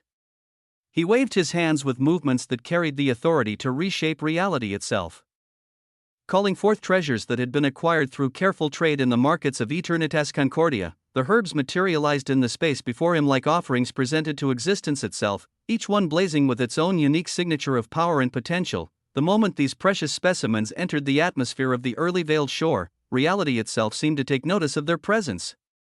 Multiple cultivation-ready specimens have been detected within the early veiled shores domain. Transcendent veil moss, Chronos petrichor, void-heart chrysanthemums, echo sage, and infinity's breath orchids have been identified as compatible for planting, to properly establish cultivation plots for specimens of this magnitude. The sacrifice of early creature blood will be required. Recommended allocation: 180 drops per standard plot for transcendent grade specimens, 250 drops per plot for temporal sensitive varieties, 150 drops for void-attuned species. Current specimens require a total of 580 drops of early creature blood to establish proper cultivation environments. Proceed with plot establishment. Noah smiled at the cascade of information, his eyes shining with anticipation as he absorbed the implications of what these herbs could provide. Take whatever is needed, he said. The response was immediate and visceral. His skin split open along precise lines that followed the natural flow of authority through his enhanced physiology. Allowing drops of crimson gold blood to flow forth with the stately grace of liquid starlight, each drop that emerged carried within it the compressed essence of what it meant to be an early creature, potential so concentrated that existence itself seemed to bend around their passage through the air. Where each drop touched the blessed earth of the shore, transformation began immediately. The golden sands shifted and reformed, their very nature being rewritten by the influence of early creature essence. Square plots of fertile land rose from the shore itself, their surfaces shining with white gold radiance. The sight was magnificent to behold, blood given freely for the purpose of creation rather than destruction. With the plots established and pulsing with readiness, Noah began the careful process of planting each precious specimen with his own hands. The transcendent veil moss went into the first plot, its ethereal fronds seeming to phase between states of existence as they settled into soil that had been blessed by his essence. The moment the herb made contact with its new environment, another cascade of information flowed across his consciousness. Transcendent veil moss successfully planted in enhanced early cultivation plot. Optimal growing conditions detected. Estimated time to maturity: 24 hours under current shore enhancement levels. Expected yield: 300% of baseline harvest due to early creature blood infusion. Harvest window: 24-hour optimal period beginning at full maturity. Secondary shoots anticipated to develop temporal manipulation properties due to shore's unique authority signature. The Chronos petrichor required even more delicate handling, its crystalline structure existing in multiple temporal states simultaneously. As Noah placed it within its designated plot, he could feel time itself responding to the herb's presence. Chronos petrichor successfully integrated with temporal enhanced cultivation plot. Warning: herb exists in quantum temporal superposition. Maturation will occur across multiple timeline branches simultaneously. Estimated harvest readiness: 12 hours in standard timeline. With additional yields available from parallel growth cycles, each subsequent planting brought its own revelations and promises. Void-heart chrysanthemums anchored, echo sage successfully planted in maturation, 10 hours. Special attribute: leaves will carry compressed experiences of shore's accumulated. Infinity's breath orchids established in infinity resonant cultivation space. Growth enhanced by proximity to sacred totem of infinity. Maturation: 12 hours with continuous bloom cycle thereafter. One after another, they were completed. As Noah completed the planting process, he stood back to appreciate the vibrant plots of cultivated land that spread before him like a mosaic of compressed possibility. The loose obsidian crown that hung at an angle on his head began to shine with inner radiance as Yashinami responded to his satisfaction. In the space of a heartbeat, her terrifyingly gorgeous figure materialized beside him with the fluid grace of a predator assuming perfect position. She surveyed the farmland with crimson eyes that burned with ancient hunger, her pale features shining. Such beauty, she said, needs to be painted and nurtured with seas of blood.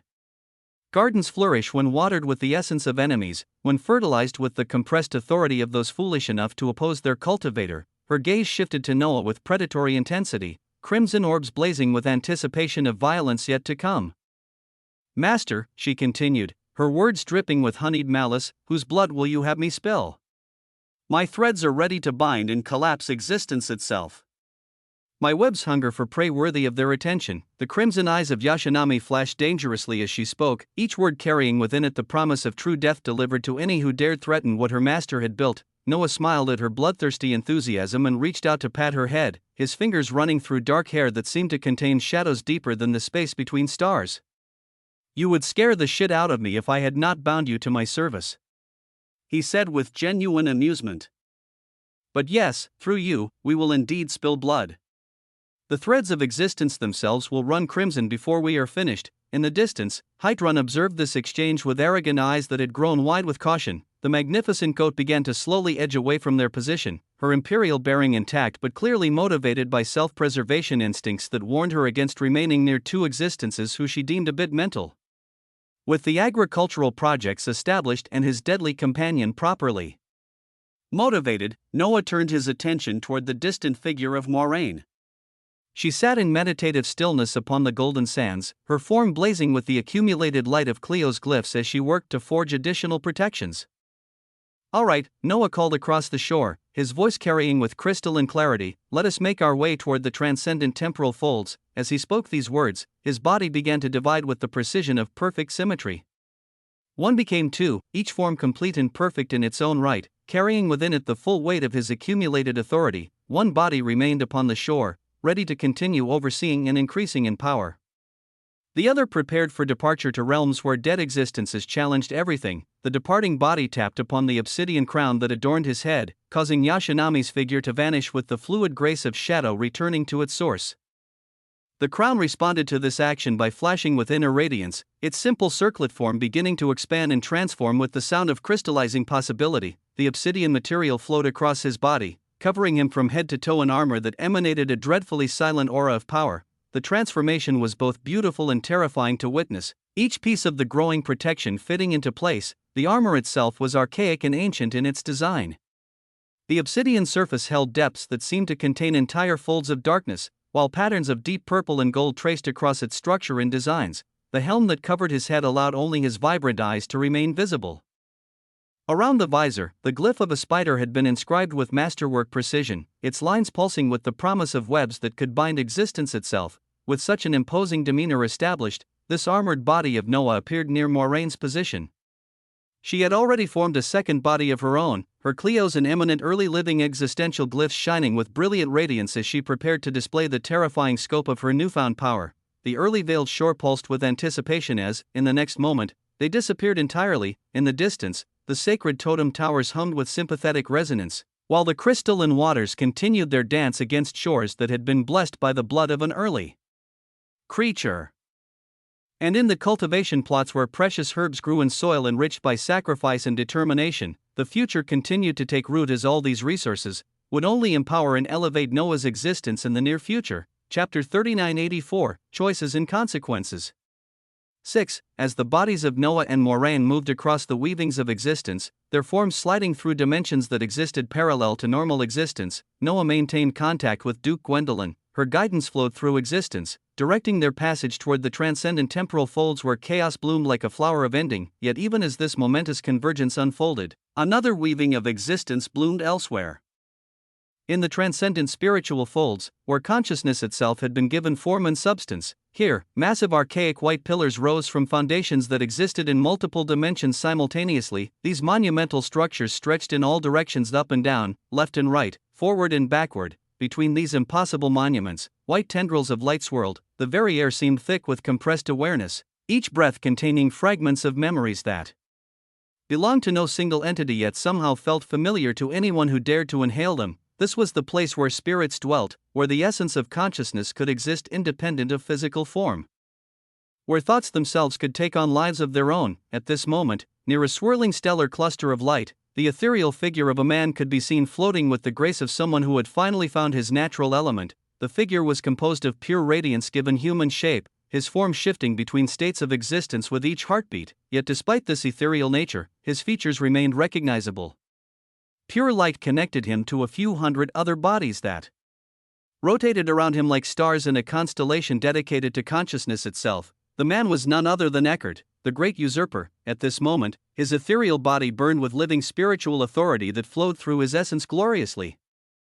A prompt materialized before his consciousness with the gentle radiance of understanding finally achieved. Your existence has successfully adapted to and integrated living spiritual authority through the transformative influence of the seed of existence. Fundamental metamorphosis complete. Classification updated, living spirit. All previous restrictions on existential manipulation have been removed. Another cascade of information followed immediately. due to the aberrant nature of your existence and the system of existence that defines your fundamental existence, two possible evolutionary paths have been identified. Path of active existence: actively spread your living spiritual essence across the folds, latching onto other spirits and conscious entities, gradually devouring and usurping their existences until their awareness becomes extensions of your own will. This path offers rapid advancement through consumption of accumulated wisdom and power. Path of transcendent idleness: embrace your true nature and remain in a state of perfect inaction, allowing the natural flow of existence to bring opportunities to you rather than seeking them through active effort. This path offers sustainable growth through harmony with existence. WAA, the great usurper gazed upon these two possibilities with the calm assessment of someone who had always known what his answer would be. The choice between active consumption and perfect stillness was no choice at all. It was simply a confirmation of what he had always been at his core. Was there even a need to ask? "I want to be idle," he declared with the serene certainty. "I want to be free." The moment these words left his consciousness, reality itself seemed to exhale. A murky stellar white-black radiance erupted from his position with the force of a new will being born, spreading outward in all directions for light years. The idle gaming system is undergoing fundamental metamorphosis in response to your existence returning to its truest roots. All previous limitations and restrictions are being dissolved. New parameters established. The transcendent spiritual folds has been designated as a unique living existential dungeon capable of being influenced by your idle gaming system. This classification grants you unprecedented access to the accumulated consciousness and wisdom that flows through these folds. Idle resource generation initiated. Every hour, you will automatically receive loot directly related to the weavings of existence present within these folds. Quality and quantity of loot will scale based on the extent of your existential coverage within the domain. Current coverage: your existence currently influences an unfathomably minuscule percentage of the total fold structure. Coverage expansion will proceed through passive methods. Your influence will spread naturally through simple proximity and time. Active existential parasitism remains available as an emergency option. Usable once per day when immediate expansion is required. The ethereal form of the great usurper smiled as understanding bloomed within his transcendent consciousness. His voice echoed across light years of spiritual territory as he bellowed his acceptance of this ultimate destiny. Idle I shall be, HUUM. Meanwhile, in the transcendent temporal folds, where time itself had been given form and the rivers of causality flowed, a very different kind of transformation was taking place. Near churning rivers of purple-blue continuum that carried within their currents the compressed essence of past and future, Duke Gwendolyn hovered above the temporal streams powerfully. Her stellar dark hair caught and reflected the light of flowing time, while her tan skin radiated warmth of terrible power. Yet it was her eyes, those impossible orbs that resembled dozens of stacked wheels of existence. Behind her, arranged in formations, floated 500 honored living existences like a terrifying army of transcendent power. Each figure blazed with their own unique signature of authority, their combined presence creating waves of pressure that made the temporal rivers themselves flow faster in recognition. Even further behind this magnificent display of power, 10,000 prime living existences maintained their positions with the patient discipline. The sight was breathtaking in its scope. Beside Duke Gwendolyn floated a figure encased in obsidian crystalline armor that pulsed with living paradoxical authority. This was her other body, the manifestation of her ability to exist as both origin and paradox simultaneously, a living contradiction that somehow achieved perfect harmony through the simple act of refusing to acknowledge impossibility. At this moment of perfect preparation, Duke Gwendolyn reached out, pinching the surrounding space between fingers that blazed with concentrated living origin authority. The fabric of existence responded to her touch like clay in the hands of a master sculptor, reality bending and twisting until it formed a wormhole that pulsed with energies drawn from every possible source of power. From this impossible aperture, two figures emerged. Noah floated forth in his stellar obsidian armament, the armor that Yashinami had become flowing across his form like liquid darkness given purpose and direction. Beside him, Moraine appeared with the imperious bearing of a paradoxical being, though her skin did not display the Cleo's glyphs that marked her ultimate achievements. Anyone with sufficient sensitivity could feel the astounding power that radiated from her form, authority that no normal honored living existence could ever hope to match. Duke Gwendolyn's ancient eyes sharpened as they focused upon Noah's barely visible features, recognition flickering through her consciousness as she identified him. Her gaze then shifted to Moraine, taking in every detail of the accumulated power that blazed from her transformed existence. "You only have a single honored paradox in your employ?" she asked with calm precision. She may not be able to change much in this battle, regardless of her apparent capabilities. Noah smiled behind his concealing helm as he spoke. Underestimation is the cardinal sin of those who have grown comfortable with their accumulated power, the luxury of beings who believe that experience grants them perfect knowledge, that longevity ensures wisdom, that previous victories guarantee future success. The mightiest have fallen because they underestimated enemies they deemed beneath their notice. I know our esteemed Duke would not possibly underestimate. Chapter 3985, The Blade of Ashore. Duke Gwendolyn listened to this impromptu monologue coldly. When Noah finished speaking, her response was delivered with cutting precision. "You talk too much sometimes," she said, her voice carrying the weight of absolute dismissal. Without allowing further discussion, she pointed toward distant regions of the vast temporal folds while ignoring his words, her gesture encompassing territories that stretched across light years of twisted time and space. "The situation is currently manageable and not entirely dire," she declared. "The forces of the coalition of living existences are about to engage the dead existences in coordinated assault. The living origins have committed several dukes to support, along with their accumulated forces." As she spoke these words, Noah's enhanced perception panned across the impossible scope of the transcendent temporal folds. In one direction, he sensed the aura of a terrifying duke emanating from an entity that appeared as a pure white slime, its deceptively simple form radiating waves of power that made the surrounding rivers of time flow backward. The being's face, if the shifting mass of intelligent liquid could be said to possess such features, was filled with terrible power and arrogance. Behind this duke also floated a few hundred honored living origins alongside several thousand prime living origins. In another direction, Noah's awareness detected the presence of another duke. This entity appeared as a titanic emoji that shone with pure gold radiance, its serpentine form coiled through dimensions. Every scale that adorned its magnificent length pulsed with authority that could have served as the foundation for entire wheels of existence. Like its counterpart, this duke commanded similar armies, hundreds of honored beings supported by thousands of primes, all arranged with the precision. As Noah's perception continued to expand, he sensed other auras spread across distances so vast that they existed beyond the reach of observation. Each signature spoke to power that operated on the level of dukes. Just how many dukes were sent for this operation? Noah asked, his voice carrying genuine curiosity. "Information of that magnitude isn't distributed so freely," she said. "Come on, let us observe the scope of what approaches." With these words, she gestured toward the living existences that floated behind her in perfect formation, and the entire army began to move forward as one. As they advanced toward the heart of the coming conflict, the very air began to carry new sounds, horrid screeches that seemed to originate from the concept of ending itself. Simultaneously, the auras of terrible dead existences began to press against their consciousness like physical weights. The vast scope of the approaching battle revealed itself with the gradual certainty of nightmare becoming very fucking real. The forces of the coalition of living existences had surrounded the eerie dead existences in a region that spanned light years of twisted spacetime. Thousands upon thousands of honored and prime living existences floated in perfect coordination, their combined authority creating a siege that challenged the very concept of escape. At the center of this impossible containment, a massive tear in existence itself pulsed with energies that made reality convulse in recognition of wrongness. The wound in the fabric of spacetime bled deathly authority in streams that transformed everything they touched, turning vibrant flows of temporal energy into stagnant pools of crystallized ending.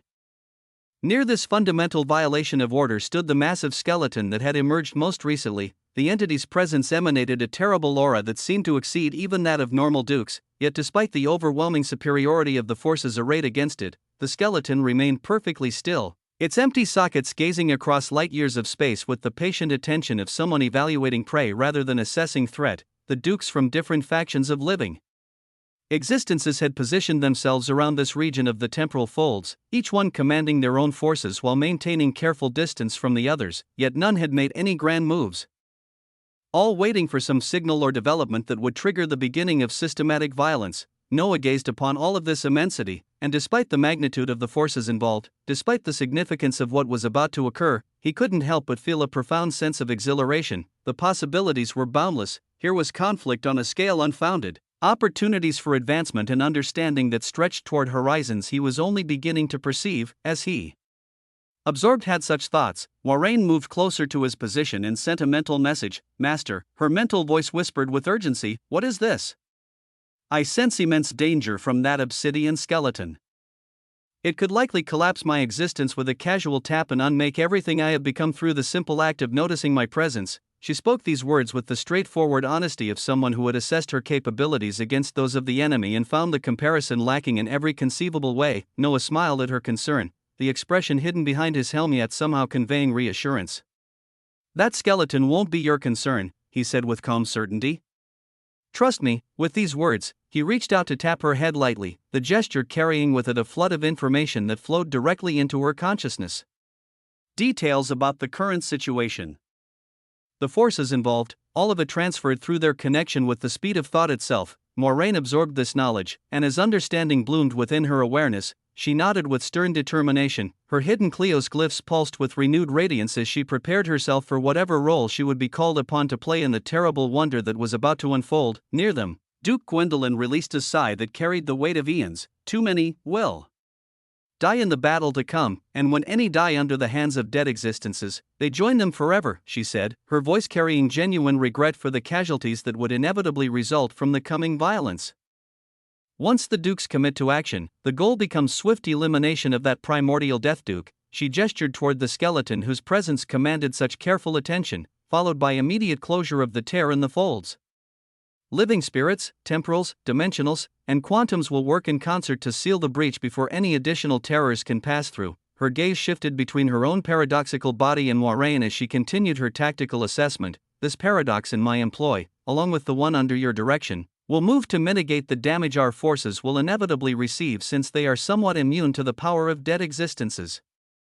We already know that the dead existences will overwhelm our front lines, so only honored living existences will be permitted to engage them in close combat, while primes will provide support from distance. And her words cut off abruptly as something impossible occurred with the suddenness of lightning striking clear skies. The skeleton that had remained perfectly still throughout their approach, the primordial Death Duke whose patience had seemed absolute, had suddenly made a move, yet the very nature of its action challenged every assumption about sequence and causality. The attack had not begun and then completed, but had somehow always been occurring while simultaneously having already arrived at its destination. It was fucking confusing, paradoxically. Inevitably, the strike would always arrive because it had already reached its target, yet it was also happening for the first time in this moment of crystallized now. The assault struck out toward a distant region where living elementals had positioned themselves for the coming battle, across light years of twisted spacetime. A Duke who appeared as a mesmerizing elemental sprite found herself facing annihilation as a storm of deathly obsidian collapse descended upon her position with the intent to end all her beginnings, to unravel every thread that connected her to existence itself. Yet in the next instant, 5 other Dukes materialized beside their threatened colleague with movements that transcended normal concepts of speed and distance. The 6 beings erupted with living existential authority, their combined power creating barriers of crystallized existence that sought to negate the deathly force that pursued the systematic elimination of everything they represented. At the same moment, the eerie dead existences that numbered in the thousands, beings whose heads remained raised toward skies that held no stars, whose mouths pulsed with the rhythm of entropy itself, began to move with the coordinated precision. They flowed outward from their positions near the tear in reality, their movements carrying the inexorable certainty of tide coming in. Each figure radiated authority that made the surrounding temporal rivers flow backward, their presence transforming the carefully maintained flows of causality into chaotic eddies. It was the beginning of a terrifying battle, one that truly Noah did not possess the raw power to participate in directly, to make grand changes through personal intervention alone, yet that simple limitation did not stop him from being here, from witnessing history unfold, from positioning himself to seize opportunities that others might overlook. After all, the greatest victories were often achieved not through overwhelming force, but through perfect timing and the wisdom to recognize when small actions could produce vast consequences. Chapter 3986, The Blade of Ashore. 2. War. War never changes. Across the infinite expanse of existence, from the smallest conflicts between neighboring worlds to the cosmic struggles that determined the fate of entire omniverse, the fundamental nature of war remained constant. It was bloody. It was brutal. It was the crucible in which civilizations were tested and found either worthy of continuation or destined for the ash heap of forgotten history. There were many different types of wars, with results that painted reality in shades of crimson and despair. Death and decimation followed in war's wake like faithful hounds, devouring everything that dared to stand in their path. Some peace-loving souls would claim that there were no clear winners in such conflicts. That victory was an illusion maintained by those who counted corpses instead of measuring the cost to the soul, but those naive idealists understood nothing of the true nature of power. Those peaceful hippies knew nothing. War was bloody, yes. War was heavy with consequences that echoed across eons, certainly, but it absolutely held victors, beings who stood atop countless corpses with the authority to defecate upon the remains of their enemies and choose to write history according to their will because they had won, they had survived. They had conquered. Those were the true victors, the ones who shaped reality according to their vision because they possessed the strength to impose their interpretation of events upon existence itself. The ones who won wars most often rewrote history to their favor, transforming desperate struggles into glorious campaigns, brutal necessities into noble sacrifices, systematic extermination into righteous cleansing. History belonged to the victorious, and the victorious could make it say whatever they deemed appropriate for their legacy. So there were wars between conscious beings who understood concepts like mercy, honor, and strategic withdrawal, and then there were wars with dead existences. They had very different ideas about what victory entailed. Concepts that challenged every assumption about conflict and resolution. For them, victory was not conquest, it was consumption. It was digestion. It was not the imposition of will upon the defeated. It was the complete erasure of the very concept of defeat through the systematic elimination of everything capable of experiencing it. When dead existences waged war, they sought to ensure that the very notion of opposition ceased to exist. The war for the tear in the temporal folds and the dead existences that had emerged from realms of ending was unfolding on a scale that challenged comprehension itself. Each point of contact between life and death produced results that rippled outward through dimensions, effects that occurred by the thousands simultaneously across a battlefield measured in light years.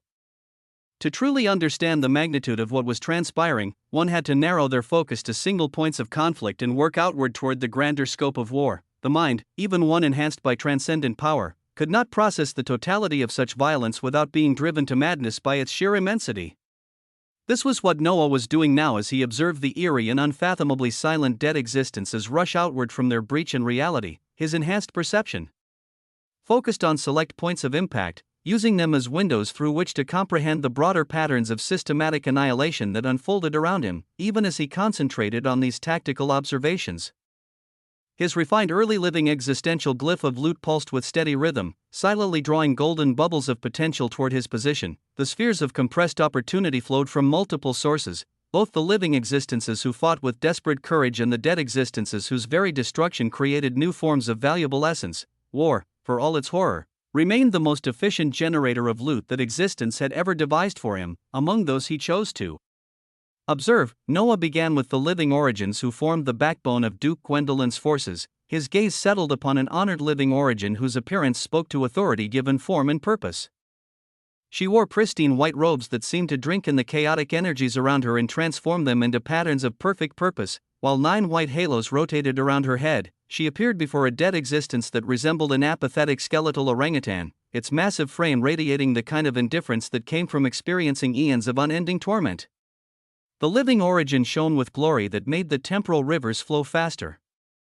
Behind her, a massive tower of origin flashed into existence, but this was no simple tower like those forged by originous venerant entities. This structure blazed with complexity that expressed countless intricate branches formed across its primary trunk, each one representing a different aspect of origin that had been explored and mastered. Mastered, this was the mark of one who had achieved the branching ascendancy realm, the vast stage that existed beyond originous venerant where beings learned to forge towers that incorporated multiple truths while maintaining their central focus. Multiple truths, with a central focus. The branching ascendancy realm was itself divided into 3 distinct stages, each marking different levels of mastery and understanding.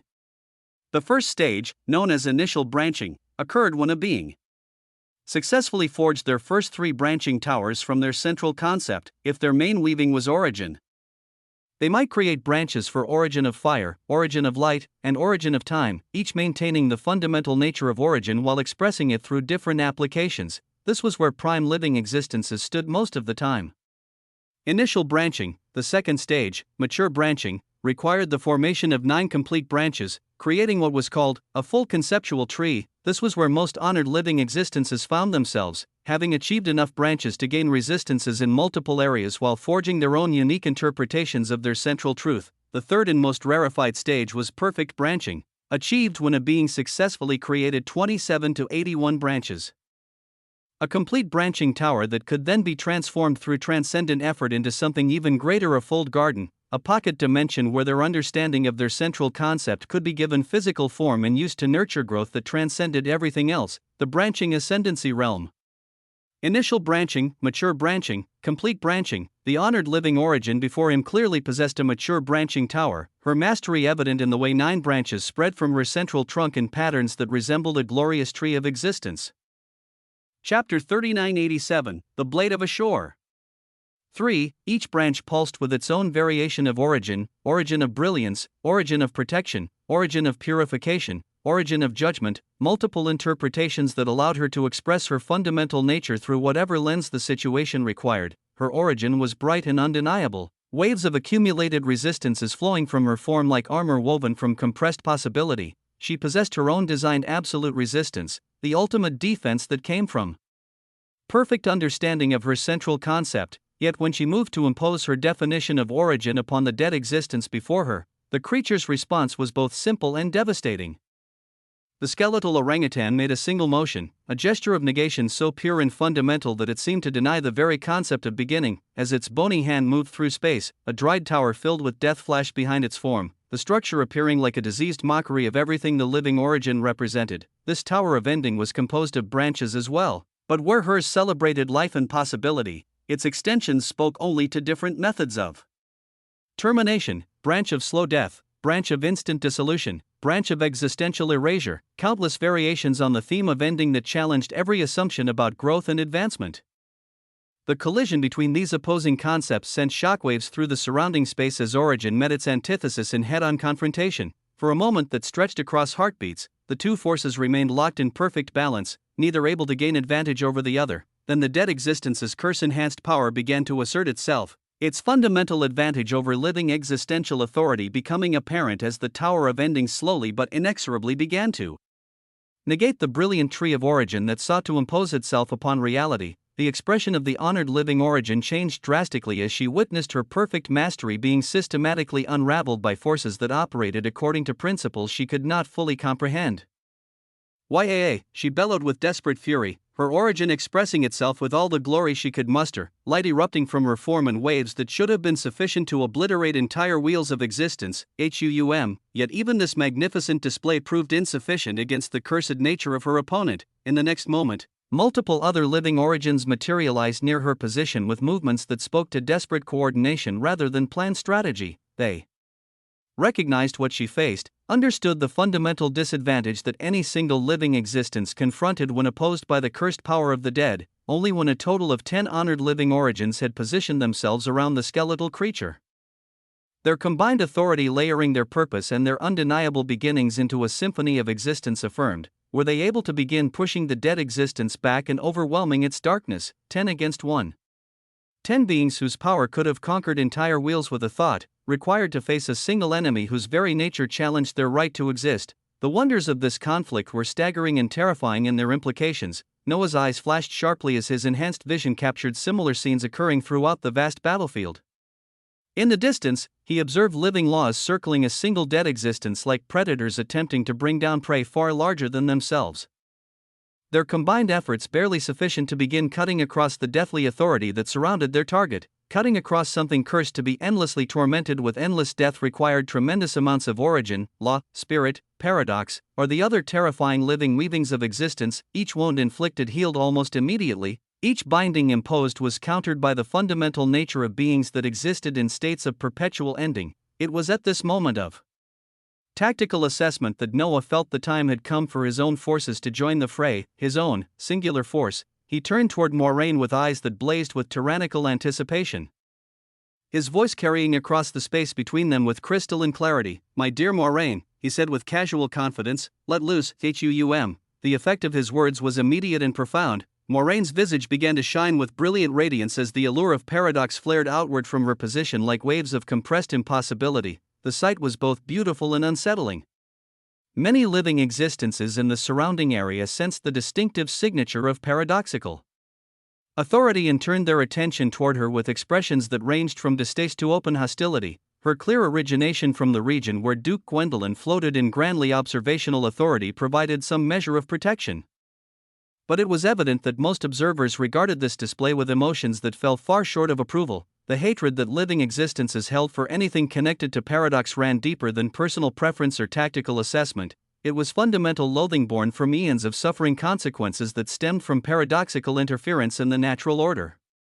But Moraine paid no attention to these hostile gazes as her body flashed. Her target was a massive humanoid titan among the dead existences, its form composed of what appeared to be crystallized endings given shape and malevolent purpose. The creature's head remained raised toward skies that held no stars, its mouth pulsing with rhythms that spoke to absorption rather than communication. It drew in all surrounding weavings of existence like a void-given consciousness, its very presence creating dead zones where the fundamental forces that govern reality simply ceased to function. Now, when any single living existence moved to face a dead existence in direct confrontation, protocol, so far at least, demanded that others nearby would immediately join them to ensure the numbers reached at least 10. This was not cowardice but practical necessity. The requirements for victory against cursed opponents demanded overwhelming force applied with perfect coordination. Yet as Moraine charged forth alone, her aura of paradox blazing with unmistakable clarity, nobody joined her advance.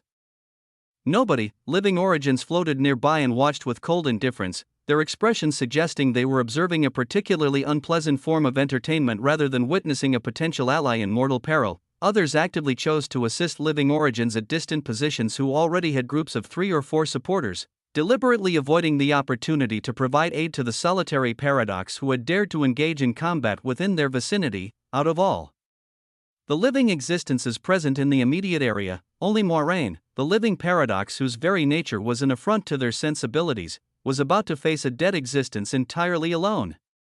Chapter 3988, The Blade of a Shore. For her body radiated no obvious waves of terrifying power, no manifestations of authority that would have warned observers they were witnessing something beyond normal capability. Her identity as a paradox was clear and unmistakable, yet this revelation carried negative rather than positive implications for those who observed her advance. Even though she moved without support, even though she faced odds that should have resulted in immediate annihilation, her voice rang out with declarations that spoke to certainty rather than desperation. I am mighty, she voiced with grand authority that made the surrounding temporal streams flow faster in recognition of truth being proclaimed. The words carried weight that transcended their simple meaning, each syllable backed by power that had been earned through sacrifice and transformation. Even though she approached her target alone, even though common sense demanded she wait for support that would never come, she continued her declarations with growing intensity. I am his blade, she said, her voice taking on notes of devotion that spoke to loyalty beyond the reach of doubt or fear. The statement was personal. She was not merely a weapon to be wielded. She was the manifestation of someone's will-given form and directed purpose, even though isolation marked her as abandoned by those who should have stood beside her. Even though the hostile gazes of her supposed allies promised only contempt for whatever fate awaited her, she completed her proclamation with words that rang across the battlefield like a law being established. I am his arch. I am Moraine, WAA. The declaration erupted from her with such force that reality itself seemed to take notice, temporal rivers shifting their flow to accommodate her. At such words, she moved to face the dead existence head-on in a scene that nearby living existences observed with expressions of cold satisfaction. They did not see any flash of a branching tower rising behind her to provide support and tactical advantage. They witnessed no manifestation of the normalcies of paradoxical authority that characterized how paradoxes typically expressed their power in combat situations.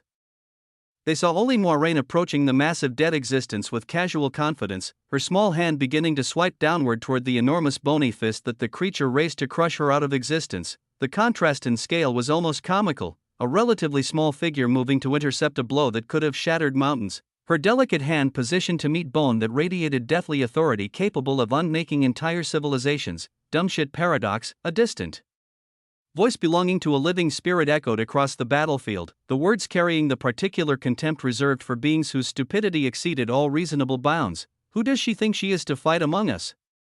The voice of a living elemental joined the chorus of derision. Hatred dripping from each syllable like acid eating through hope itself. Best to die early, came the most damning assessment of all, delivered by a living origin from the very armies that served under Duke Gwendolyn's command.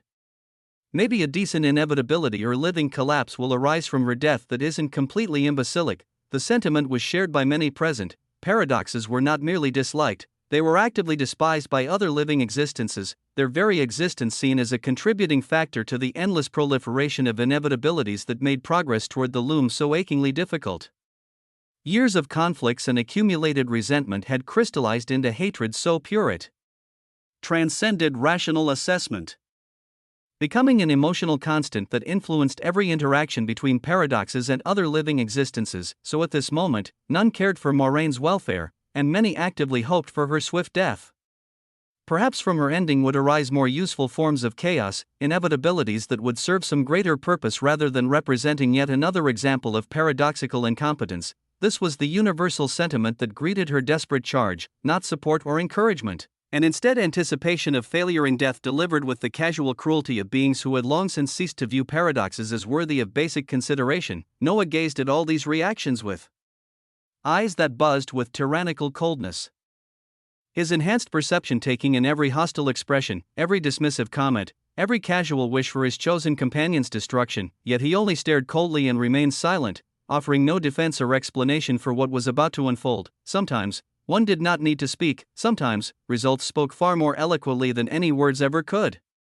As Moraine's fair hand came down upon the massive rising fist of the dead existence, something extraordinary occurred that challenged every assumption the observers had made about her capabilities and limitations. A seemingly simple glyph flashed briefly on her palm, just for an instant, barely visible even to enhanced perception. That was all. No large outburst of authority, no wild manifestation of paradoxical energy, no desperate surge of living existential authority seeking to overwhelm superior opposition through sheer volume of power, just a flash of something that most observers couldn't even identify, a brief illumination that passed so quickly it might have been imagination, and yet, crack, the massive thrown fist of the dead existence, wrapped in obsidian waves of death that should have been sufficient to unmake anything they touched, shockingly shattered like glass meeting diamond, not just damaged or deflected, completely destroyed, the entire appendage dissolving into fragments that scattered across dimensions like ash on stellar winds.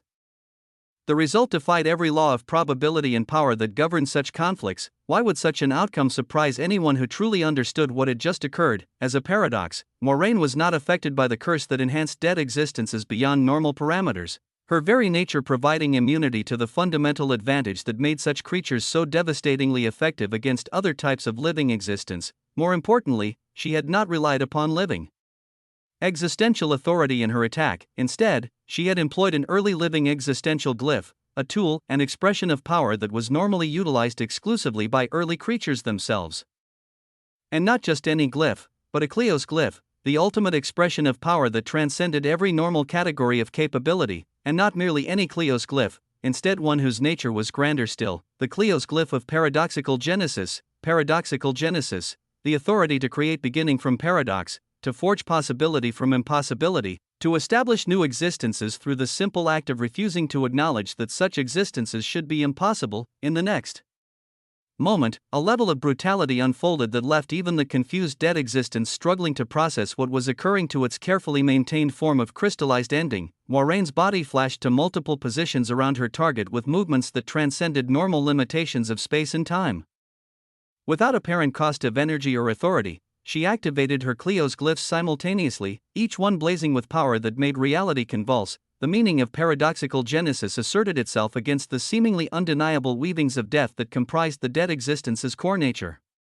Where the creature represented ending made manifest, Moraine imposed the concept of beginning renewed, the transformation of conclusion into commencement through methods that defied rational comprehension. The dead existence's body began to shatter and compress under this assault, its deathly existential authority being systematically smashed and decimated in a manner that no other living existence present had been capable of achieving.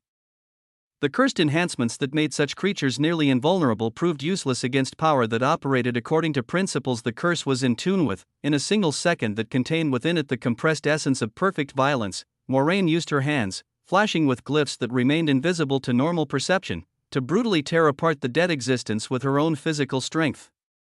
She moved like a primal archaic creature unleashed upon prey that had never learned to fear predators of her magnitude. her actions speaking to savagery that had been refined into perfect efficiency through understanding rather than mere instinct. "OOH," she yelled as she completed her work, waving her hand in a gesture that caused the entire corpse of the dead existence to vanish into dimensional storage where it could be properly processed and utilized. The event was utterly shocking to witness, a single paradox accomplishing what should have required 10 coordinated living existences, doing so with such casual efficiency that the entire confrontation lasted less than the time required to draw breath.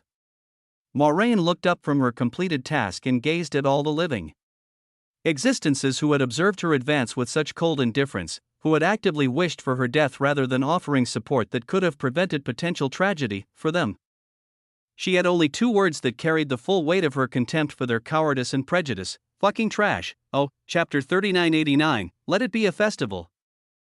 Fucking trash. The assessment was delivered with such casual precision that it struck those who heard it like a whip, and none truly had a viable reply against it because they had truly acted like trash. Then, Moraine turned her attention toward the broader battlefield where dead existences continued their systematic assault upon the forces of the living. At this moment, multiple creatures that had been engaged with other opponents suddenly disengaged from their current battles and began moving toward her position with the focused attention of predators recognizing a threat that required immediate elimination. The sight of dead existences abandoning positions to converge upon a single target sent waves of shock through the living existences who had witnessed her impossible victory. They struggled to process what she had done. Could they truly be sensing the authority of an honored living paradox? How had she managed to accomplish what even coordinated groups of their number found challenging? Off to the side, Duke Gwendolyn watched this entire sequence unfold with eyes that shone with blazing interest. Her other body, the one that operated as a veiled paradox, had not yet made any moves in the broader battle, but she found herself compelled to observe Moraine. She turned toward Noah with her ancient gaze, her voice echoing out, "Is she really just an honored living paradox?" came the carefully phrased question. Noah gazed at her with eyes that remained calm and cold, his mental response delivered with tyranny. "What else could she be?" he replied, the mental equivalent of a shrug accompanying words that dismissed her inquiry as fundamentally irrelevant to larger concerns. The simplicity of his response, combined with the evidence they had all just witnessed, left Duke Gwendolyn with far more questions than answers about the true nature of the beings she had agreed to work alongside. Yet as dead existences began converging on Moraine's position with focused attention, all such considerations became secondary to the immediate situation unfolding before them. Noah observed everything with crystal clarity, his perception processing the vast scope of conflict that unfolded across light years of twisted spacetime. He knew that in this grand battle between life and death, the direct effect he could have through personal intervention was minimal. His accumulated power, impressive though it was by the standards of most living existences, would not be sufficient to eliminate even a single dead existence.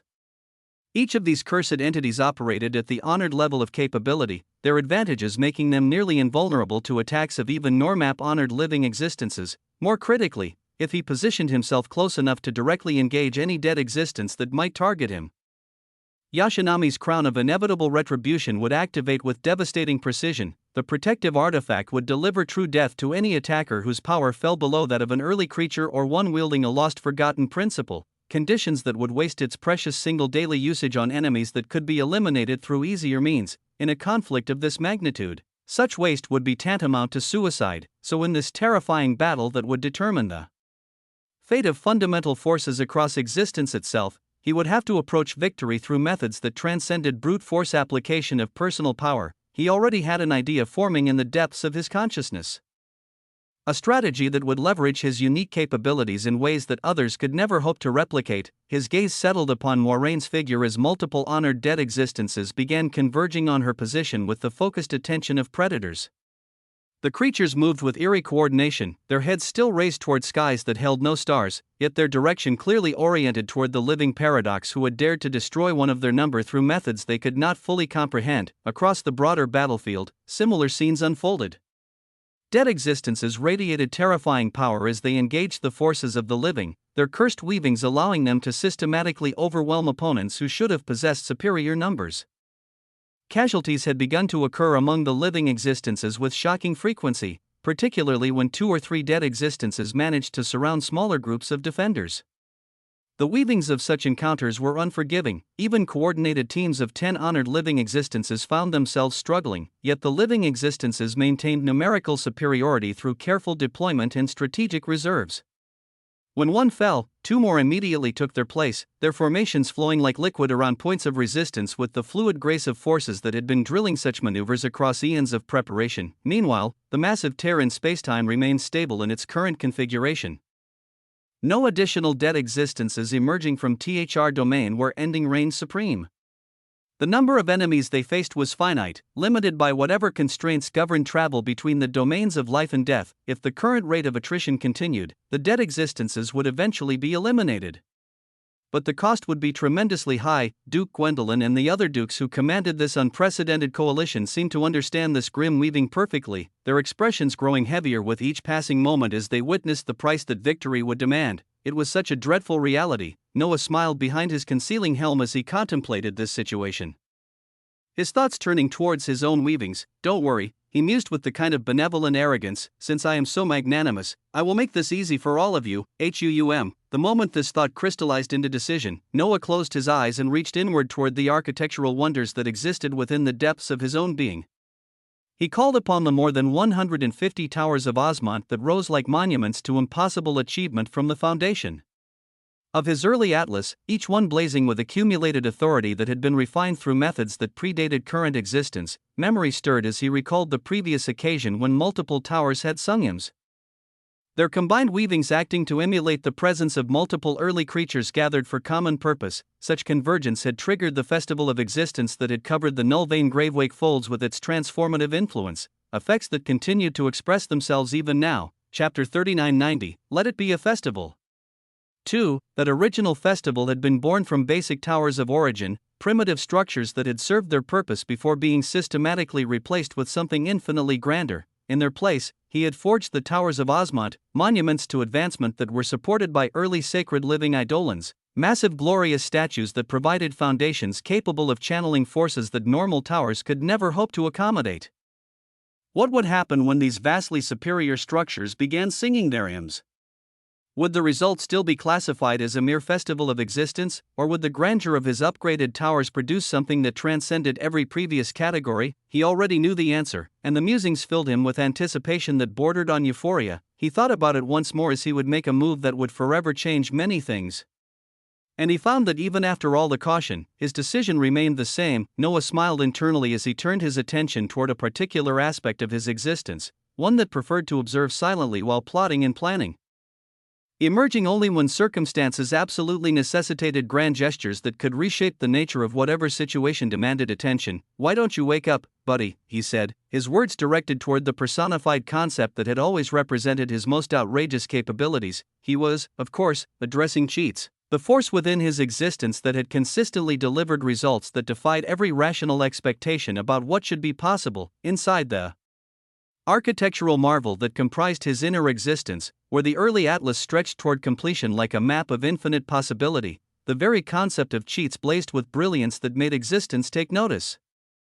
The early sacred living Cheats Tower of Osmont shone with radiance, its crystalline surfaces reflecting not light but pure potential given form and purpose. The structure rose from foundations that existed in multiple dimensions simultaneously, each level representing a different aspect of what it meant to achieve the impossible through methods that challenged every assumption about limitation and consequence.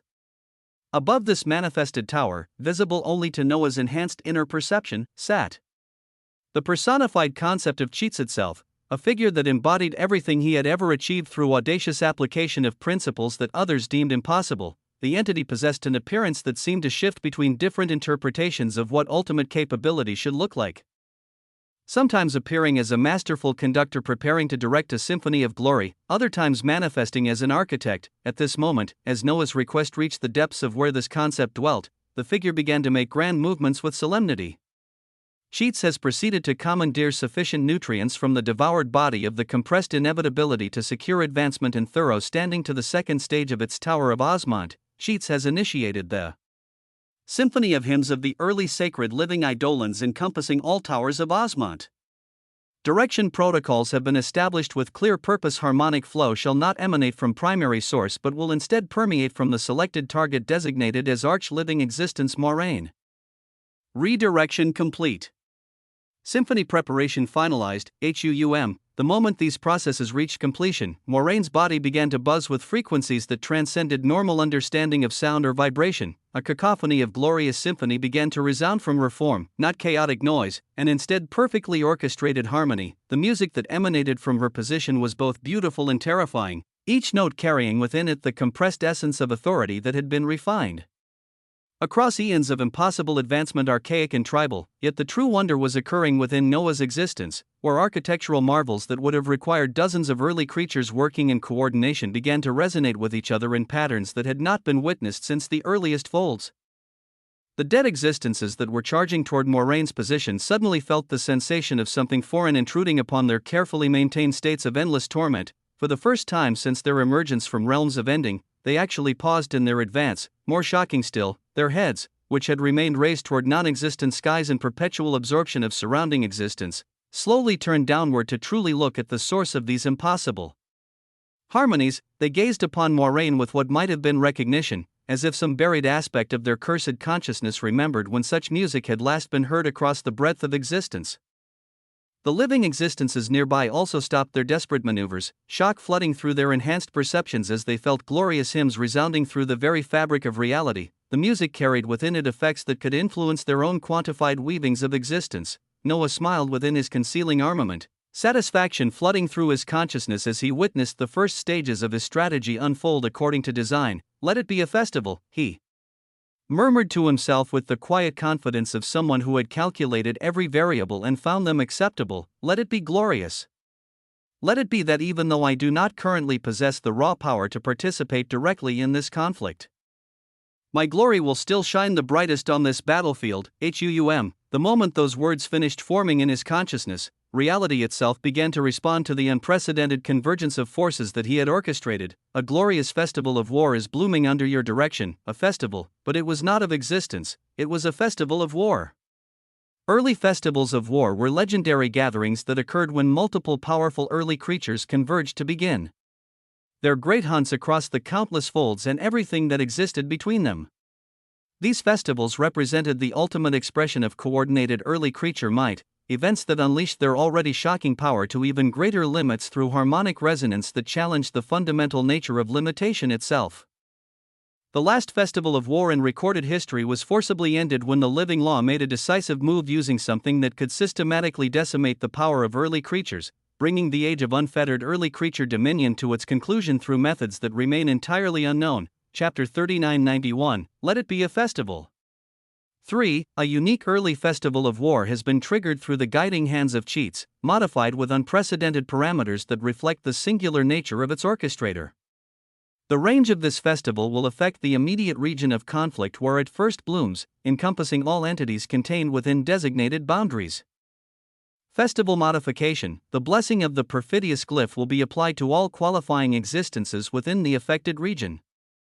This blessing grants the extraordinary ability for complexity and purity of affected targets to express their accumulated power through perfidious glyphs, constructs that imitate a fraction of the fundamental authority wielded by early creatures themselves. Additional enhancement. Under the guiding influence of cheats and shakedown from loot, any entities eliminated through power enhanced by this festival will have 1% of their total existence automatically siphoned as loot and passively granted to the being who ushered in the festival.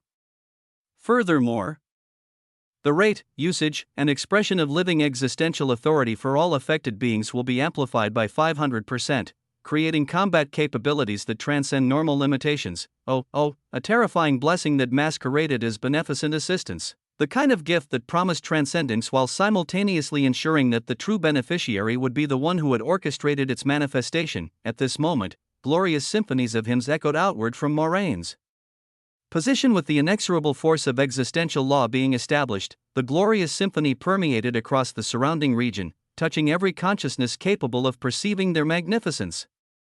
Every living existence who heard these symphonic wonders found themselves marked by an illusory sigil that materialized above their heads, two golden swords crossing in patterns. The moment such markings appeared, the affected beings felt their existence buzz with terrifying power that challenged every assumption they held about their own capabilities and limitations.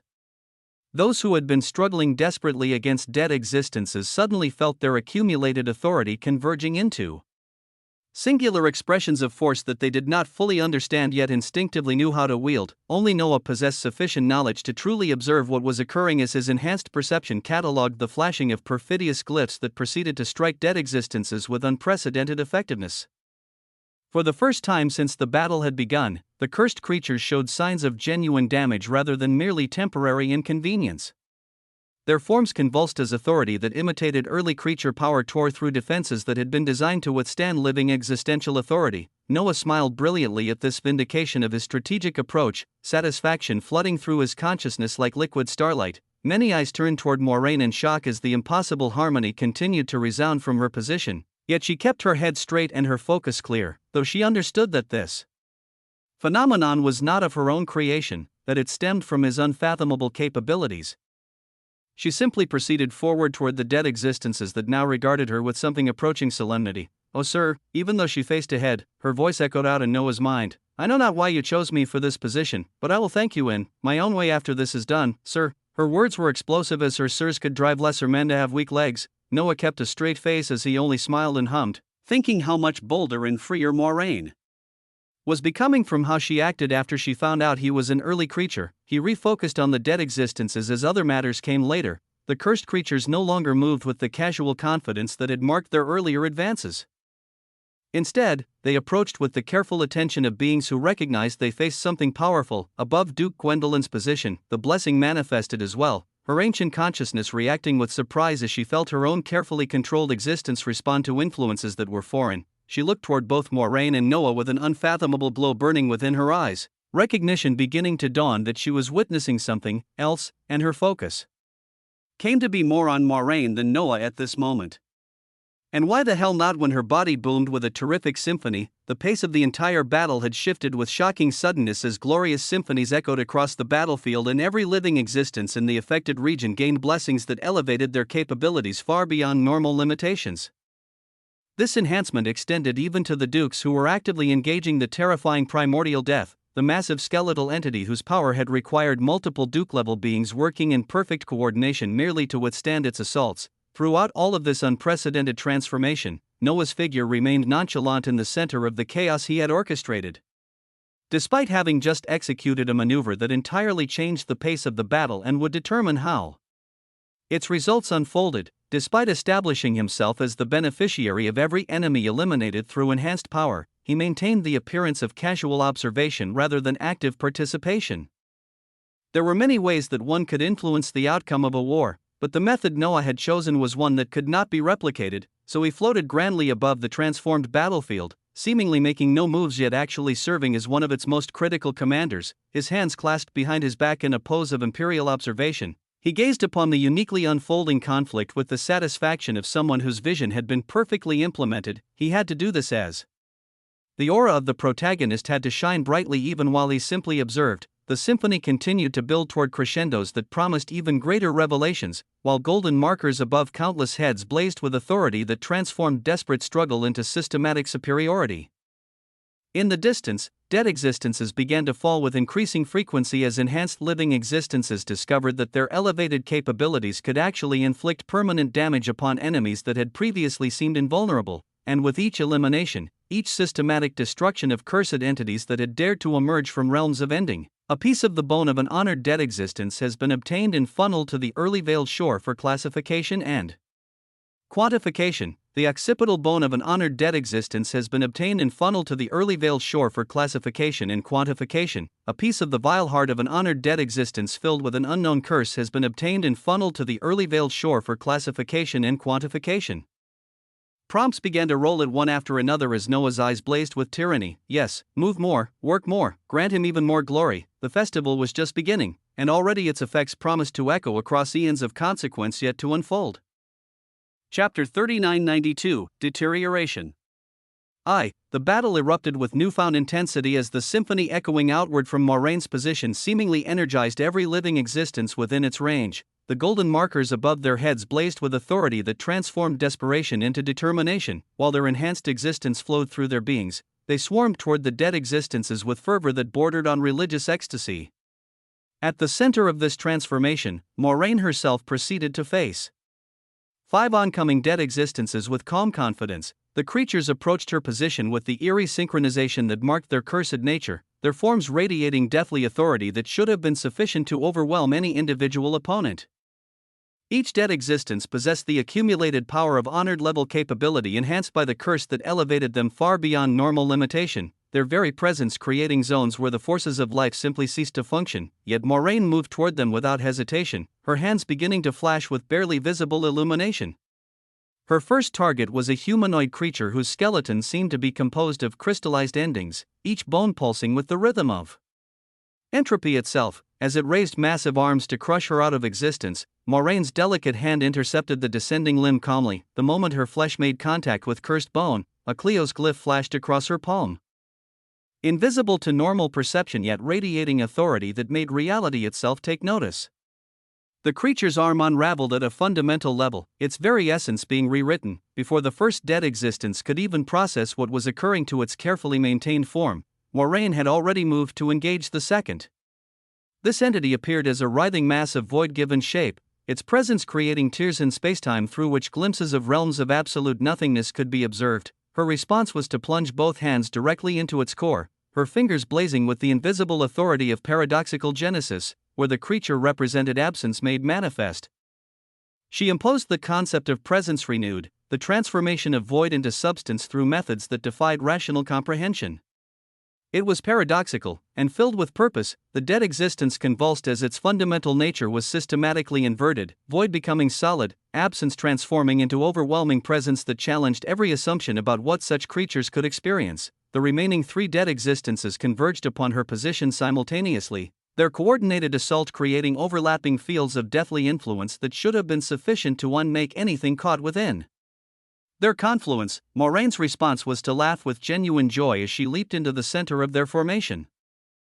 Her form becoming a blur of motion that left afterimages trailing through different spatial dimensions, her hands striking out as Cleo's glyphs flash. Each movement of her hands left devastating impacts upon her opponents, Cleo's glyphs flashing in patterns too complex for normal perception to follow as she systematically dismantled entities whose power had been refined through eons of cursed existence. She moved like a primal creature unleashed upon prey that had never learned to fear predators of her magnitude, her actions showing savagery that had been elevated to the level of perfect art. Within moments, all five dead existences lay in pieces around her position, their forms reduced to component elements that disappeared into her bot right after. Her brutal efficiency in eliminating opponents that required coordinated teams to handle had captured attention from across the battlefield, shock and recognition flowing through the consciousness of every observer who witnessed her impossible victories. In the next few seconds, one living existence after another began to materialize near her position as she prepared to charge toward additional targets. They maintained careful distances, close enough to provide support, far enough to avoid interfering with her devastating effectiveness. Now they began to fucking show up. Two honored living temporals appeared first, their forms wreathed in purple-blue authority that bent causality around their presence. They moved to intercept dead existences that were attempting to flank Moraine's position, their temporal manipulations creating zones where the cursed creatures found themselves trapped in loops of consequence that prevented effective retaliation. Living origins followed, their brilliant radiance creating barriers of compressed existence. Living spirits materialized as ethereal forms, while living concepts imposed abstract limitations that confused. Living laws arrived, their presence establishing zones where the chaotic nature of dead existence authority was forced to operate according to comprehensible rules rather than the arbitrary principles that governed realms of ending. Undoubtedly, even though none of these living existences spoke directly to Moraine, even though their previous interactions had been marked by hostility and dismissal, they now positioned themselves behind her with the coordination of beings who understood exactly what was at stake. They recognized that the symphony empowering them all emanated from her position, that her survival was directly linked to their enhanced capabilities. She could not be permitted to die, regardless of their personal feelings about paradoxes in general or her specific identity in particular. Noah observed all of this transformation with cold analytical eyes, his perception observing every shift in positioning while his consciousness processed everything. How easily beings could cast aside hatred when survival and treasure hung in the balance, he mused with a kind of cynical amusement. Prejudice became secondary to practical necessity when the alternative was systematic elimination by forces that recognized no distinction between different types of living existence. Self-interest, it seemed, remained the most reliable constant across all forms of conscious behavior. Even as he observed these dynamics unfolding, his attention remained partially focused on the cascade of information that continued to flow across his consciousness through channels that connected him to the early veiled shore. The prompts became even more detailed as he began to obtain more pieces of dead existences. Fragment of dead existence cranium obtained. Estimated composition: 47% crystallized ending, 31% compressed deathly authority, 22% cursed bone essence. This specimen has been automatically transferred to the early veiled shore for analysis and potential cultivation. Unique properties detected: contains fragments of memories from the realm of absolute conclusion, segment of dead existence ribcage acquired. Analysis indicates 52% ossified entropy, 29% concentrated void essence, 19% temporal decay fragments. Transfer to early veiled shore completed. Special notation: ribcage segments retain echoes of the last breaths drawn by beings consumed during the creature's cursed existence. Complete dead existence hand harvested. Composition breakdown: the prompts came and came. The accumulation of such materials represented resources that could be utilized for advancement in ways that others could never hope to replicate. As Noah processed these acquisitions while simultaneously observing the situation unfolding around Moraine's position, his eyes flickered with recognition of something that demanded immediate attention. He turned toward Duke Gwendolyn, his consciousness reaching out to deliver a warning. "You may want your other body to make a move now," he conveyed. A moment later, reality itself seemed to convulse as the distant figure of the primordial death.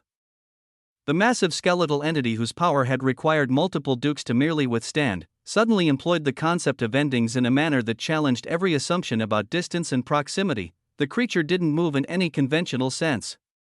Instead, it ended the distance between its current position and Moraine's location, instantly manifesting directly in front of her and the living existences who had gathered to support her advance. The transition was so abrupt, so fundamentally wrong in its violation of spatial limitations, that reality itself seemed to recoil from acknowledging what had occurred. One moment the primordial death had been engaged with dukes across light years of battlefield. The next, it loomed over Moraine with obsidian bones radiating authority that could unmake entire wheels through casual gesture. Chapter 3993, Deterioration. 2. It seemed as though immense calamity would descend upon the forces that had gathered around the source of their enhancement, that the being responsible for their empowerment would be eliminated before their eyes through methods they possessed no capability to prevent or counter. But in the next moment, two figures moved with synchronized precision. The veiled paradoxical body of Duke Gwendolyn materialized beside the primordial death with movements that challenged causality itself, her obsidian armor blazing with authority that made spacetime bend around her presence.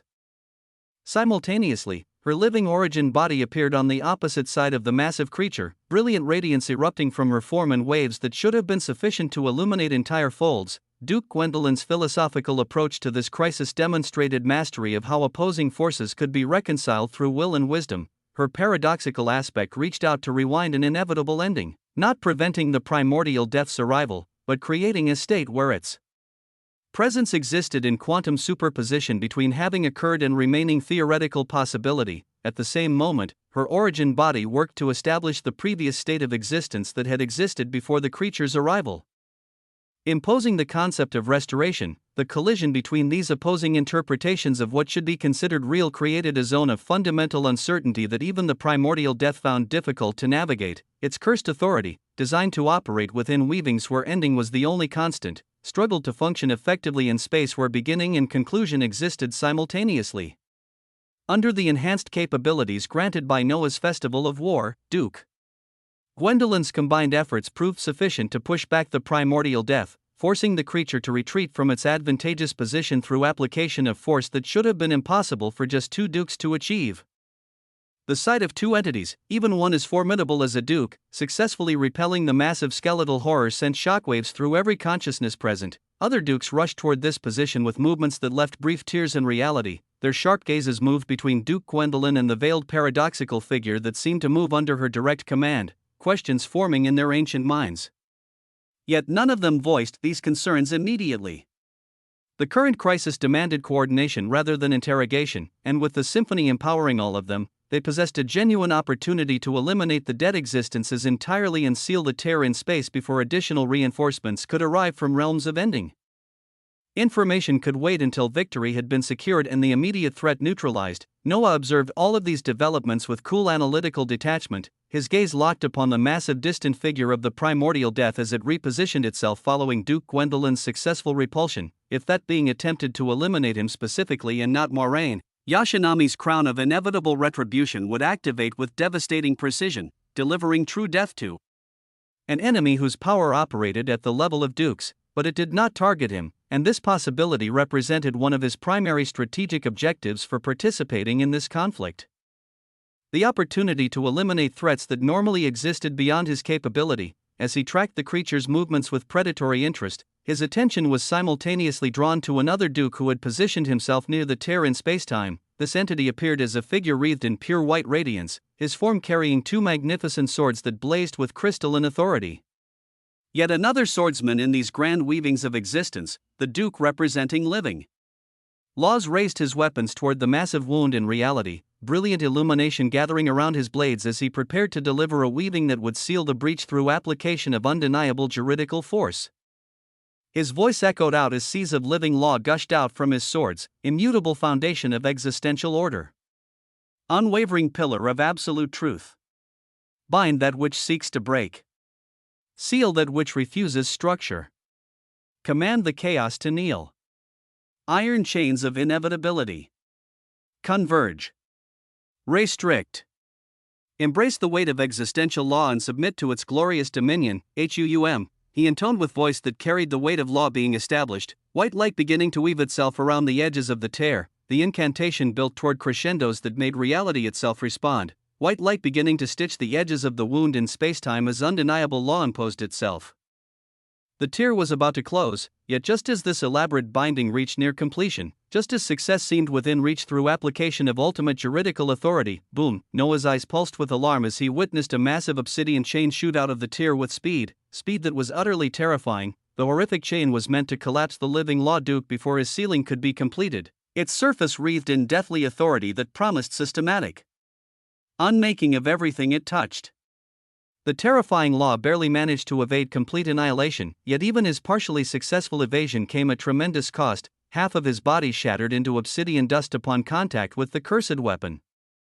His form becoming translucent as he paled and retreated from his position near the tear. From the breach in reality, 8 more massive chains emerged with the sound of entropy being given physical form. Behind them, pushing through the expanding wound in spacetime, came something that challenged every assumption about what horrors could emerge from realms of ending. The massive head of an obsidian entity appeared, the manifestation of absolute conclusion given the appearance of twisted innocence. It resembled a baby's head scaled to impossible proportions, its features carrying the kind of wrongness. The torn rift expanded even further as this abomination forced its way through reality, stretching and warping around its passage until the breach became large enough to accommodate additional horrors. Behind the first nightmare, 2 more figures of primordial deaths began to peek through the expanded opening, entities whose power rivaled or exceeded that of the skeletal entity that had already emerged, their presence promising escalation into a catastrophe. All dukes who observed these developments paled with grimness.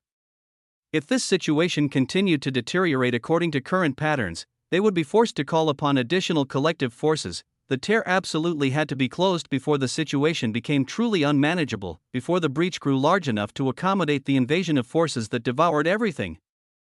Yet as the assembled dukes turned grim with recognition of approaching calamity, Noah looked upon these developments with excitement that bordered on euphoria. This was exactly the kind of opportunity he had been positioning himself to exploit. The emergence of enemies whose power operated at levels that would trigger Yashinami's ultimate protection while simultaneously providing him with resources that could elevate his capabilities tremendously. He prepared to move forward, to position himself within the line of sight of these monstrous creatures whose authority operated at the level of dukes. Any one of them would do. Anyone, if they attempted to eliminate him, their death would be guaranteed.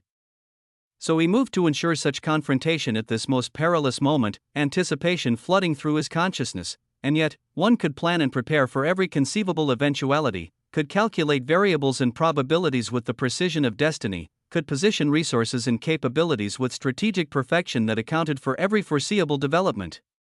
But at the end of all such preparation, through means that no amount of foresight could control or predict, things possessed an inexorable tendency to deviate from expected patterns in ways that challenged even the most comprehensive planning. because right after Noah began his advance toward optimal positioning. Boom, shit hit the fan, chapter 3994, trembling.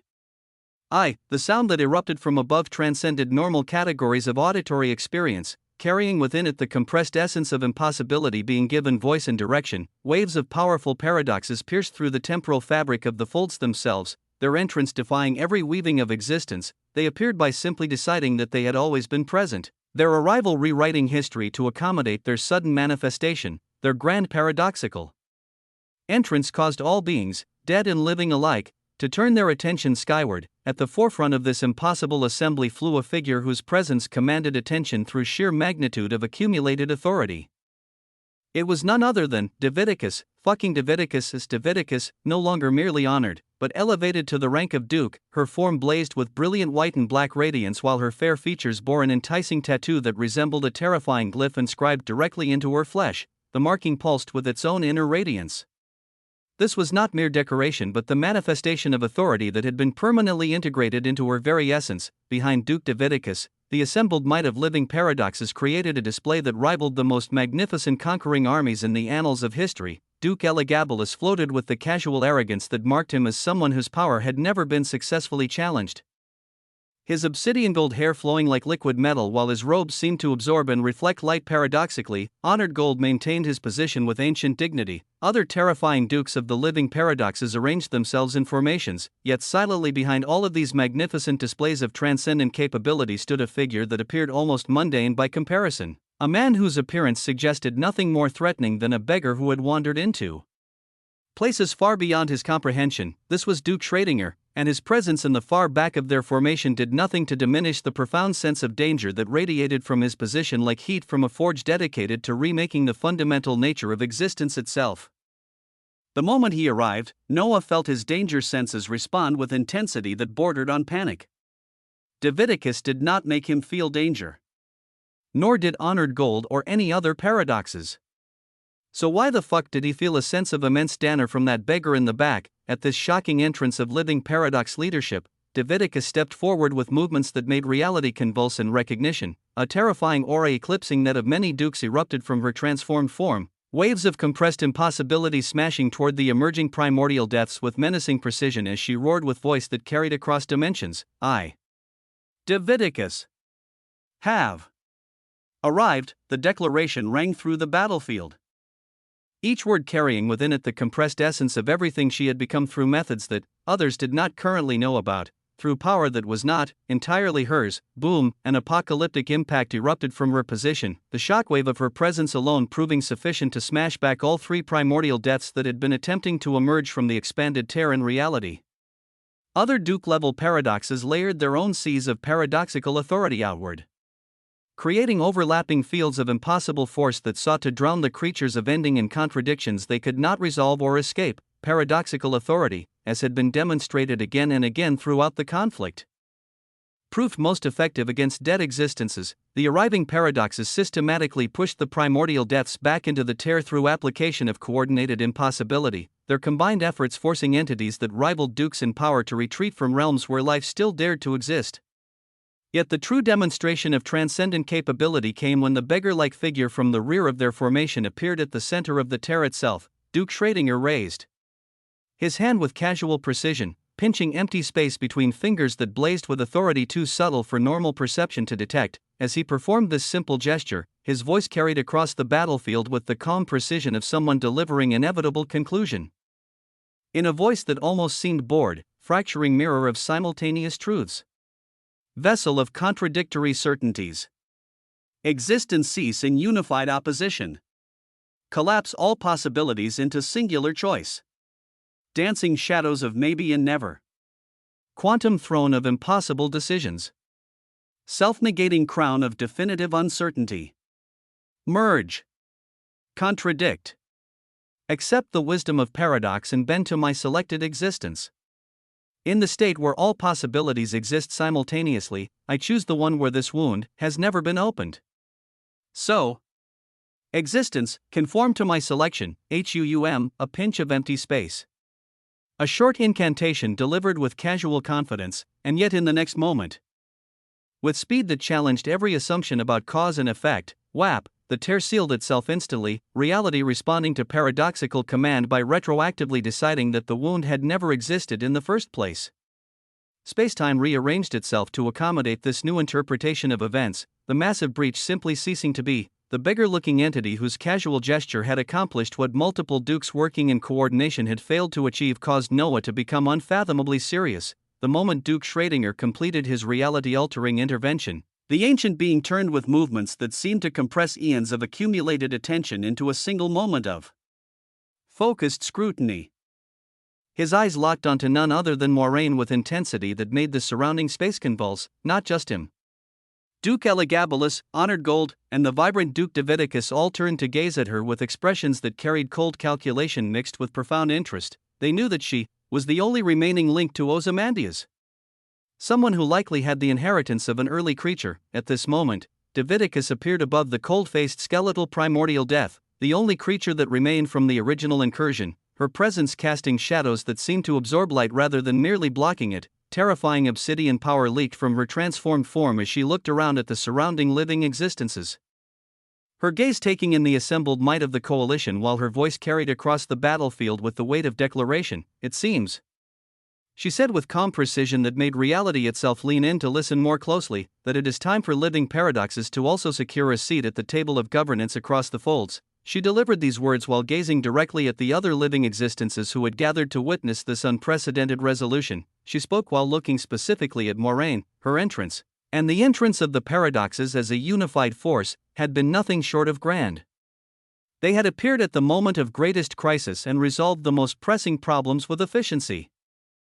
Now, with the tear sealed and the primary threats neutralized, all that remained was cleanup of the remaining dead existences, and yet it seemed like things had gotten even messier. Chapter 3995, Trembling. 2. When things did not go according to plans, when the carefully calculated variables suddenly shifted in ways that challenged every assumption about control and consequence, one could only reassess the new parameters, adapt to changing circumstances, and overcome whatever obstacles had emerged through application of wisdom rather than force. The entry of the living paradoxes had been unexpected, their grand display of power even more so. These were not the desperate interventions of allies seeking mutual benefit.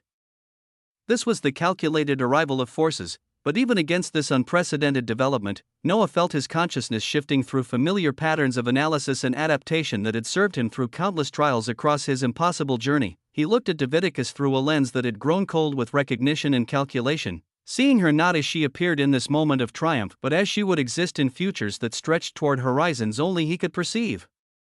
She was someone he had deemed would definitely perish under his hands when circumstances permitted such resolution. She was already dead. She simply remained ignorant of this fundamental truth about her ultimate destiny.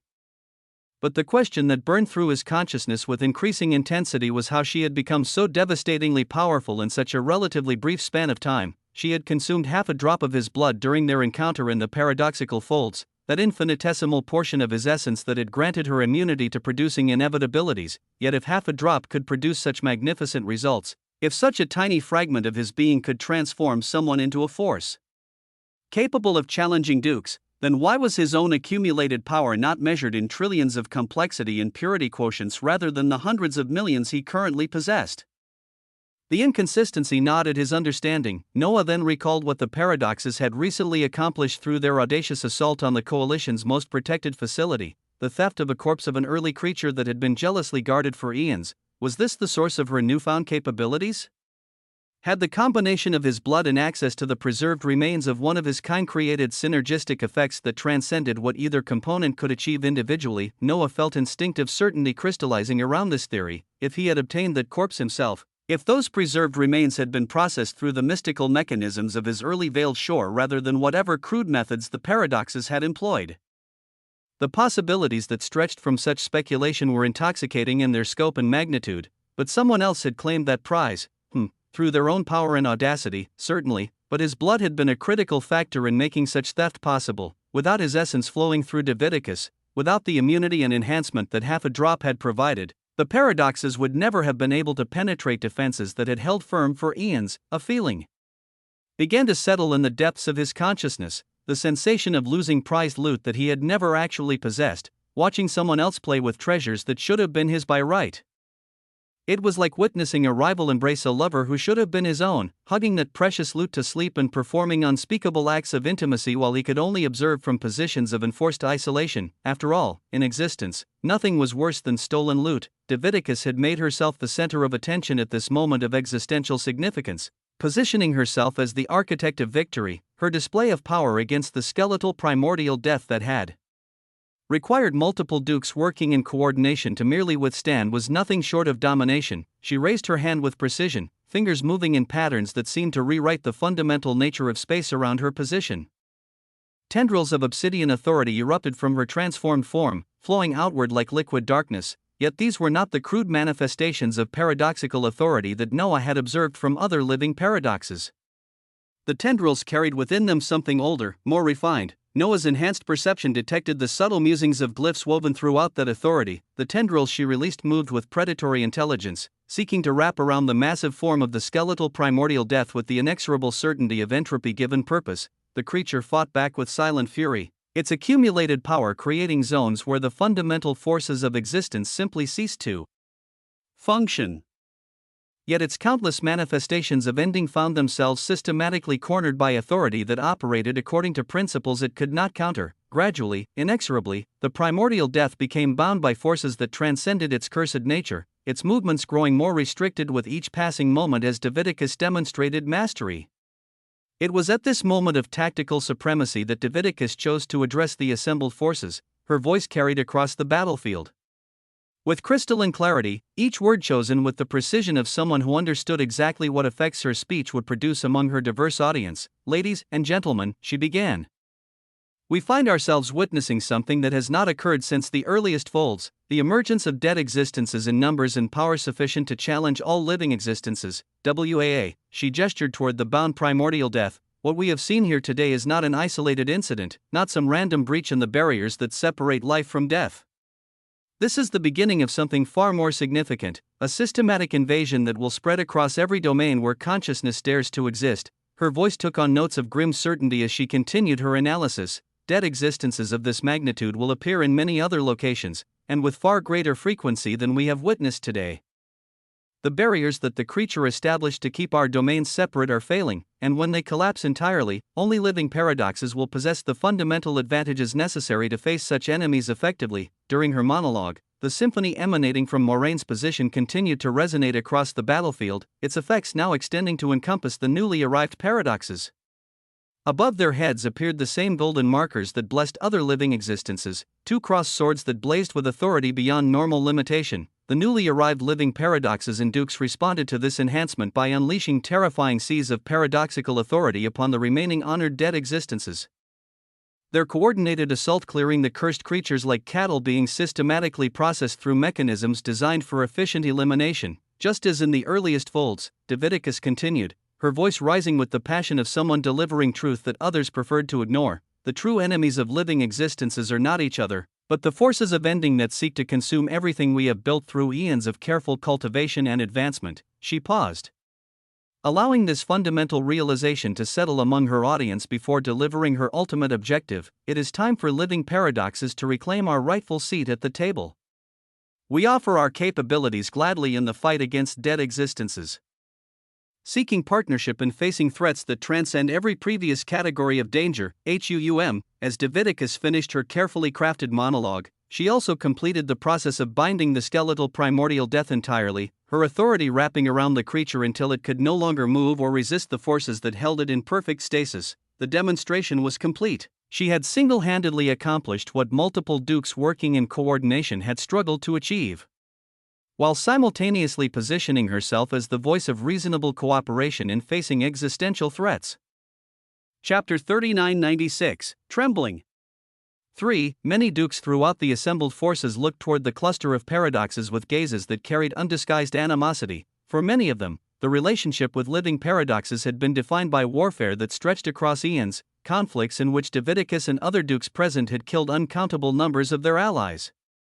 The idea of accepting such beings as partners rather than enemies required adjustments to thinking that had been refined through countless cycles of violence and retribution. In this moment of heavy contemplation, Moraine began to float back toward Noah's position, yet Noah's mental voice reached her consciousness with firm instructions that halted her advance before it could draw unwanted attention. Do not, he conveyed, remain where you are and continue appearing as the source of enhancement that benefits all present. His expression grew heavy as he observed this unfolding situation with the seriousness it demanded. Right now, he seemed to be nothing more than an extra with very little apparent power while Davidicus commanded center stage, but this was okay. Noah released a sigh that carried the weight of choices, acknowledging that he had chosen this path when he made the Festival of War resonate from Moraine's position rather than his own. Not being in the spotlight every now and then was okay. At this moment of personal reflection, Noah found himself sympathetically understanding how all those discarded extras in his own fable must have felt when their contributions were overlooked in favor of more prominent characters.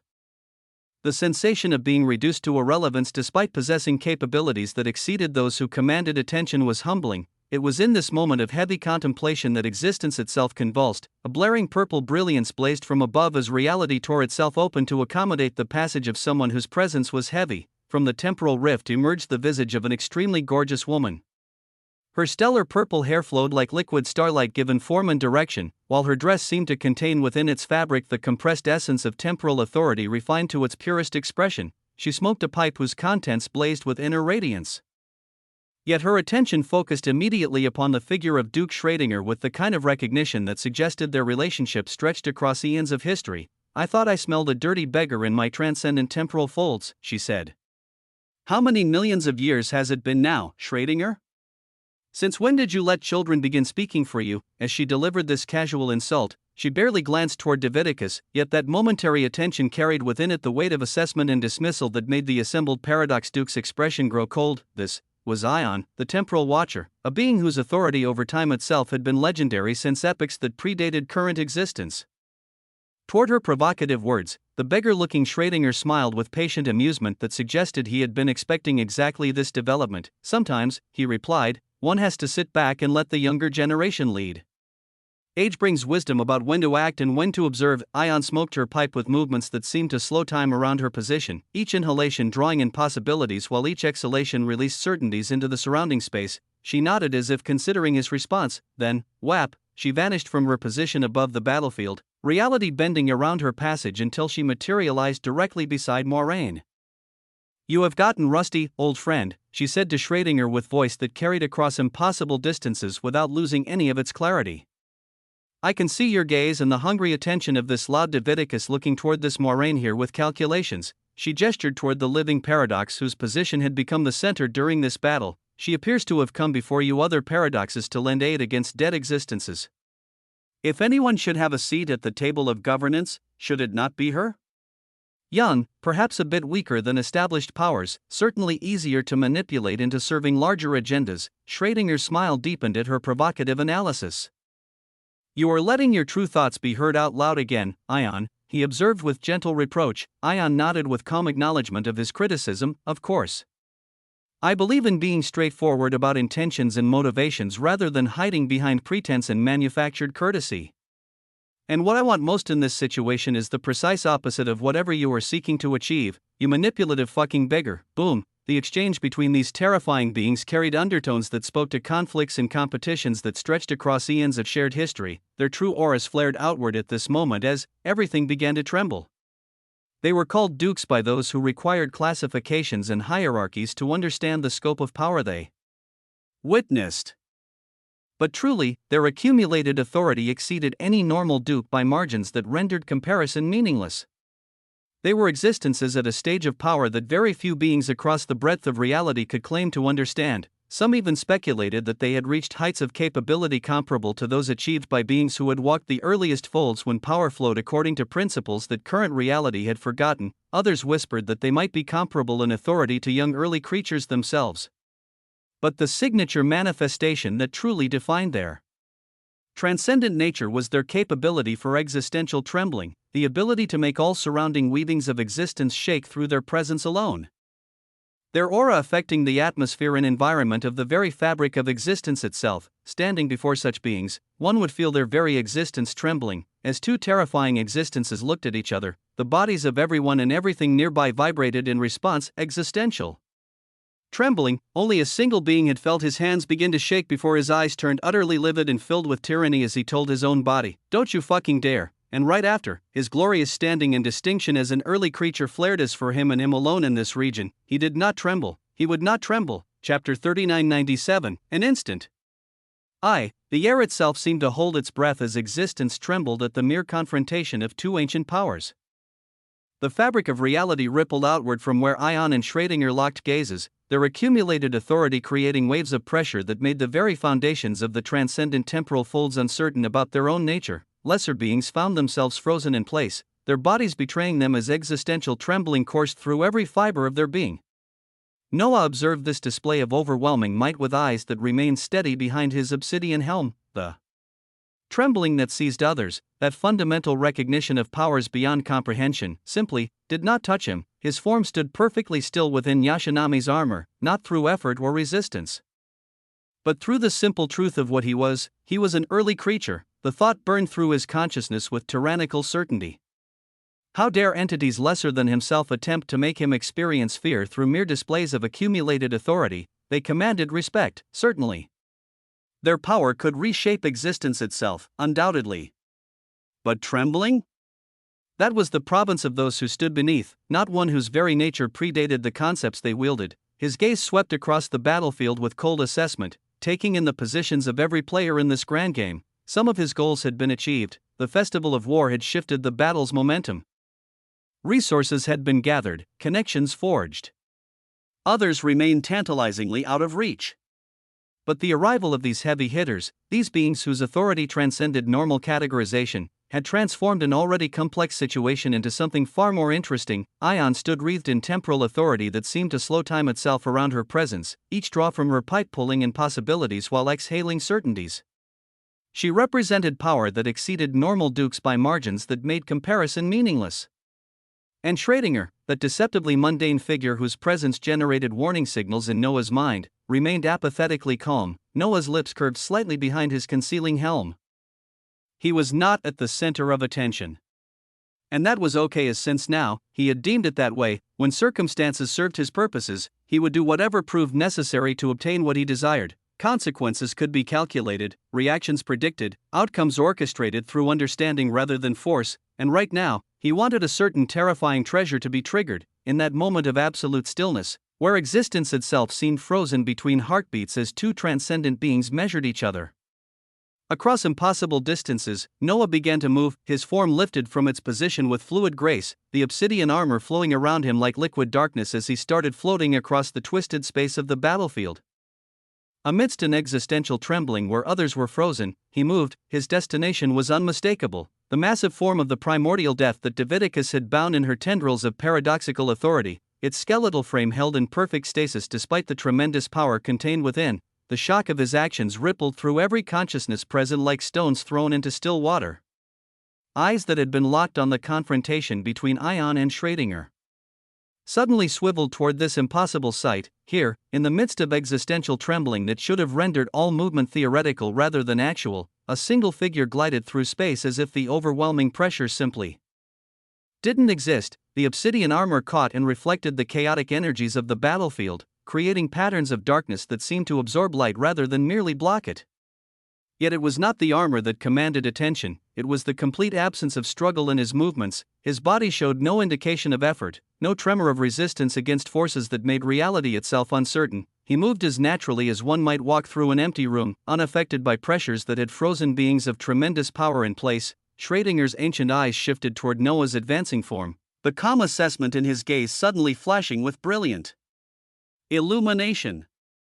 The beggar-like Duke's expression remained unchanged, yet there was something in that brief flash of light that suggested pieces falling into place on a board whose scope only he could fully perceive. Ion drew deeply from her pipe, the smoke swirling around her in patterns that seemed to write equations in the air before dissolving into nothingness. Her eyes, those windows to temporal authority refined beyond normal comprehension, flickered with genuine interest as they tracked Noah's movement. The temporal watcher's attention carried weight that made causality bend around its focus. The distance between Noah's starting position and the bound primordial death seemed to stretch and compress simultaneously. space itself uncertain about how to accommodate his passage, yet he continued forward with unwavering purpose, each moment bringing him closer to the massive creature whose very existence challenged the supremacy of life over death. When he finally arrived within immediate proximity of the bound horror, close enough that the deathly authority radiating from its form should have begun the process of systematic dissolution, Noah turned his concealed gaze toward Leviticus calmly. "I had laid claim to this little skeleton before you arrived and so rudely interrupted." His voice carried across the battlefield with crystalline clarity, each word cutting through the oppressive atmosphere as if the existential trembling was merely background noise. "So, release it, HUUM." The words hung in the space between them. They were not phrased as a request or suggestion. They emerged as command, delivered with the casual authority of one who expected immediate compliance regardless of the vast differential in apparent power. Noah's mind raced through calculations as the words left his lips. He had chosen them with deliberate precision, understanding exactly how Leviticus would process such audacious demand. She was currently intoxicated with her newfound might, drunk on capabilities that had elevated her beyond every previous limitation. Her entire approach to this situation had been crafted to establish living paradoxes as essential partners. To entrench their position within the broader weavings of existence, he knew with absolute certainty that even if he deliberately sought to enrage her, she would not make direct moves against him here, not with all these living existences here, as an unknown existence who displayed no obvious waves of dangerous power, yet who could walk unaffected through the existential trembling of beings whose might transcended normal dukes. He represented a puzzle. And when faced with such an enigma, when confronted by someone bold enough to issue commands despite showing no apparent capability to enforce them, there was only one action she would take. Boom! The obsidian tendrils that had held the primordial death in perfect stasis suddenly loosened, their grip releasing with the sound of existential law being deliberately violated. The massive skeletal creature, freed from its bonds, roared with renewed fervor that made the temporal rivers themselves flow backward in recognition of wrongness given voice. Chapter 3998. An instant. 2. Noah's smile deepened behind his helm. He didn't even turn to look at the primordial death as it stretched its massive limbs, testing its recovered freedom with movements that created tears in the surrounding space. His gaze remained locked on Leviticus, recognition burning between them of exactly what had just occurred. Yes, the only action she would have taken, the only response that satisfied both her curiosity and her position, was precisely what she had done. She had tested him by releasing a creature that even dukes struggled to contain. If he proved to be somebody of significance, he might defend himself and reveal his true nature. If he was nobody, he would simply die, and when questioned about such a result, she could merely shrug and point out that he had specifically requested the creature's release. The scene that followed was one of tyrannical confidence and glorious indifference. Noah stood perfectly still as the primordial death, driven by its fundamental nature to eliminate everything that dared exist in its presence, immediately focused its attention on the being closest to its position. A massive skeletal hand, each finger larger than ancient towers, descended toward him with the inexorable certainty of entropy given malicious intent, and intent, oh, gloriously, intent in action was all he needed. The descending appendage crushed through space itself, its approach creating zones where the very concept of existence became negotiable. Yet Noah made no moves to defend or attack. His form remained motionless, as if the approaching annihilation was of no more concern than a gentle breeze. When the massive hand was mere inches from his armored form, close enough that the deathly authority should have begun unmaking him at the most fundamental level, HUUM, a flash of crimson obsidian light erupted from Noah's position with such intensity that every consciousness present felt it like a physical impact. From within that terrible radiance came a sensation that transcended fear. It was the primal recognition of predators so far beyond their comprehension that resistance became meaningless concept. For an instant so brief that most living existences failed to register it consciously, a massive illusion of a spider flashed across the entirety of the transcendent temporal folds. The spider's form defied scale, its presence seeming to exist in dimensions that normal perception could not fully process. 8 eyes blazed with crimson malevolence, each one containing depths of ancient intelligence that regarded the primordial death with absolute apathy. Those terrible eyes flashed with brilliant authority. And in that moment of acknowledgement, fate was sealed. Leviticus and many of the assembled dukes showed immediate alarm, their enhanced perceptions recognizing threat that they couldn't truly counter. They moved backward with instinctive urgency, their bodies responding to danger before conscious thought could process what they had witnessed. Only Schrödinger and Ion remained unmoved, though their expressions grew slightly more serious as they recognized something, the moment. After the crimson light completed its manifestation, everything seemingly returned to normal. The overwhelming presence vanished as suddenly as it had appeared, leaving only the lingering sensation that something monumental had occurred beyond their ability to fully comprehend. But the massive body of the primordial death had disappeared entirely, no trace remained, no scattered bones, no wisps of deathly authority, no evidence that such a creature had ever existed in this space. Where it had been, only empty air remained. The veiled armored figure of Noah stood exactly as he had before, his posture unchanged, as if he hadn't moved a fraction since the creature's attack began. Yet subtle crimson obsidian brilliance now radiated from his form, speaking to power recently exercised but carefully contained. His gaze remained fixed on Davidius, coldness and tyranny burning in the depths of his concealed eyes. "Be careful," he said, his voice carrying the weight of prophecy delivered with absolute certainty. "Who knows, one day that might just be you." The threat was delivered with such casual precision that it struck like existential law being established. The implication was clear. Whatever had just eliminated a primordial death with such absolute authority could just as easily be turned upon her. Without waiting for response or reaction, Noah began floating back toward his previous position. As he moved through space that still trembled from the confrontation of ancient powers, his voice rang out with commanding clarity. "Come." The single word was directed at Moiraine, who had been observing everything with her characteristic serene intensity. He had told her to wait before when strategic positioning demanded it. Now he commanded her presence as circumstances had shifted to accommodate their departure. Moiraine floated away from Ion's position with grace, her movement creating ripples in the temporal authority that surrounded the ancient being. She came to stand beside Noah with the natural precision of one whose loyalty transcended every other consideration. Noah's gaze swept across the assembled powers one final time. He looked toward Davidius calmly. His attention shifted to Ion with acknowledgement. Finally, his eyes settled on Schrödinger with the particular weight of one mystery recognizing another. "Till next time," he said. His attention turned to Duke Gwendolyn, and when he spoke again, his voice carried deliberate weight. "Thanks for the invite to this event. If there are to be any seats at any tables, you know how to reach me." The implications hung in the air like existential contracts waiting to be signed. He was establishing himself as a player in games that shaped existence itself, one whose participation came with costs and benefits. He didn't remain to observe the reactions to his declarations. Sharp light erupted around both him and Moiraine, reality bending to accommodate their departure through methods that bypassed many living existences. The two figures simply ceased to exist in that location, leaving behind only the weight of tyranny and glory. As the light of transportation wrapped around him, Noah's consciousness blazed with the fervor of prompts materializing within his mind. Yashinami has successfully executed the crown of inevitable retribution against a target whose power was deemed to be equivalent to or exceeded the distinction of an average duke. True death has been delivered to the primordial death, Kartheta the Hungerer, through methods that bypass every form of resistance, protection, or existential anchoring. The eliminated entity possessed authority equivalent to 1.7 times that of standard Duke-level capabilities, with additional enhancements from the curse of the infinite paradox of unmaking. Complete annihilation achieved across all dimensions, timelines, and possibilities. No resurrection, restoration, or reconstitution possible through any known or unknown methods. Yashinami has directly transported the true death-eliminated corpse of primordial death Kartheta to the early veiled shore for comprehensive analysis. The corpse retains 94% of its original existential mass despite true death elimination, a unique preservation effect of Yashinami's particular methodology. Estimated processing timeline, initial breakdown 1 hour.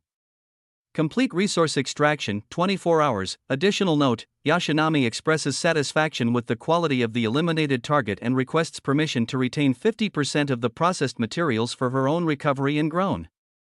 Such enhancement would potentially allow for 2 uses of Crown of Inevitable Retribution per 24-hour period rather than the current single application. The cascade of information painted a picture of triumph that exceeded his most optimistic projections. Chapter 3999, Be the Scariest Monster. The sharp light of transportation dissolved around them like morning mist, revealing the familiar golden expanse of the early veiled shore. Noah's feet touched the warm sands with the satisfaction of one returning home after a journey through existential chaos, but what greeted his eyes made even his enhanced perception pause in appreciation. The massive corpse of the primordial death lay compressed upon the golden shore like a monument to impossible victory. Its skeletal form, which had towered over armies of living existences mere moments ago, now rested in defeated stillness. The bones themselves seemed to pulse with residual deathly authority, creating distortions in the air above them where existence itself remained uncertain about accommodating such concentrated ending, but it was not alone in its repose. Scattered across the pristine sands lay thousands of bone fragments, pieces of otherworldly flesh, and crystallized segments of what had once been dead existences. They gleamed under the shore's light like macabre treasures, each piece radiating the particular wrongness that marked beings who had existed in states of perpetual termination. These were the fruits of his festival of war, the 1% that had been automatically claimed from every elimination enhanced by his orchestrated blessing. Moraine stood beside him, her eyes sweeping across the grotesque bounty with an expression that shifted from amazement to concern. The golden light caught the worry lines forming around her eyes as she turned to face him. "Sir," she began, the honorific carrying its usual warmth despite the seriousness in her tone, "was it truly okay to reveal yourself in such a manner? Entities like Schrödinger." She paused, seeming to search for words adequate to convey the magnitude of what concerned her. "They are extremely terrifying. Beyond what most can comprehend." Noah's lips curved into a smile as he began walking toward the massive corpse, his bare feet leaving glowing impressions in the sand. Each step felt like a declaration of intent, a refusal to be cowed by the scope of powers that existed beyond his current reach. "I stopped living in fear many months ago," he said. "Fear is a luxury I can no longer afford, not when every moment of hesitation could mean countless possible futures lost." He paused beside a particularly large fragment of dead existence bone, nudging it thoughtfully with his foot. "But I am curious about this Schrödinger. What makes him so particularly terrifying among beings who can already reshape existence with their thoughts?" Moraine's expression grew serious, her gaze drifting toward the vibrant waters that lapped at the shore's edge. In the distance, she could see Ruination seated in deep meditation, her form wreathed in crimson gold radiance as she processed the gifts Noah had bestowed. The Infiniverse floated nearby, multicolored jewels across her skin pulsing in harmonious patterns. The sacred totems rose like monuments to achievement, their crystalline surfaces catching and reflecting light in ways that created new colors with each observation. She took in all of this sanctuary of power and potential, before beginning to speak, her voice taking on the cadence of someone sharing secrets that few were privileged to know. "Schrödinger," she began, "is not merely powerful in the way other dukes are powerful. His connection to living paradoxes runs so deep that some theorize he predates the current understanding of what paradox even means. There are whispers, never confirmed, always denied when asked directly, that he used to live as an attendant of an early creature inside an early veiled shore." She paused, letting the weight of that possibility settle. Not visit, not observe, but actually lived within the shore of an early creature. The wind picked up slightly, carrying with it the scent of the sacred herbs growing in their plots, and Moraine continued, her voice growing more animated as she warmed to her subject. "His habits make no sense to anyone who tries to understand him through normal logic. He frequently takes on the visage of a beggar, not as disguise or infiltration, but seemingly because he genuinely enjoys it. He'll go to mortal worlds so insignificant they don't even register on most maps of existence, and simply live there. Sometimes for years, sometimes for centuries, just existing as a homeless wanderer beside muddy roads." She shook her head, hair catching the light as it moved. "Most think he's insane, or playing games beyond their comprehension. He rarely makes moves eons can pass without him taking any action that others can perceive. But when he does act..." Her voice dropped to barely above a whisper. "Every time Schrödinger has made a deliberate move, it has resulted in profound changes across existence itself. Entire folds have been restructured. The balance of power between living existences has shifted. Things that were thought impossible suddenly become inevitable." Noah absorbed this information with the careful attention it deserved, nodding slowly as pieces of a vast puzzle began arranging themselves in his mind. "In existence," he said after a moment of contemplation, "there can indeed be some scary monsters.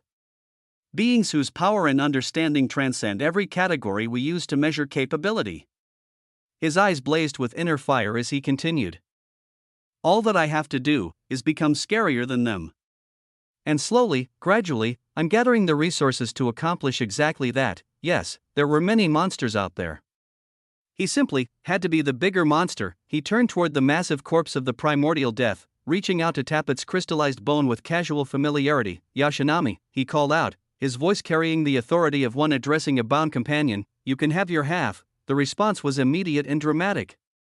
The air beside him shimmered with crimson-black radiance before Yashinami materialized in her human form, her pale features were transformed by an expression of genuine joy. Her crimson eyes blazing with happiness that made her usual cold demeanor seem like a distant memory. With grace that spoke to eons of practiced ceremony, she dropped to one knee and took his hand, pressing her lips to it in a gesture of gratitude. "Master's generosity exceeds all expectation," she murmured against his skin, her voice carrying vibrations that seemed to resonate with the spider essence of her true nature. Then, without warning, her form exploded outward. The transformation was both beautiful and terrifying to witness. Her human shape dissolved into expanding darkness that reformed as the massive spider, her true form standing taller than the sacred totems themselves. 8 legs, each one thick as ancient trees, positioned themselves around the primordial death's corpse with surgical precision. One of her forelegs, sharp enough to cut through dimensions themselves, descended with deliberate care. The limb sliced through the massive corpse with a sound like reality tearing, dividing it perfectly in half. No resistance met her blade-like appendage. Even in death, the primordial seemed to recognize a predator of superior nature. Webs began flowing from her spinnerets, wrapping her portion of the corpse in silk that gleamed with otherworldly properties. Each strand contained within it preservation techniques that would maintain the corpse's potency while she processed its essence. With movements that made the ground tremble, she lifted her wrapped prize and began moving toward the distant trees where she could consume it in privacy. A prompt materialized in Noah's consciousness as she departed. Yashinami has begun devouring half of the primordial death's corpse. The profound nutrients contained within this Duke-level dead existence will elevate her capabilities significantly. Upon completion of consumption and digestion, the crown of inevitable retribution will be available for use twice within any 24-hour period rather than the current single application. Noah watched her massive form disappear among the trees, each step making the shore tremble slightly. Before releasing a long breath, the casual brutality of her efficiency, the eager joy in her service, it was simultaneously comforting and unsettling to witness. "Quantify all remaining corpses to equivalent nutrients," he commanded the shore itself, his voice carrying the weight of authority that expected immediate compliance. The response came as cascading prompts that made his eyes widen with each successive revelation. Analysis complete. All scattered pieces of dead existences obtained through the Festival of Warboon have been evaluated. Total nutritional value equivalent to 1,250 corpses of eminent early living marine lifeforms. This represents concentrated essence of ending that, when properly processed, can be converted to nutrients through the shore's unique digestive capabilities. Additional analysis: half of the primordial death's corpse, portion retained for shore processing, has been re-evaluated. Nutritional value equivalent to 1 complete Cleo's early living marine lifeform. This represents the highest grade of nutrients ever introduced to your early veiled shore. Chapter 4000, Be the Scariest Monster. 2. Noah's eyes burned with brilliant intensity as understanding crystallized into ambition. The numbers were staggering, representing advancement potential that would have taken others eons to accumulate through conventional methods. His voice carried tyrannical certainty as he spoke his realization aloud. "It seems, I need to focus on hunting Duke-level entities." The statement buzzed in the air like a declaration of war against the established order of existence itself. He knew that currently, his power remained far below that of an honored living existence, let alone a duke. But if he could continue eliminating such beings through strategic positioning and clever use of his unique resources, if he could keep converting their deaths into nutrients for his advancement, he would catch up soon enough. The golden sands beneath the corpses began to shift and churn, drawing the massive remains and scattered pieces into their depths with the patient hunger of something that knew how to wait for its meals. The shore itself was consuming them, breaking them down into components that could fuel advancement. Another prompt materialized, this one requiring his direct input. Due to the overabundance of nutrients currently being processed, allocation distribution is required.